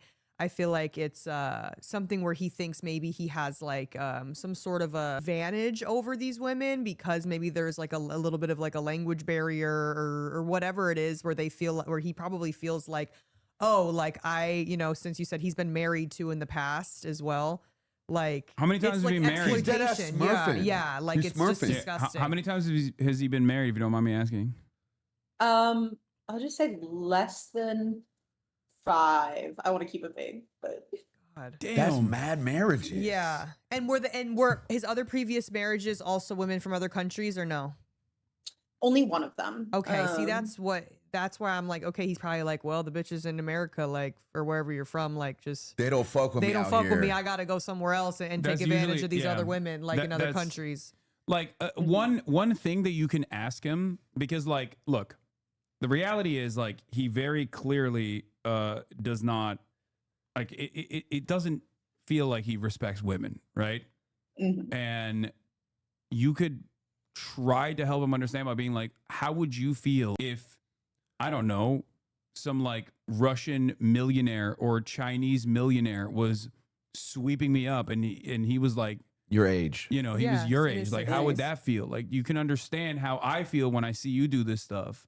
Yeah. Like, try to humanize the people on the other side. Because I feel like he'd have an issue with that. And ultimately, I think if he respects you and cares about you enough and your guys' relationship, he'll hear you out and see it from your perspective and be like, whoa, this is clearly an issue for you. Let me respect this and like adjust accordingly. Yeah, hopefully. Yeah, it's just a matter of now, like how I think, having the conversation is definitely worth it. But it's more of a thing where it's like, okay, now what am I going to do with how he reacts? Like, once he reacts either one way or the other, now how am I going to go about this? And I do think that if he's not really hearing you out, that you should just then you set a boundary. Yeah, you can just ice it, like I said, and see it to its inevitable conclusion until he has to medically retire his jersey. Yeah. Yeah. Put that up on the rafters. That's a good way to put it. Awesome. Well, thank you all. I really appreciate it. You're welcome. All right. Of course. Thank you for coming on, Soap. Of course. Okay, before I do the next person, you want to go for about like an hour or so more? When do you have to I just leave? wanna- I said till 4, but that's for adapt. Yeah, I gotta go a little. This is kind of a vibe. It is honestly. a vibe. I would stay longer if I could. Yeah, no. These segments where you're like more, I feel like it's more intimate with your audience, where you get to actually talk to them. Yeah. And it's cool. I can't believe you haven't done this in 2 years. Yeah, there's a lot of news happening, so I just never really had the time to do more like community stuff. This is what I used to do all the time. I used to do this. I used to do like community memes, things like that. I used to do PO boxes, like all the stuff. But I've just been so locked in for the past 2 years, nonstop, and like all politics, that I kind of moved away from that. Even the gaming stuff. What's your favorite thing to do on stream out of all the things? I probably still think like my favorite is like going to like an IRL protest or something. Mm-hmm. Like my protest coverage is probably my favorite thing. But all right, Vanilla, Yeah, what's your I heart got out? like 40 minutes. All right. All right, perfect. All right, cool. Okay, Yeah, my the favorite next thing is person, getting shot at. That phone case is sick. Oh, thank you.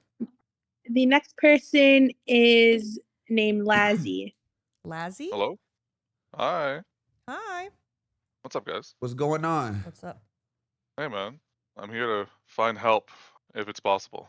All right. Welcome to Chadvice. What's your problem? All right. I'm Lazzy. What's up, guys? So, oh, got it. I'm gonna try to dump on you real quick, and we can, try to get progressed through All right, this. let's do it. All right. So I'm 31, virgin. That's pretty normal. My life is I'm a VR chatter, man. I play VR chat full time. You might, I do stuff with Rothgator all the time. You maybe do stuff, know him probably. No, I do. He's taken me through in my darkest moments I during played VR COVID. chat. Yeah, I've tried it. Yeah, so I'm a full-time VR chatter, so it's kind of consumed my life a little bit to the point of I spend every day pretty much putting on the headset, becoming a woman, and now I don't even know how to talk to people anymore. All I know is like VR chat. Like I wake up, play VR chat, sleep in VR chat. I take care of my deaf parents full time, and that's it. I don't know what to do with my life really. I'm kind of just stuck in this virtual world. And how are you like as far as like making money? How does that go? I'm a VR chat streamer, so yep. I just so wake you up, stream VR chat. Hold on, wait. That wasn't his question. The whole thing was he has a VR girlfriend. Oh, well, I'm the girl. That was the question. Is I'm the woman in VR chat, and I don't know how to talk to real women anymore. I haven't even watched. Okay. How have you How tried? am I gonna get here? So the last time I was with a woman was 2 years ago, and she was married, and yeah, I that was my first kiss, and that was the only thing I've ever done ever. Okay, wait. I also want to dial back too for a second. So Of course, yeah. would you consider it cosplaying if it's on VR chat, or your VR like person is a woman? I mean, you start VR chat like, hey, I'm a man, I'm masculine, and then like, well, I like being a woman. It feels nicer to be a woman. Oh, I get more attention as a woman. And a lot of times I become a mute, which is someone who hops on VR chat and doesn't talk. And it's not even a gender thing. I just like the attention of being a woman. Okay, But so it's now not so a TV. So is the TV glowing? Have you heard of that? What does that mean? TV glowing. Okay, so basically, mama, a TV is glowing. That basically means like, okay, would you see yourself as potentially wanting to become a woman in real life? Oh, no. This is Okay. just in real life. I'm Just a in the 6'6", big bearded fat guy. So, Okay. but I get to the point where I haven't even jerked off to like real life porn in 5 years. I can only get it off to virtual stuff now. That's how like lost And you can only get it off to virtual stuff as a woman. While you're on the game, like. Yeah, I mean, I literally look up like VR chat porn, or a lot of times they have a thing called ERP, which is erotic role playing. And people will do it together, like kind of a thing. Yeah, I've heard of that. and that's all I do. And so I've got it. So in my head is, why do I ever need real sex when I can just put on a headset and have sex with another? Yeah, well, that's the problem is that it can like it is so real, and it can feel so real, and you can like make connections with these people on here, but like, and it feels real, because like it I kind guess of what is Mark's in a doing. virtual sense, but like at the end of the day, like going outside and like having real life sex and real life interactions with actual human beings in public is like 10 times better. And I feel like it's probably more of a thing where, are you like nervous or like scared, like because it's been Kind so of. long? I mean, I live in a middle, like a very small town in the middle of nowhere, Texas. So I don't have a chance to interact with people. I literally wake up, I play VR, and I go to sleep in VR. Every day is just in VR. I don't go outside. Outside of taking care of my parents and the deaf community and stuff like that, I do like translator work. Yeah. Outside of that, I don't have You any don't like interaction. going to like get groceries or like eat food outside or like, Unless I'm taking care of my parents, I go outside maybe once every 2 weeks. Really?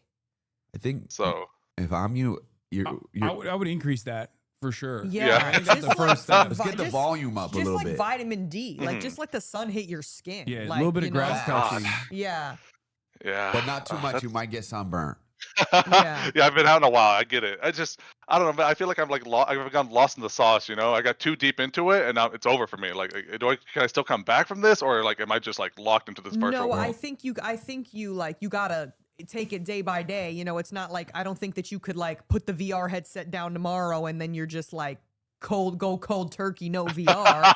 But I think you just got to start doing shit. Even if you just, and I know you said you live in a small town. Well, obviously we're in LA. There's like something to fucking do on every corner. So I'm sure it's a little bit different, but there's got to be like at least restaurants, or even if you just go pick up some food and like go sit in a park and eat it or something. Yeah. Like, just something. Or get just a to- gym membership. or- yeah, for gym sure. membership. Like that's just, and not even like just to.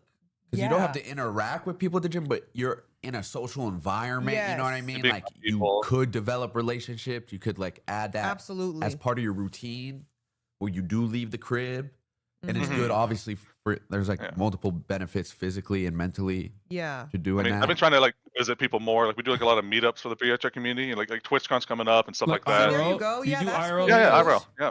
Yeah. Just Yeah. slowly, just integrate the yourself. closest analog to your experience is what I could say during COVID, when I got deeply invested in portraying myself as an Italian man. Umberto Antonio Donato Pecorino. Yeah, I remember that. Yeah. Yeah. So when I was doing No Pixel, I was clocking in 16 hours a day. I was Italian more times throughout the day than I was myself. And I do feel like it definitely made me a less healthy person, both physically and mentally.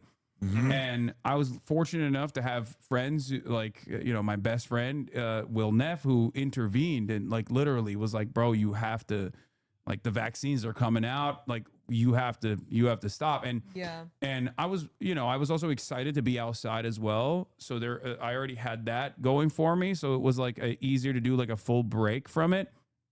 But I would say for you, I think lowering the amount of time that you do and just like almost treating this like a video game and having expanding on the days, the time spent outside slowly but surely would probably be very healthy start.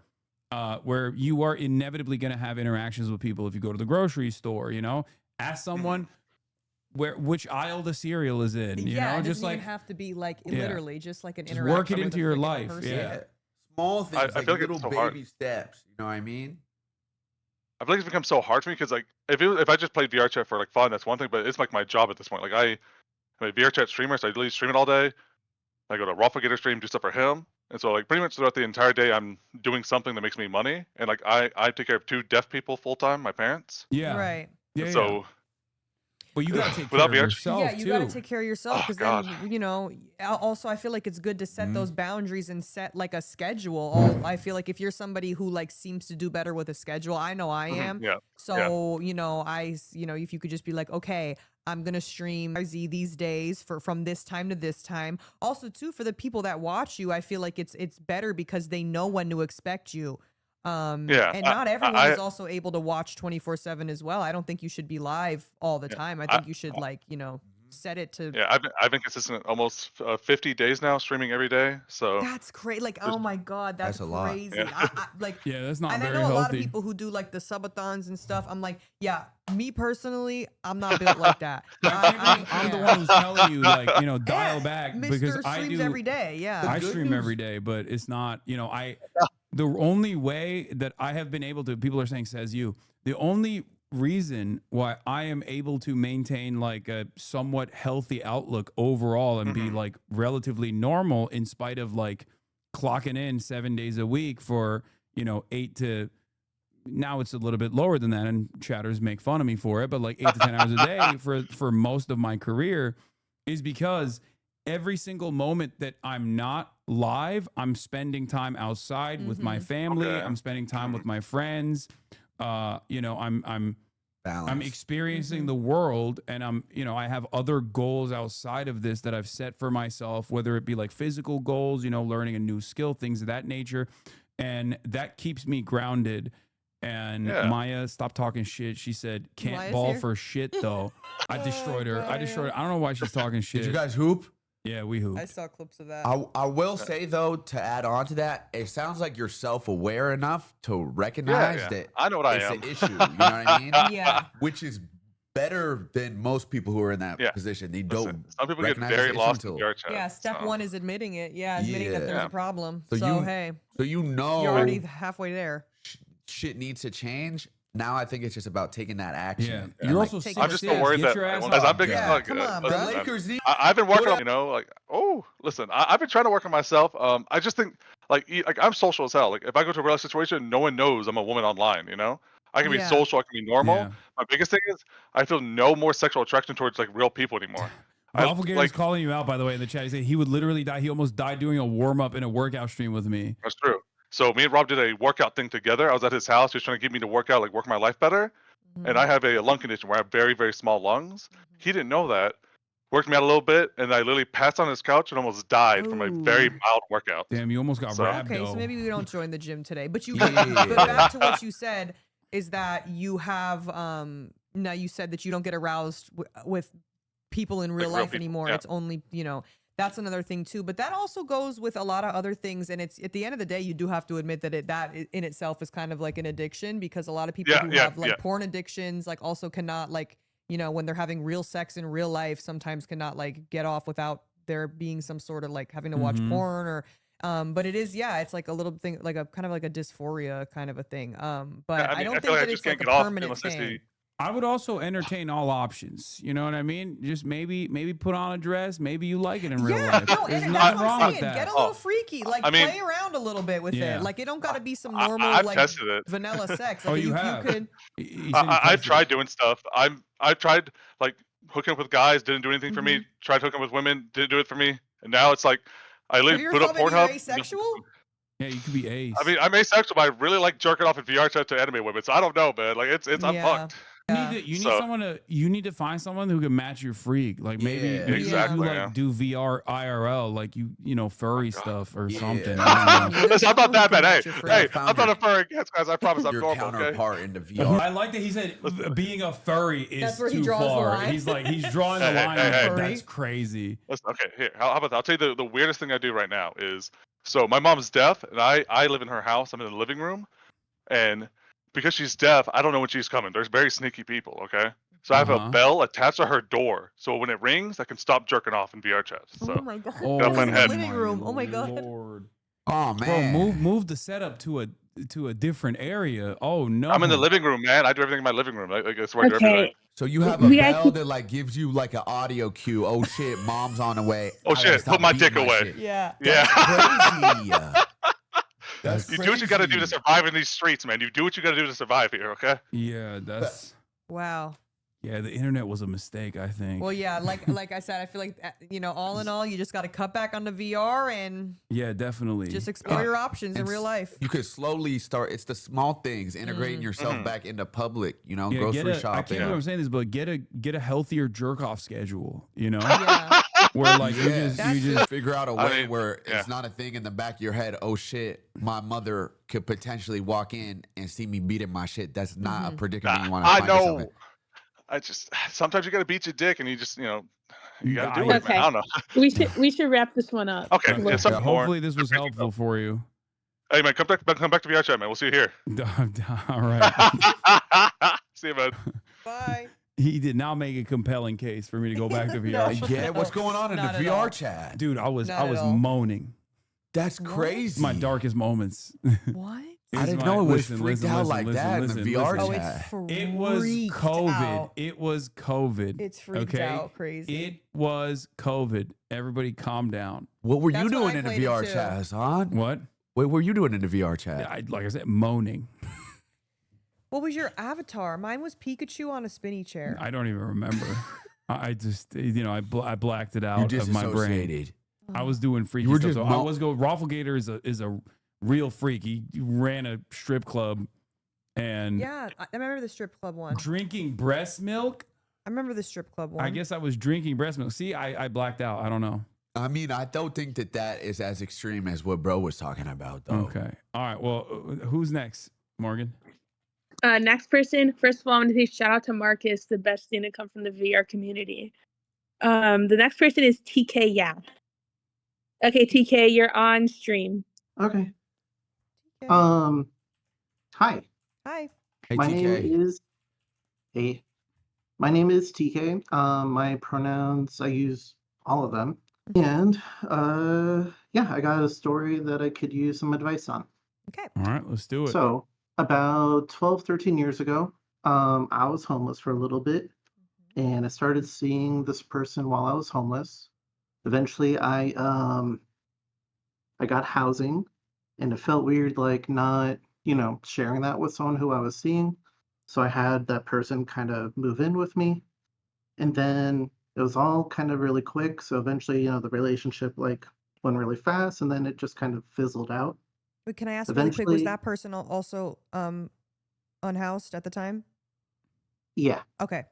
So, yeah, things just kind of went downhill eventually, just too much at once. Mm-hmm. At some point, like I came home one night, like she was gone. I was like, "Hey, where are you at?" She's like, "Oh, I'm okay." I'm like, "Cool." And the next day, I came home from work and like, just all of her shit was just gone. Mm. And so I don't hear from her for like a long, long time after that.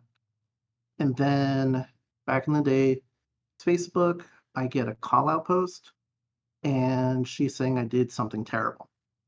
And me personally, I could not for the life of me like remember what it was I could have possibly done. A lot of my previous relationships at that point were very alcohol based. And so in that relationship, I had gone out of my way to like not drink a whole lot. So like part of me was like wondering like, hey, did I drink or something? Like I had no idea what the fuck was going on.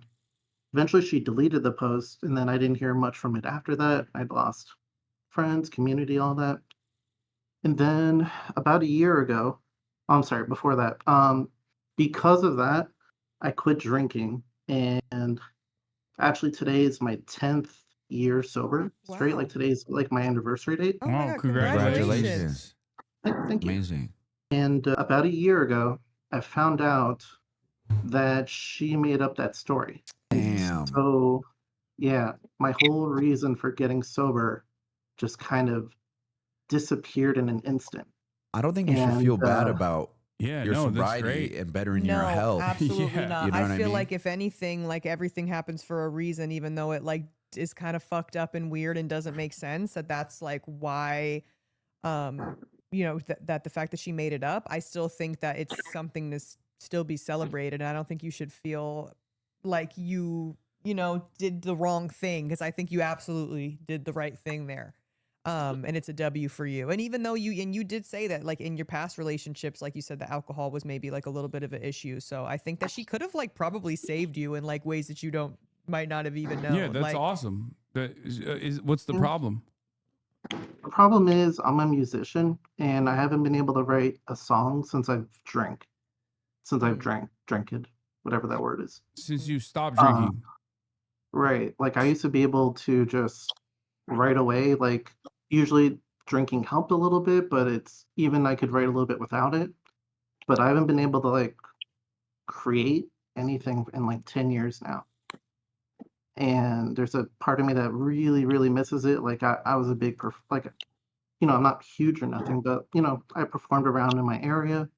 I love playing music, performing for people. I streamed a little to kind of scratch that itch, but still not quite the same. And I don't know, I just kind of miss that part of myself, being able to create and perform. And I've tried, like, I've gone to therapy for this. I've not figured a good way to like be creative again without the alcohol. Right. But No, I don't that's a think crutch. that You don't need that. I don't think you should identify yourself as like the alcohol doesn't like define you. You know what I mean? Like I don't think that Yeah. it makes you any different, like necessarily, even though you might think so. Facts. I do think that there's probably, I mean, like you said, it has been 10 years, so I'm sure you've probably tried to, seek out other things and ways that you could maybe feel more creative. But I don't think that drinking is what makes you good at what you can do. It's your lived experiences that allowed you to create the art that you are creating, and it was not the alcohol at all. And as someone who has been sober successfully for the past 10 years, you know better than anybody else that addiction is not something that you just cure, right? It's a lifelong struggle. It doesn't go away. And I think this is your brain, the addiction side of your brain, trying to find new insidious mechanisms for you to get back to go back to a harmful substance that was like obviously impacting your life. So no matter what you do, full stop, there's no reason to go back. You should remember all of the worst shit that you felt in that moment when you were drinking or whatever helps you stay sober. You should continue focusing on that. And because it does feel like, look, I'm not a therapist, but I've struggled with addiction my whole life, and this is something that I have seen in myself. It's your addiction is like creeping in, trying to trick you into getting back into drinking alcohol. That's all this By any is. means, yeah. Yeah. And I don't think it's fair to attribute everything you did, like musically or creatively, to alcohol. Like it was like this special potion that gave you this ability to create art. Like you always had that inside of you. That was something that you were always capable of. And maybe in your head, you've gotten to a point where you've convinced yourself otherwise, but that's just not true. You know what I'm saying? And I think you got to give yourself more credit and just keep trying. You know what I mean? And keep trying. And it might be hard, but like Hassan's saying, that's that addict side of your brain that's trying to like rationalize you going back down the road of alcohol and stuff like that. And the mind is so fucking powerful. Like as someone who struggles with anxiety and stuff, like the way that your mind can convince you things that are just simply not true is like is mind-boggling. It's how like strong your mind is in convincing you things. But I also too have you heard of The Artist's Way, the book? Have you done that? No, I'm not familiar. Okay, I really recommend this book.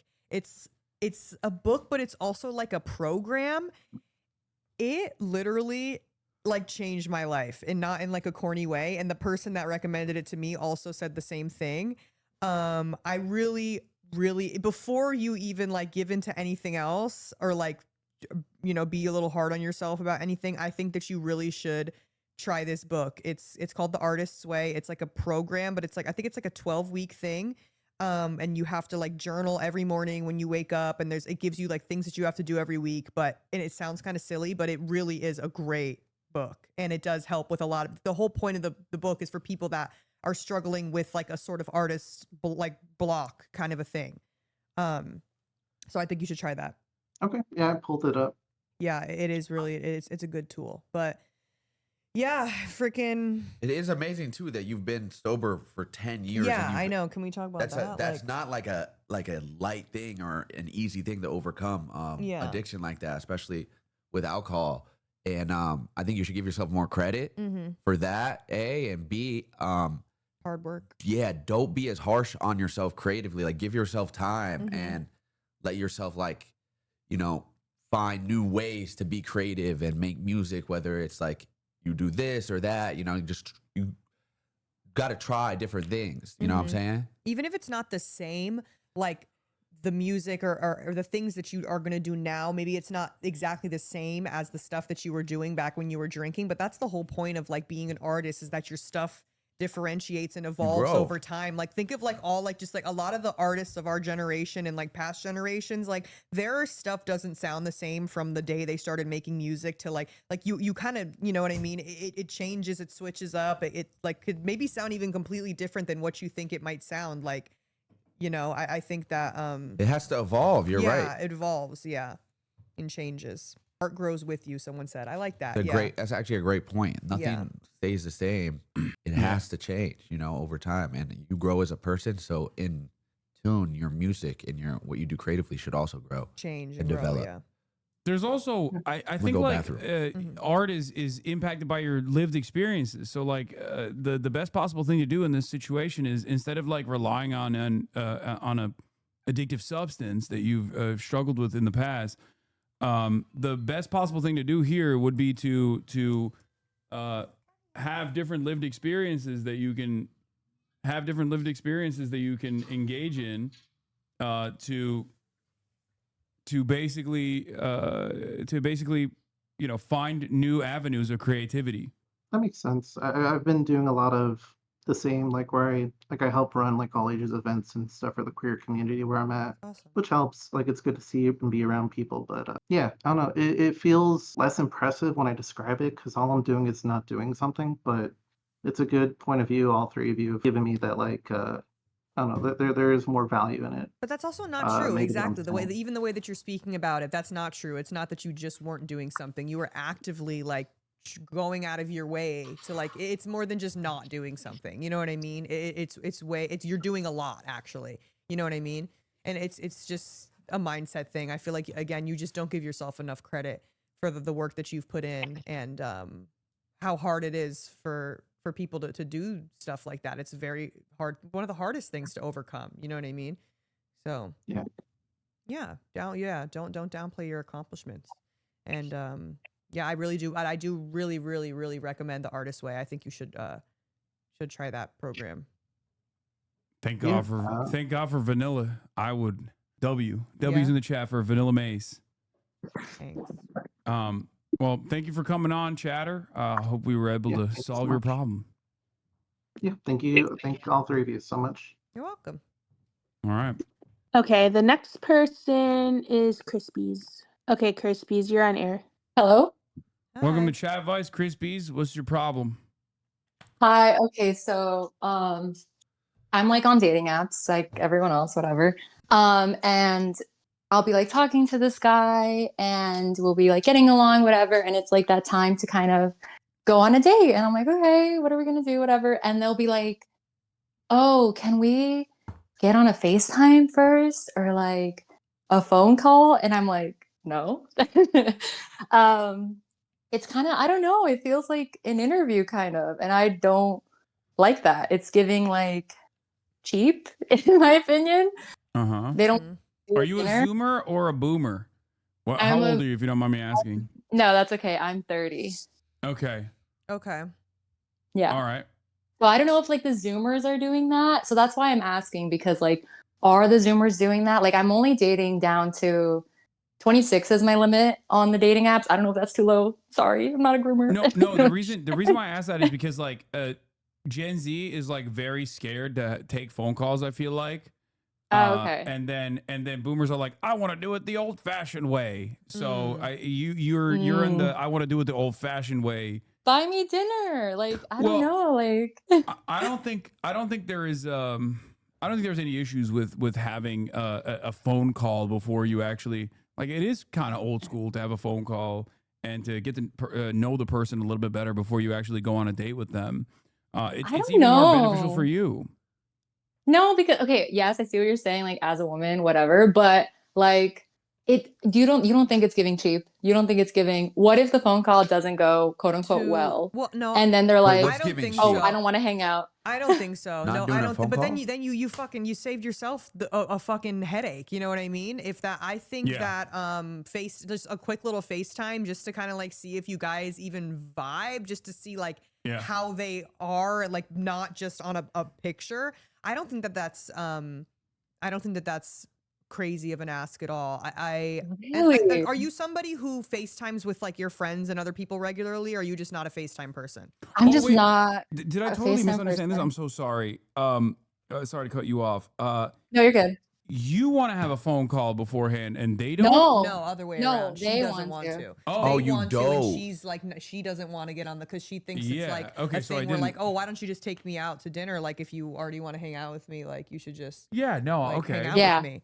Okay. Yeah, you no, should just hang out with me.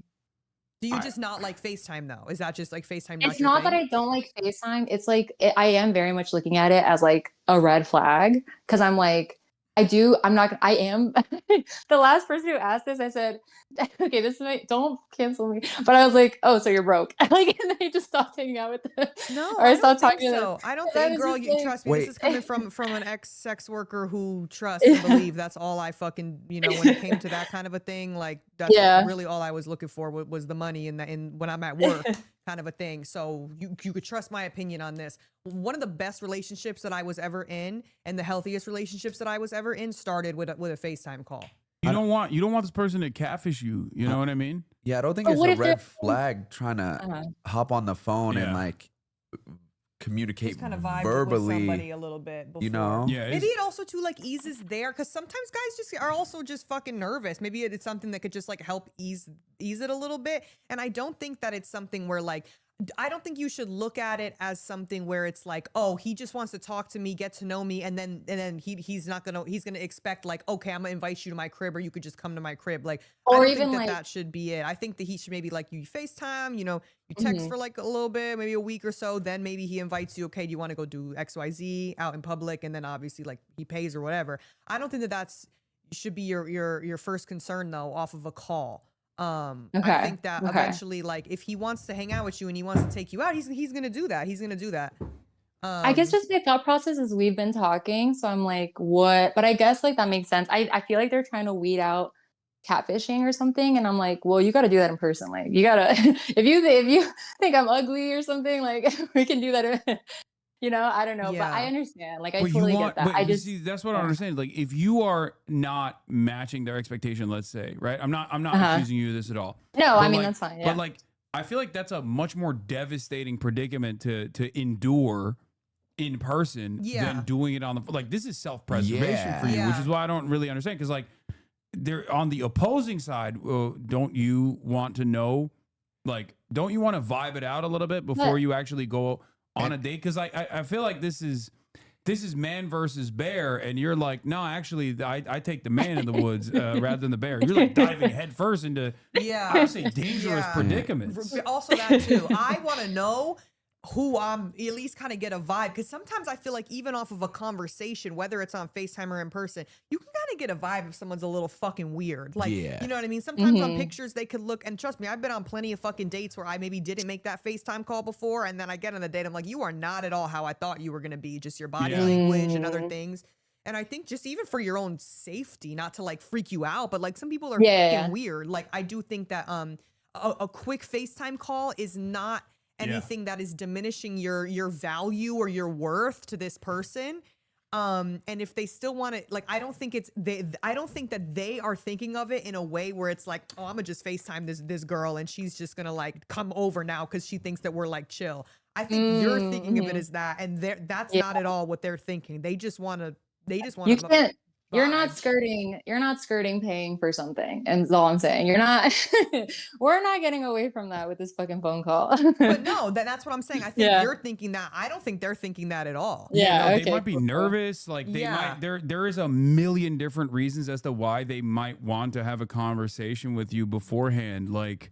I don't think that's. I really don't see any cons to jumping on the phone before going. Like, what's what? Adapt. They want a beta test, and it's a closed beta test. They Beta gotta pay test? for the game. Oh, okay. I mean, yeah, he gets it. A Yeah, pay you to got play it. You got situation. it. A pay to play situation.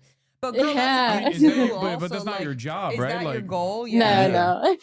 Is your That's goal not my to meet job. No, someone I'm not a that sex you worker. like No, vibe no. with, or is your But I goal don't to get a mind- free dinner?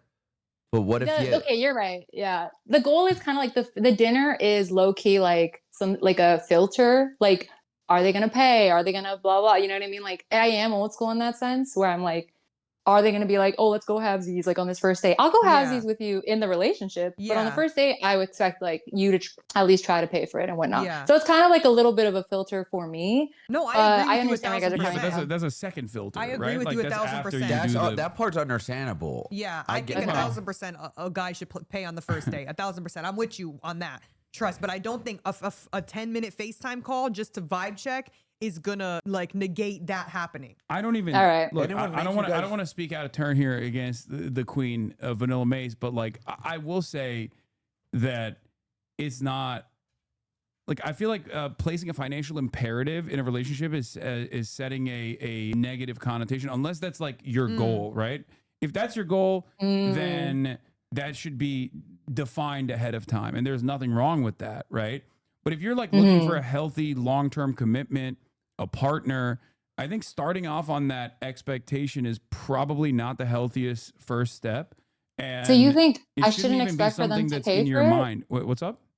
You're saying I shouldn't expect for them to pay for our date. I think the best possible way to enter it. Look, everyone's different, but for me, I think the best possible, least toxic, healthiest way to approach a relationship is just like, maybe I'm too old school for this, but is to just go along and vibe it out, like Play it it's by like, ear. Go Yeah, along for the ride. yeah, because I think like having these sorts of like standards beyond what is and everyone has a different metric for what's appropriate or not, but like for me, if I'm being honest, I would say that that's not the most appropriate metric to set up in a healthy, functioning, working relationship, because like, who knows? Sometimes people are going through dire straits financially, but they're like a really cool person, and there's no reason to shut yourself off from like a potential lifelong partner just because they at that very moment are not super wealthy. And I say this as someone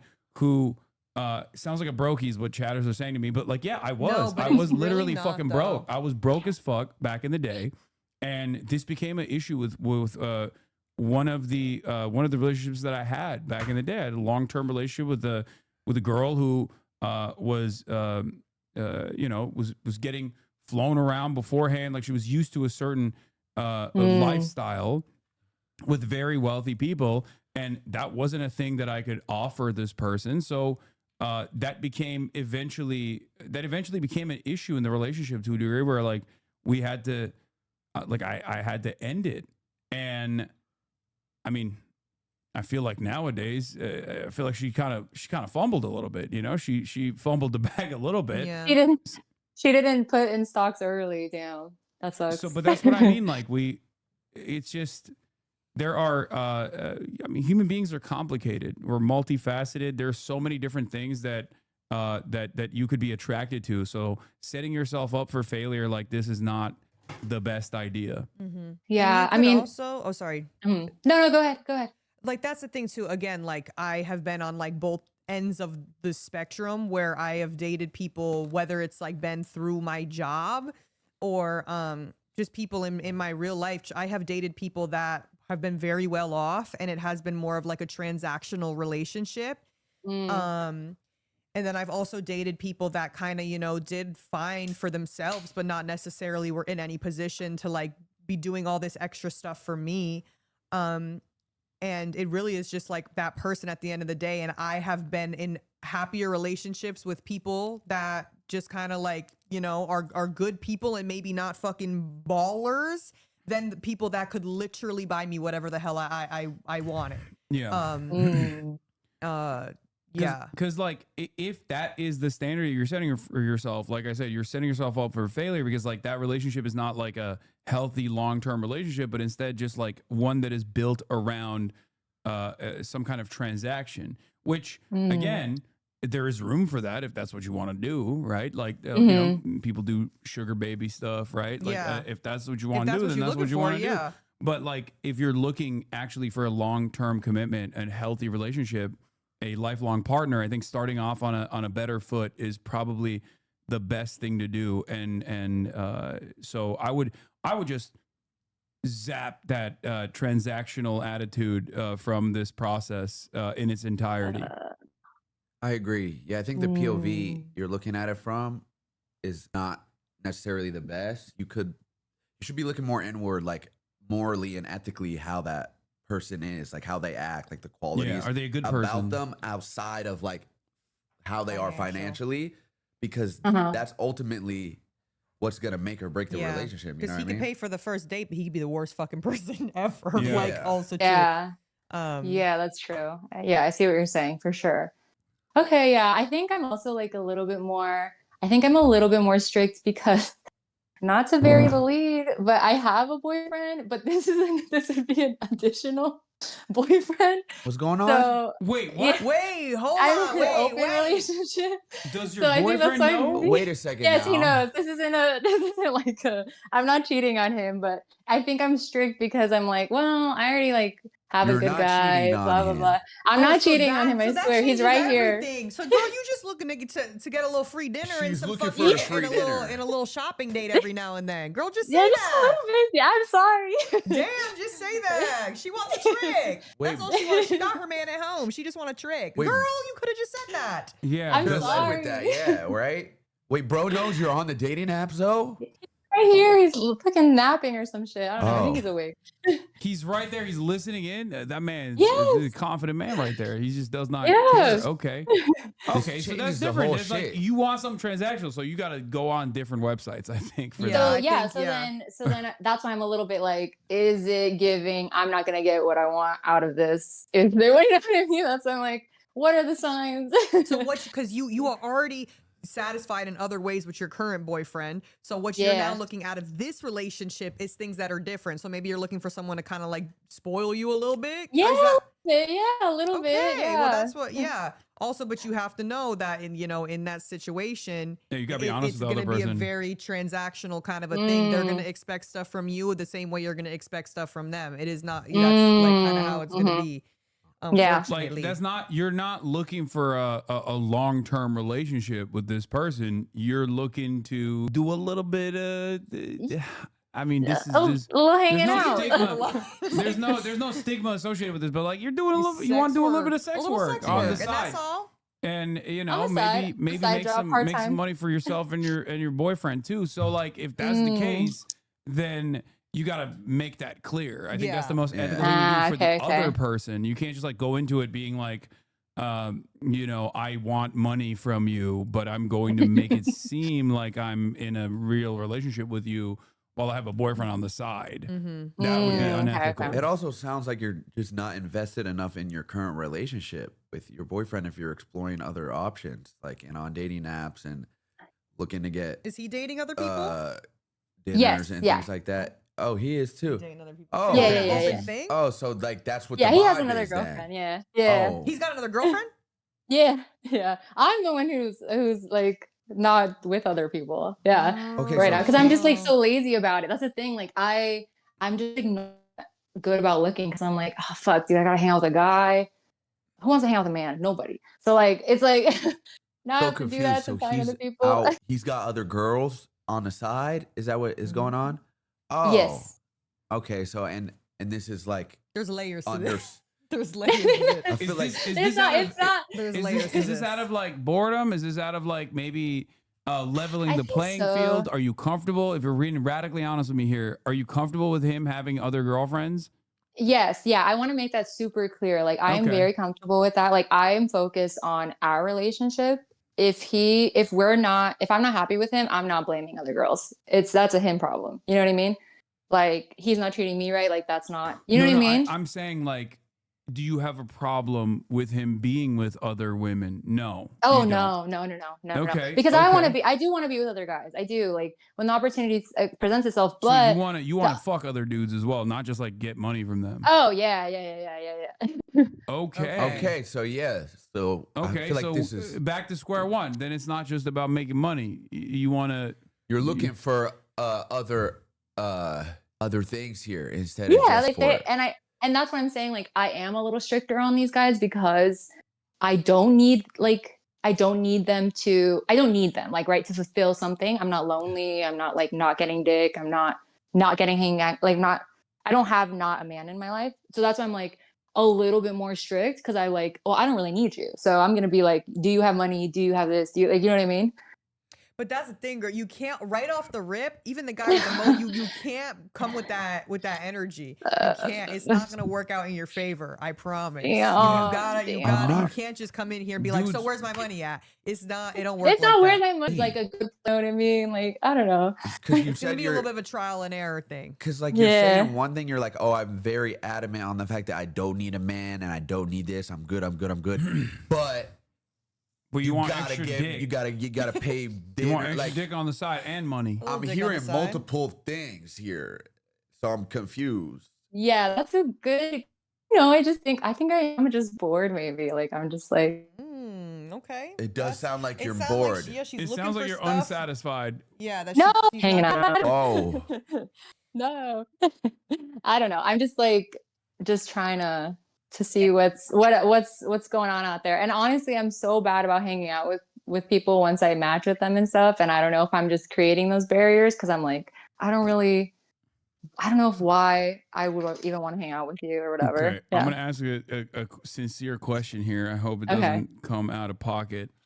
Okay. Have you tried fucking women? I am trying. Yeah. And that's what the thing is. Like, it's just so hard. I don't know if my bisexuals in chat, it's so difficult. So I don't know. I'm sorry to interrupt. We're given the time left. I want to wrap this up so we can get to one more before. Okay. Hi, all right. Well, thank you. Thank you for coming on. One more. They're saying one more. I don't think I could do one more. Oh, are you out? I got a hard. Yeah, I got. Are you out? All right. Well, it's fine. All right, bye. Thank you guys. We'll continue. Bye. We'll continue without the feminine energy, unfortunately. But we'll try to make up for it. It's not going to happen, but Vanilla Mace, thank you so much for coming on. This was amazing. Having me. Yeah, I wish I could have. You were amazing. Thank you. Good luck with your future Yeah, endeavors, and we'll have you on again. Yeah. Soon. Yeah, you know where to find me. I'll be here. All right. Soon. Bye, chat. I'm gonna pee before I leave. All right. Okay. Swap it over here. Get in over here, and I'll turn this off, and then we can do it tighter as well. I fuck with the setup in here. Oh, it's a chop. Oh, we're punched in it now. Also, Vanilla's wearing the ballet tabbies. She is swagged the fuck out. The water. She swagged the fuck out. Okay. Hasani, do you want to do one more, or do you want to keep going? Wait, you got till 4, right? Yeah. I could be here till 4. All right, he's not bailing. It's 3:30. Sorry, I'm in Michigan right now. This time's all fucked up for me. So 45 more minutes. Okay. Yeah, 45 more minutes.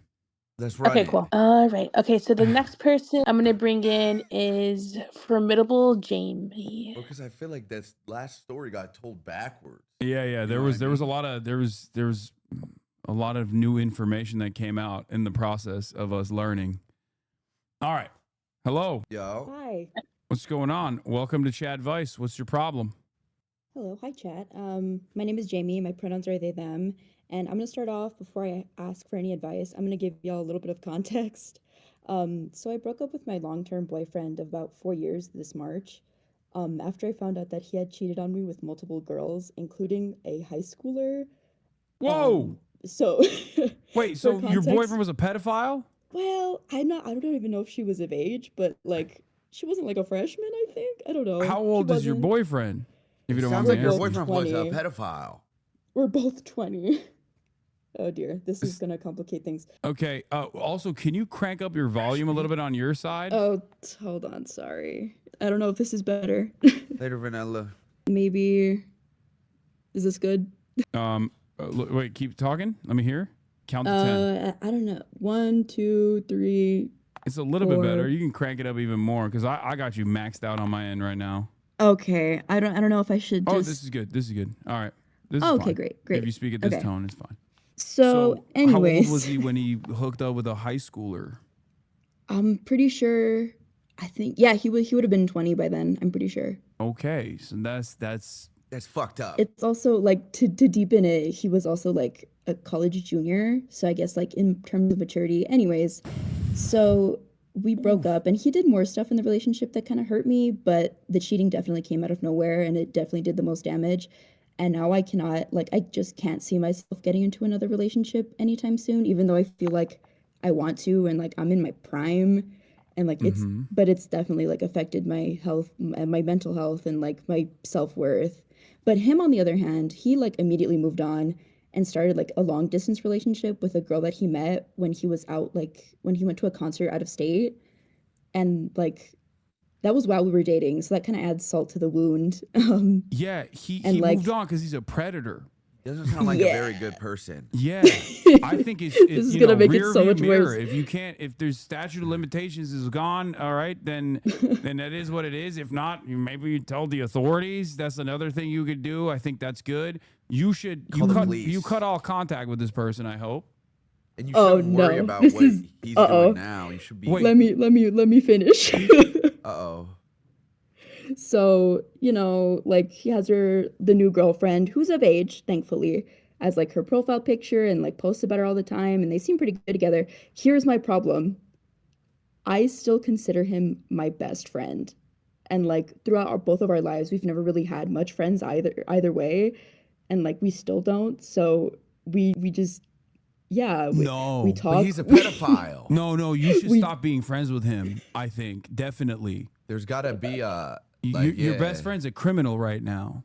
It's like, I'm pretty sure she was of legal age, but even then, like boiling it down to like, she was in high school. She did not have a high school diploma. The pretty sure feels like enough to sway, you know what I mean? Like if you're one of my friends calls this like blowing an 07 on a pedophilia breathalyzer is like still pretty bad. You know what I mean? Like it's just, you just got to cut that out. I think even if in the best case scenario, right? So, and also I hate to do this to you, but he's not your friend. He fucked you over. And it should be sounds like you're trying to defend him too. Like don't defend him at all, and don't be friends with him at all. You're in your prime. You're young. You have plenty of opportunities to make other friends. That's a bad person. He is a even if the girl was 18 in high school and he was a junior in college, that's still very weird. Okay, yeah, that's number one. That's a very weird thing to do. So who knows? But even if, like I said, even if she was 18, right, and he's doing that, and it's kind of odd that he's doing that, like he cheated on you. So in the best case scenario where he's not a criminal, he's still a serial cheater, you should cut ties with this person instantly. It's better for you to just move on with your life because this is dead weight. It's just an anchor around your neck, 100%. Yeah, and I'm not defending him. But like the reason why I'm so like torn on this is because he's like, I'm putting up air quotes, he's like showing progress. He's going to therapy, he's got on the meds and no. But like I still don't know. No. He's gonna do you worse. No. Okay. That's his thing. If he's lying if he's on his own journey, of becoming a better person, that's great. You don't have to salvage that. Okay? You don't have to carry that around. I'm telling you, it's dead weight. Okay? Even if he is becoming a better person, that is dead weight around your neck. You have to, because like even in the process of saying like I'm not defending him, you kind of are defending him, which means that like you are defending him. There's definitely something going on there where like you haven't been able to cut ties with this person successfully, despite the fact that he like fucked you over super hard. And the reality of the matter is, you are never going to be able to have a real, earnest relationship with someone else. So you're just fucking yourself over while he's out there living La Vida Loca. Don't, this is in the rearview mirror. You should be moving as fast away from this person as possible because you don't want to look back when you're like 35, 36 and you just hung around this person.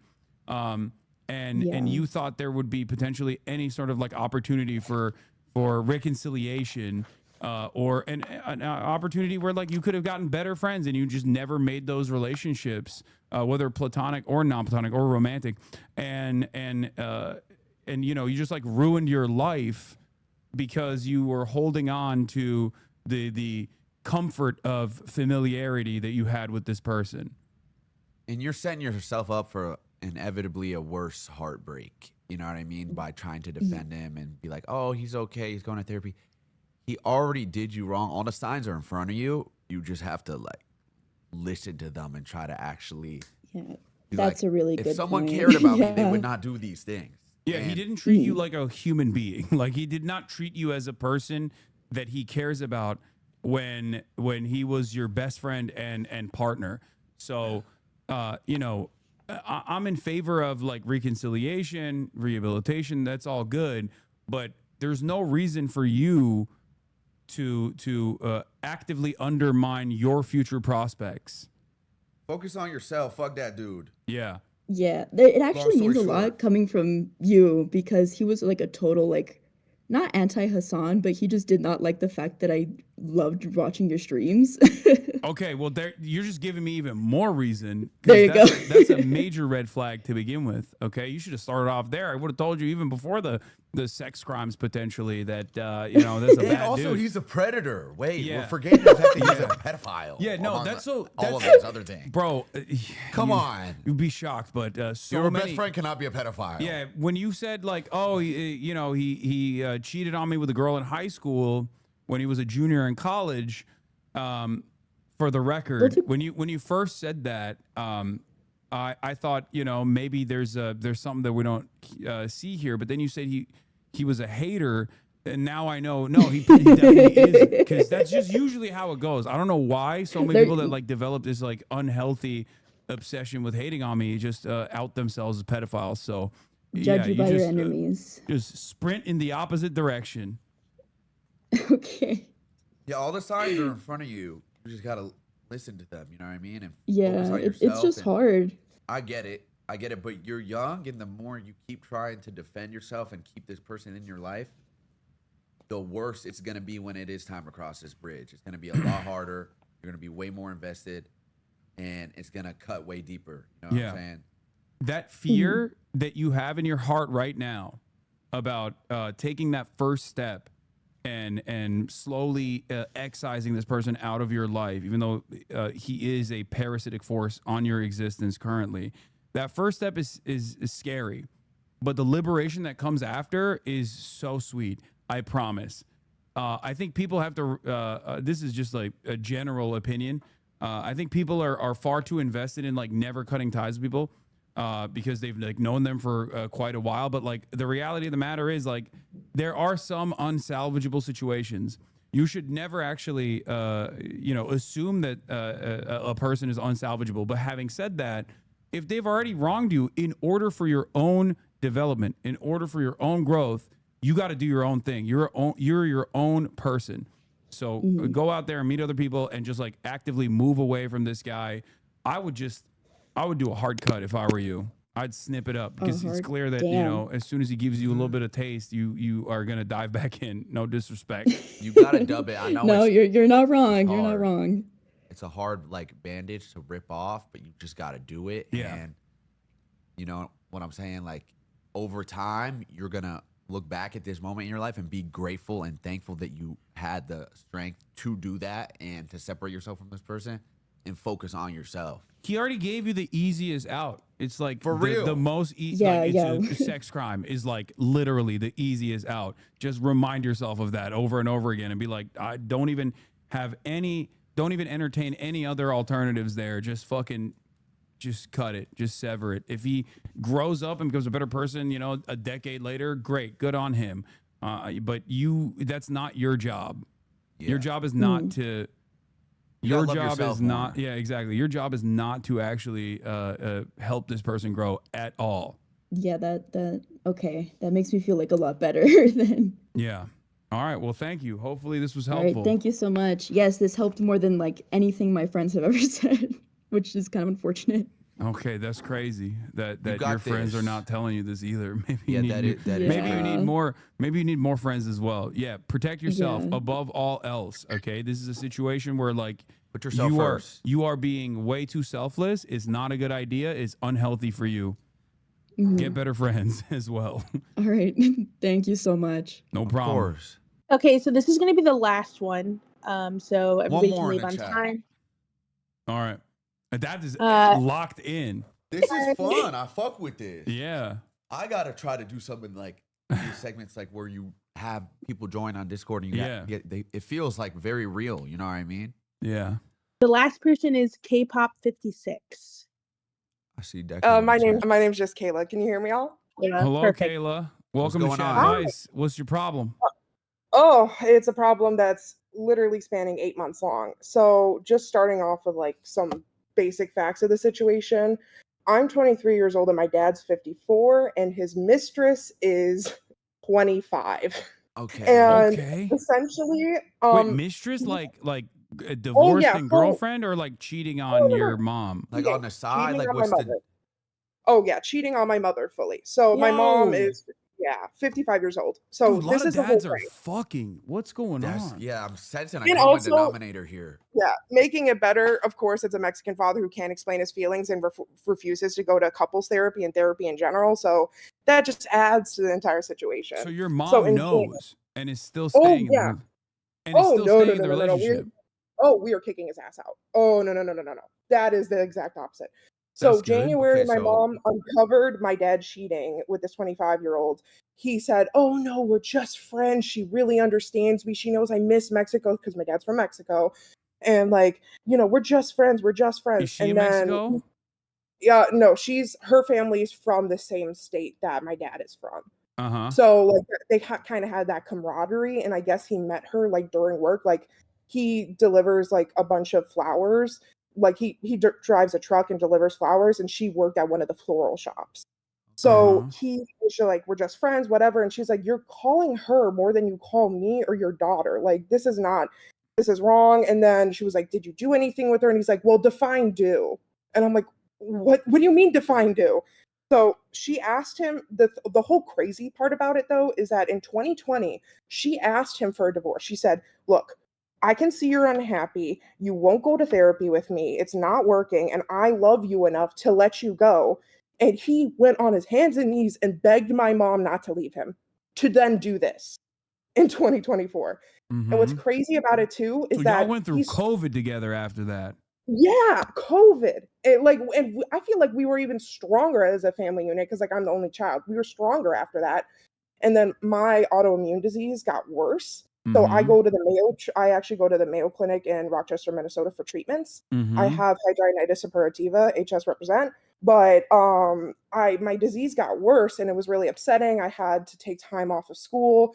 Luckily, I did just graduate though. But it was just a terrible situation, and that's when he decided talking to this girl. So like while my mother is driving me to get surgery, he is talking to this woman on the daily, taking her to Costco, buying stuff for her family, all this stuff. Fuck no. And by the way, I gotta say this, I'm not an overly spiritual person, but I gotta say, whatever my guardian angel is for both my mom and I, we were not supposed to find this stuff.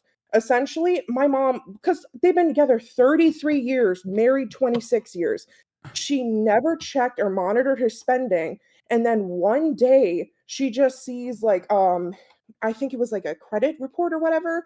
She sees that he made a bunch of credit card purchases when she had just paid off a credit card. And she goes, "Huh, this is interesting. I'm going to go ahead and check." Boom, she checks all this charges and she sees Ulta $150. Do you know that man, while I'm upstairs taking a shower, ran into the freaking room covering his eyes going, "Kayla, you got to say I got you $150. Your mom, for Ulta Beauty." He tried just to tell drag your you in the mom that. middle of it. Oh, that's fucked Yeah. up. And I told him, I said, "Look, because here's the thing. He used me like his personal therapy sounding board to make matters worse." So for a year, I knew he was having relationship problems with my mom, that until I talked to my mom about it, he was lying. So he would drive me back and forth from school. Like I live in the Illinois area, but like I went to school in Chicago, like on Chicago campus. So when he would drive me, which it was nice of him, he's my dad and I do love him, but he would drive me over there and then at 4 a.m. be like talking just plain shit on my mom, saying like, "Oh my God, she just did this, did that. We had a big fight." There was no fights. I would bring up fights to her after, and I still haven't told her everything he said in private because I don't know why. I just feel obligated not to because it's marital issues. And like he would just lie to me about a lot of stuff that happened. And then my mom's like, "We didn't fight. We didn't do this." And I'm like, "Why? you're making me every time I go home feel more and more anxious that like bad things are happening, and you're just lying to me. That's so So much he to used place me. on you. That's crazy. I mean, so I'm fucked sorry, up. but I your know. dad kind of is a dick. He sounds like Oh, a really yeah, no, bad he's totally a person dick. and a Oh, pathological yeah. liar. Here's the thing. I gotta say this. I know I'm dogging on him really bad these past 8 months, but through me being diagnosed and everything, he has been there for me. I don't want to totally dog on him, and he is my dad. I do have a love for him. But honestly, with him moving back to Mexico, my mom and I talked. Like, she's like, I'm not talking to him again. That's it. Like, I'll be there for your wedding, everything else. And I'm just trying to figure out, like, where do I go in this with how my relationship with my father is now? And on top of it, too, this girl is harassing both my mom and I to this day through social media. Oh, yeah. Wait, the She comes back with mistress? vengeance. I had the mistress, she texted me privately and said, Kayla, you're an adult. You need to talk to me. And I have that. I took notes Wait, so during she that was call. like, and she was like, I'm your mom now. What the fuck's her deal? yes. And she started the call. And by the way, I mean, I'm so shocked that she's not a Valley girl, but the same Valley girl accent being like, so I'm just gonna set some ground rules for this call. You're gonna have to treat me with respect. No name calling. She's And trying I to talk went, to you like she's your like real deal I know. stepmom. I literally your said to guys her, are like I the said, same age. That's yeah, crazy. I'm not gonna lie, you might have yeah. to, you know what I'm saying? You might have to check her. Oh, so here's the plan. Here's the plan now. Now follow me. Okay. Okay, don't say anything criminal in front of No, 31,000 people. No, I started it off saying this is nothing criminal at all to begin with. My Okay. mom and I, by the way, shout out to my mom. She's literally listened to the entire stream, so shout out Kim. But she is classy, and we are going with grace in this.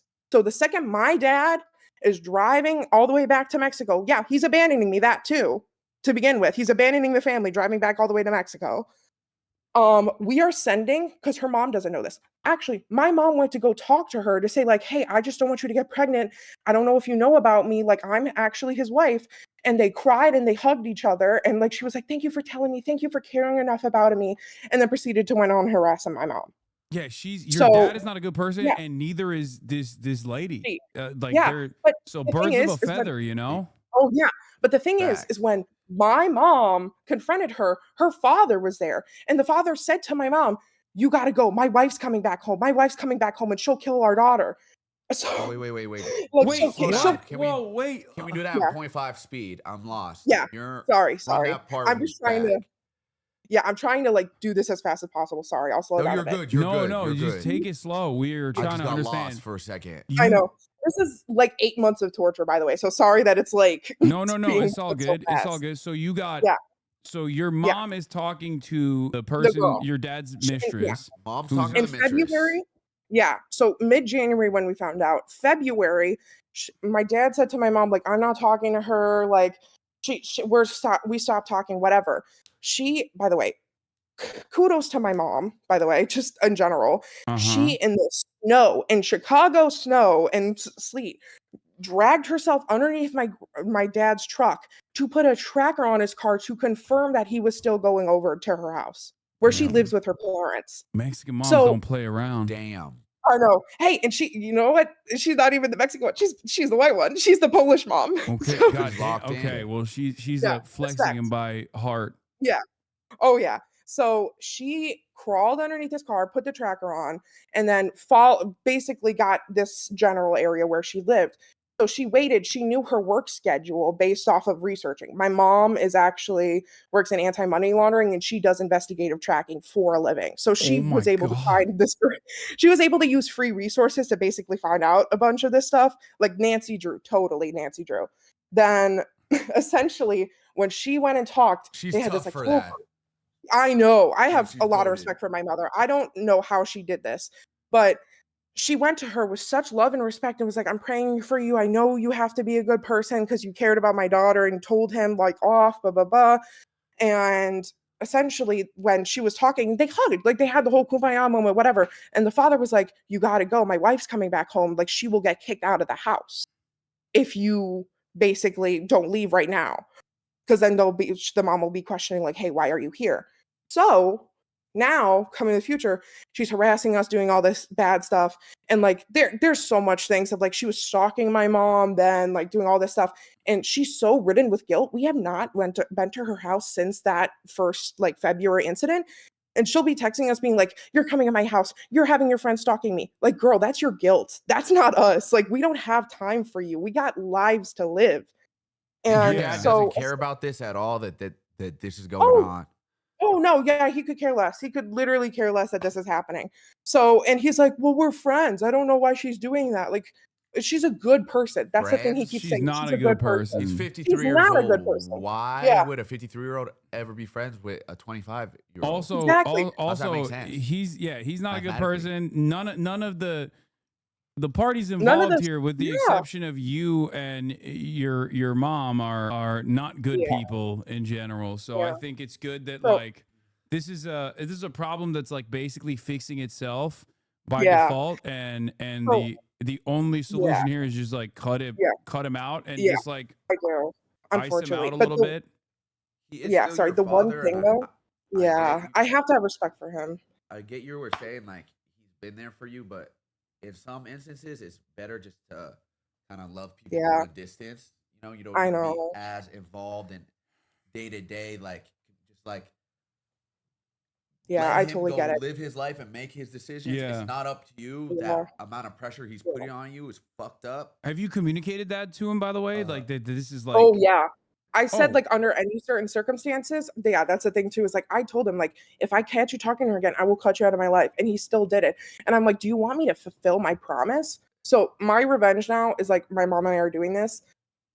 This is totally illegal, by the way. We are sending her mom translated in both English and Spanish document of everything that her daughter has done, mailing it to her where her as an individual, the mom has to sign for it via mail, and then I'm sending the entire family an edible arrangement.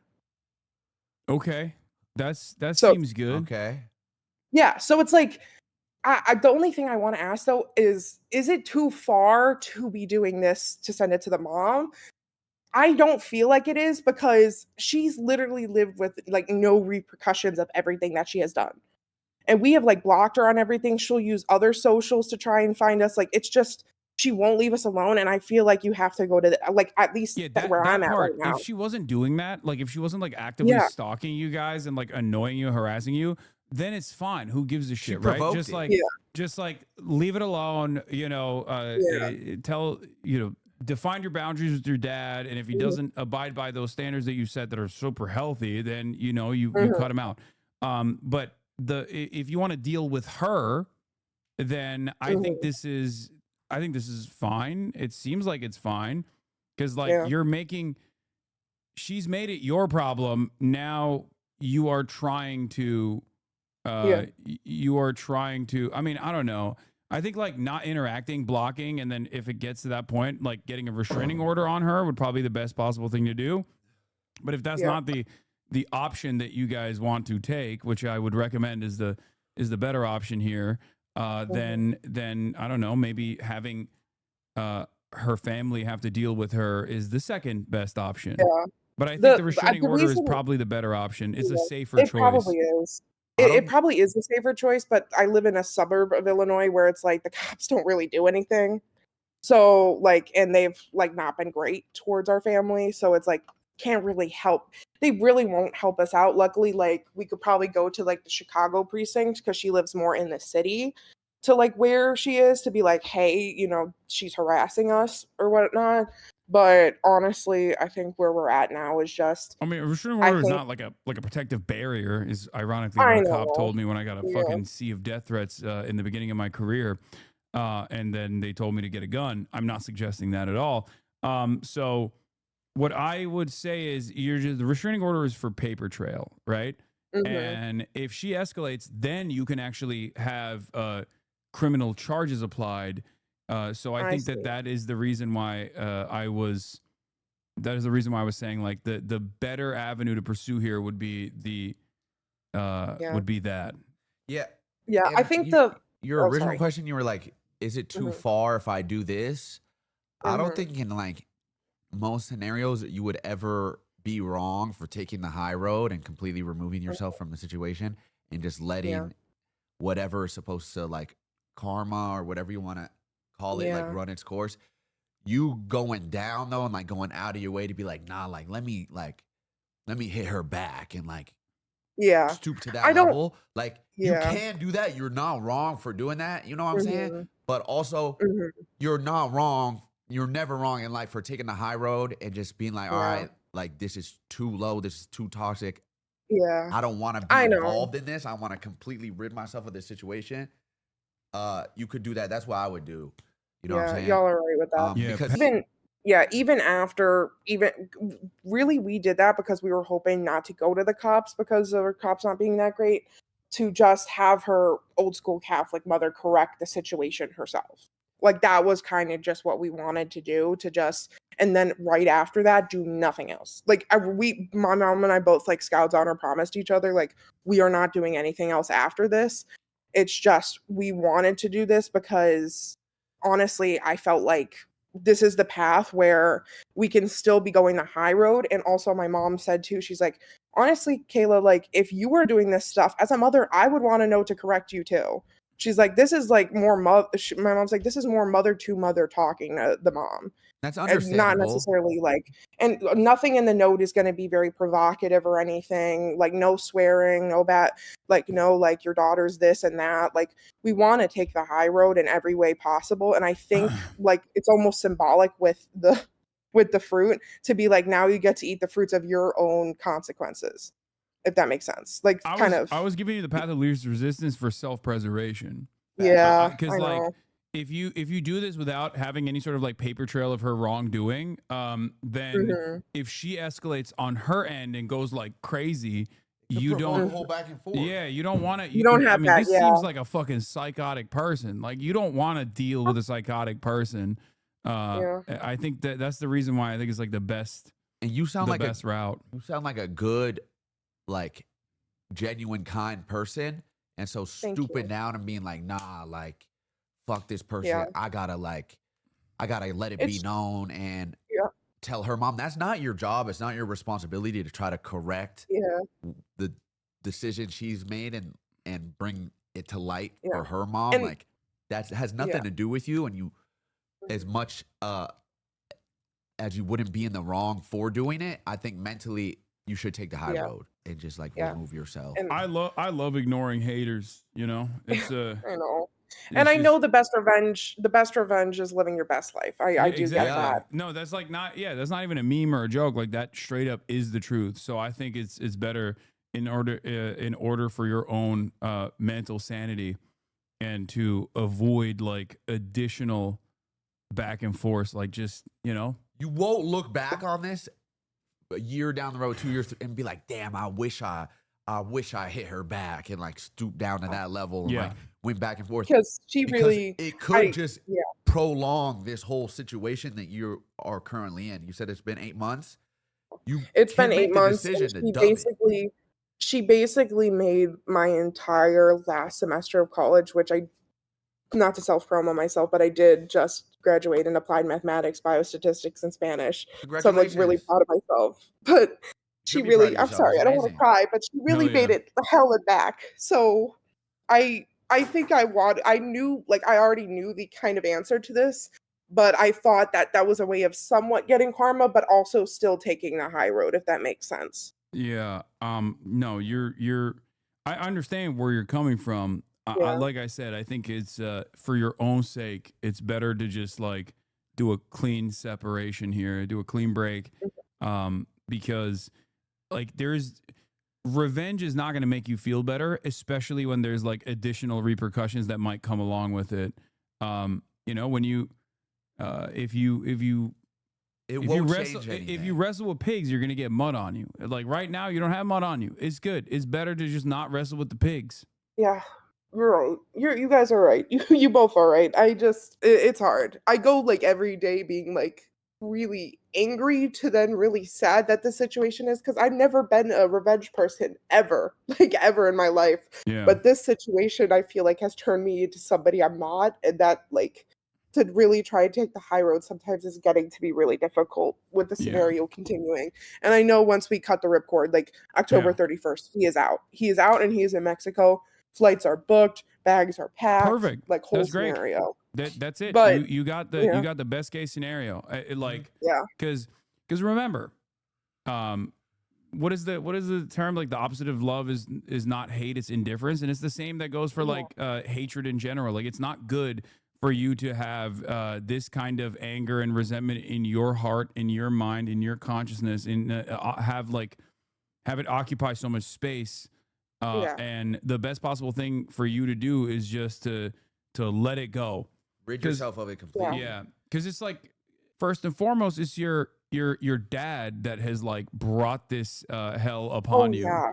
You It's know? if anything, I firmly believe that the person with the most at fault is him. That has never changed from beginning to end of this scenario. And it's been taking a lot of, it's just been a lot of gaslighting of I told him, like, once I said, like I said before, I'm not highly spiritual, but I had a dream that like she was coming at my house and like breaking our door down and all this stuff. And I woke up so panicked. And I just thought, I don't know, maybe I should tell him, right? And I just told him, I said, like, hey, I'm not accusing you of anything, but did she maybe reach out to you? I'm not saying you reached out to her, but like, did some scenario happen where she texted you or called you and is trying to reach out to you? And he like basically like blew up on me, said, I can't get over everything that happened. He can't keep being villainized. And then on top of that, too, brought up drama that apparently I quote unquote couldn't get over from the 8th grade that I didn't even freaking remember what he said. Yeah, he just seems like a bad person, and I feel like he might even be gaslighting her on the other side. Yeah. Or she's I just the honestly right kind don't of know what crazy for I have him. no idea. I'm really sorry. I that think that's they're a what you match have to made in deal with. heaven, That's- honestly. But the hardest part here is to do a clean break from your dad, and I feel like that's you've already accomplished that. So everything from this point on, unless you escalate or even in retaliation, just retaliation, it's still bringing that back and allowing that to like occupy your mind. And I think it's best to like prioritize yourself. You got your whole life ahead of you. You know, you got your degrees. Like you're good. Just lock in. And your mother sounds like an amazing woman.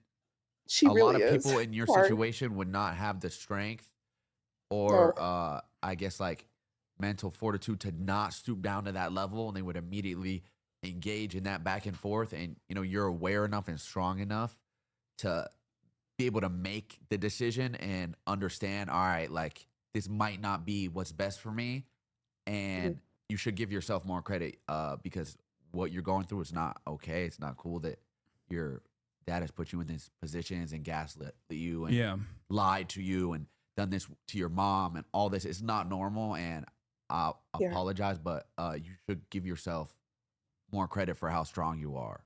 And Thank you. Thank you. That really means the world. Seriously. Thank you so much, both of you. He's never faked a trick shot, by the way. Like, so this is not coming from a place never like, once. Like this is Never not once, just like any other kind of guy saying this. Yeah. Thank you. And you just graduated too. Like, congratulations. Like, thank you. The only like a good piece of advice I would say is like the only thing you could really control in life is your thoughts. And your thoughts pretty much dictate everything, your actions, your emotions, all that. So try to think positive and focus on the good things in your life, and don't ever feel bad for taking the high road. Yeah, absolutely. Thank you. Well, thank you for coming on, Chatter. Hopefully we were able to help you out. Yeah. Thank you both. Bye. Of course. Okay, cool. I mean, there's one more if you want to do it. It's a short one. It's about working out. I know it's our All right, let's do our it. staple. They're saying one more in the chat. Let's do it. Okay. Adapt is All right. locked in. He really enjoyed this. This is I fun. can tell. Yeah. I don't ever do like stuff like this on stream. Most of the time, I'm just like messing around doing other stuff. But this is fun. All right, uno más Well, if por you ever need favor. help with it, I got you. Okay. Facts. The I last might. one. The last one is hold on. Sorry, I'm like using a fucking iPad right now. Sakatsu. This is our stereotypical gym question we have. All right, But let's it's hear really it. sweet. Welcome to Chadvice. Hi. What's your problem? You can just call me Atsu. I'm 23 and I use she, her pronouns. So I've been wanting to start going to the gym, but I get so scared of like being judged or like even viewed.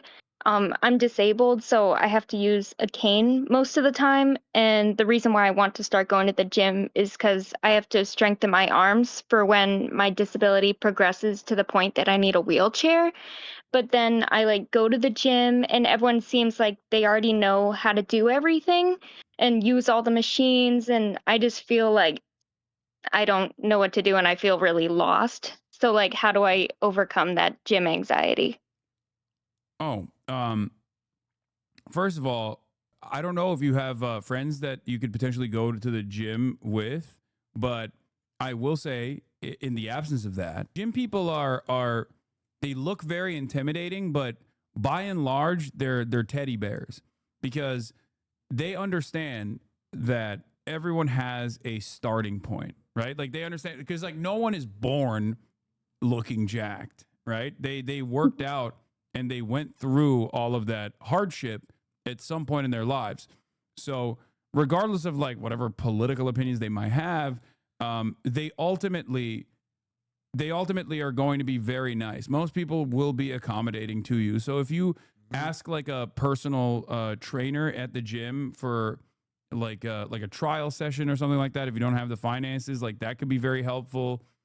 And that would be a great starting point, I think. Almost everyone too who has had some sort of fitness journey or gym journey, whatever, feels exactly the same way you felt, where they're going into this whole new like way of life, not knowing anything. And one thing that helped me, like when I would start working out, is I would type in like, okay, if I want to like work out a specific muscle group, I would type in on YouTube, all right, chest and tricep workout, and I would watch YouTubers do the workout, and then I would go to the gym and just walk through exactly what I saw them do. And even to what Hassan said, if you have friends or people who are in your life, that also helps, you know, going with a partner, stuff like that. Yeah. Do you have people you can go with? No. It's all good. No, there's no problem with that. Like there are a lot of people who are going on their own anyway. So like overcoming that anxiety and taking the first step and like talking to a personal trainer could be very helpful for you. And I think beyond that, you can eventually start developing a relationship with the people that you go to the gym with. Like that comes across as very scary and weird, but like it is a third space. Technically, it is like a social environment. Not to say that like you're supposed to yap with a lot of these people, like they got their headphones on or whatever, but like honestly, once you take that first leap, like you will realize that it is actually not as terrifying. Yeah, it's nowhere near as terrifying, and most people will be very, very accommodating. And you will even have people approach you, as a matter of fact, if you start going consistently. But the first step in that journey would absolutely be to either look things up on YouTube or even to ask or TikTok. Yeah, there's a lot of fitness influencers who full blown will make like whatever it is you're looking to do, like whether it's physical therapy for strengthening your forearms or cardio or like whatever it is. I can guarantee there's some video or YouTuber or fitness influencer who's made a video kind of walking through how to do that. And at first, you know, it seems scary and you might be a little uncomfortable, but that's just, I feel like how it is with a lot of things new that you try in life. I will tell you this much. If someone approached me, I love talking about gym shit. Okay. That's, and many people who work out all the time, they don't shut the fuck up about working out. So you're basically, the moment that you ask them, go to the most jacked guy at the gym and just tap him on the shoulder and be like, hey, excuse me, I don't mean to be, you know, I don't mean to like. It'll turn to a podcast essentially. I don't mean to disrupt your day too much, but I was wondering, you know, you're pretty jacked, and if you could help me, and then you explain your condition, that person will literally yap your fucking ear off, okay? And they will be very helpful for the most part. But if you're, like I said, if there's too much social anxiety to overcome, then the best possible thing to do would be to go to the front desk and ask for a personal trainer. They usually will give you like a free lesson, because everybody understands that everybody understands that there's a starting point for every single person when they first come in. So I'm telling you, it's not, it might come across as intimidating at first, but you will absolutely get tremendous results by just taking the first step. And most gyms have trainers and services and even classes and things like that. But yeah, the hardest part of this whole thing, if your problem, is just showing up. Yeah. Yeah. Yeah, get some gym clothes. That's a good way to start it. Just like then there's like some kind of financial investment that you've made, so you can use that to your advantage. You can use that to your advantage and be like, oh well, I already put money into this. Like I gotta now do it. Yeah, get a gym fit. It'll give you more confidence too. If you're paying for a gym membership and you're not like, that's how I look at it. Like I pay for my gym just membership, wasting it. and if I'm not using it, I'm like, damn, I'm just wasting money. You know what I mean? Yeah. Mm-hmm. Does that make sense? Thank you so much, you guys. Yeah. Of course, no problem. Thank you so much for coming on. Hopefully we were able to help you out. You got this. Thank you, guys. All right. Thank you. Okay. Frogan, All right, that's all we got, right? Thank you so much for helping set this up in such a short period of time, as always. Shout out to Frogan. Yeah, shout out to Frogan, shout out to the mods and also this community as well. I'm starving. Do you want food? Or are you gonna dip? I ate right before I came damn. here. Okay. All right. Well, I'm gonna. That's all we got from you. I don't want to. That was keep you fun, here. bro. I actually really enjoyed this. Thank you for having me on. Hell yeah. I'm probably slide, but I need to take my antibiotics. I'm probably gonna chill a little bit. Mhm. Do I still sound? Do you think my voice sounds different than before? It sounds a little congested still. Yeah, because I'm still swollen. My nose is still swollen from the surgery. But people were saying it's cute. Really? Yeah. Hey, I appreciate that. I appreciate that, y'all. I hope y'all What was enjoyed that? this read. What was that you were holding up earlier? Can you hold that for the camera? What was it? Dude, what is this lighter doing? What is that? What is that? Why is this lighter? Wait, show that to the camera. What are you just look holding at the up? desk. Just hold it up. I just saw you They can see gravitated. I saw you gravitated towards it. I don't know why. It's just, Well, I normally I always have something in my hands, you know what I mean? And I'll always mess with, and I'm just like, I see it. Okay. I see it now. All right, now. I had to farm one clip. I had to farm one clip off you. Hey, thank you for having me on, bro. This was mad fun. Of course, man. This was great. Thank you for coming on. Hassan's chat. I appreciate y'all. We're gonna collab as well. I told him whatever he wants to do, I'm there on his stream. We got to do something, bro. I have some fun ideas for some shit we could do. Yeah. We'll talk about it. We'll put something together. All right. But I'm gonna see y'all. Take care. Wait, what's her name again? Kaya. Kaya. You just woke her up. We got to pet her now. All right. All right, chat. Y'all take care. All right. Later, bro. Peace, brother. I'm gonna see you. I got. Okay. He's gonna teach me how to trick shot. Yeah. Okay. All right. Perfect. All right, y'all. All right. Bye, Frogan. Bye. Okay. All right. That was it for Chadvice today. What a fucking spectacular experience this was, huh? I certainly enjoyed it. I hope you guys did too. I didn't expect to enjoy that as much as I did. See, look, we got 9 month subscribers and they have not seen community segments before. They haven't even experienced community segments. They haven't even experienced the nature of collabs. A lot of people don't even want to take that leap because they're too worried. Oh no, I'm not getting my news and information right now. Every moment wasted on Chadvice is a moment that I could be learning about the horrifying nature of reality. So yeah, this is why we did it. This is why I did it. And I'm glad I did. And I'm going to do more community stuff as well. Obviously, we're not ending the broadcast for the record.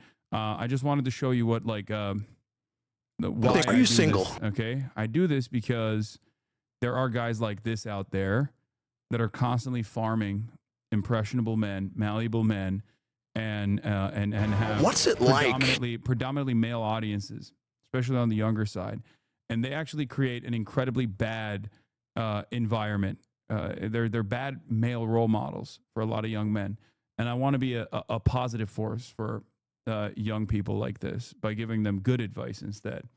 So are you qualified to give Chadvice? I think so.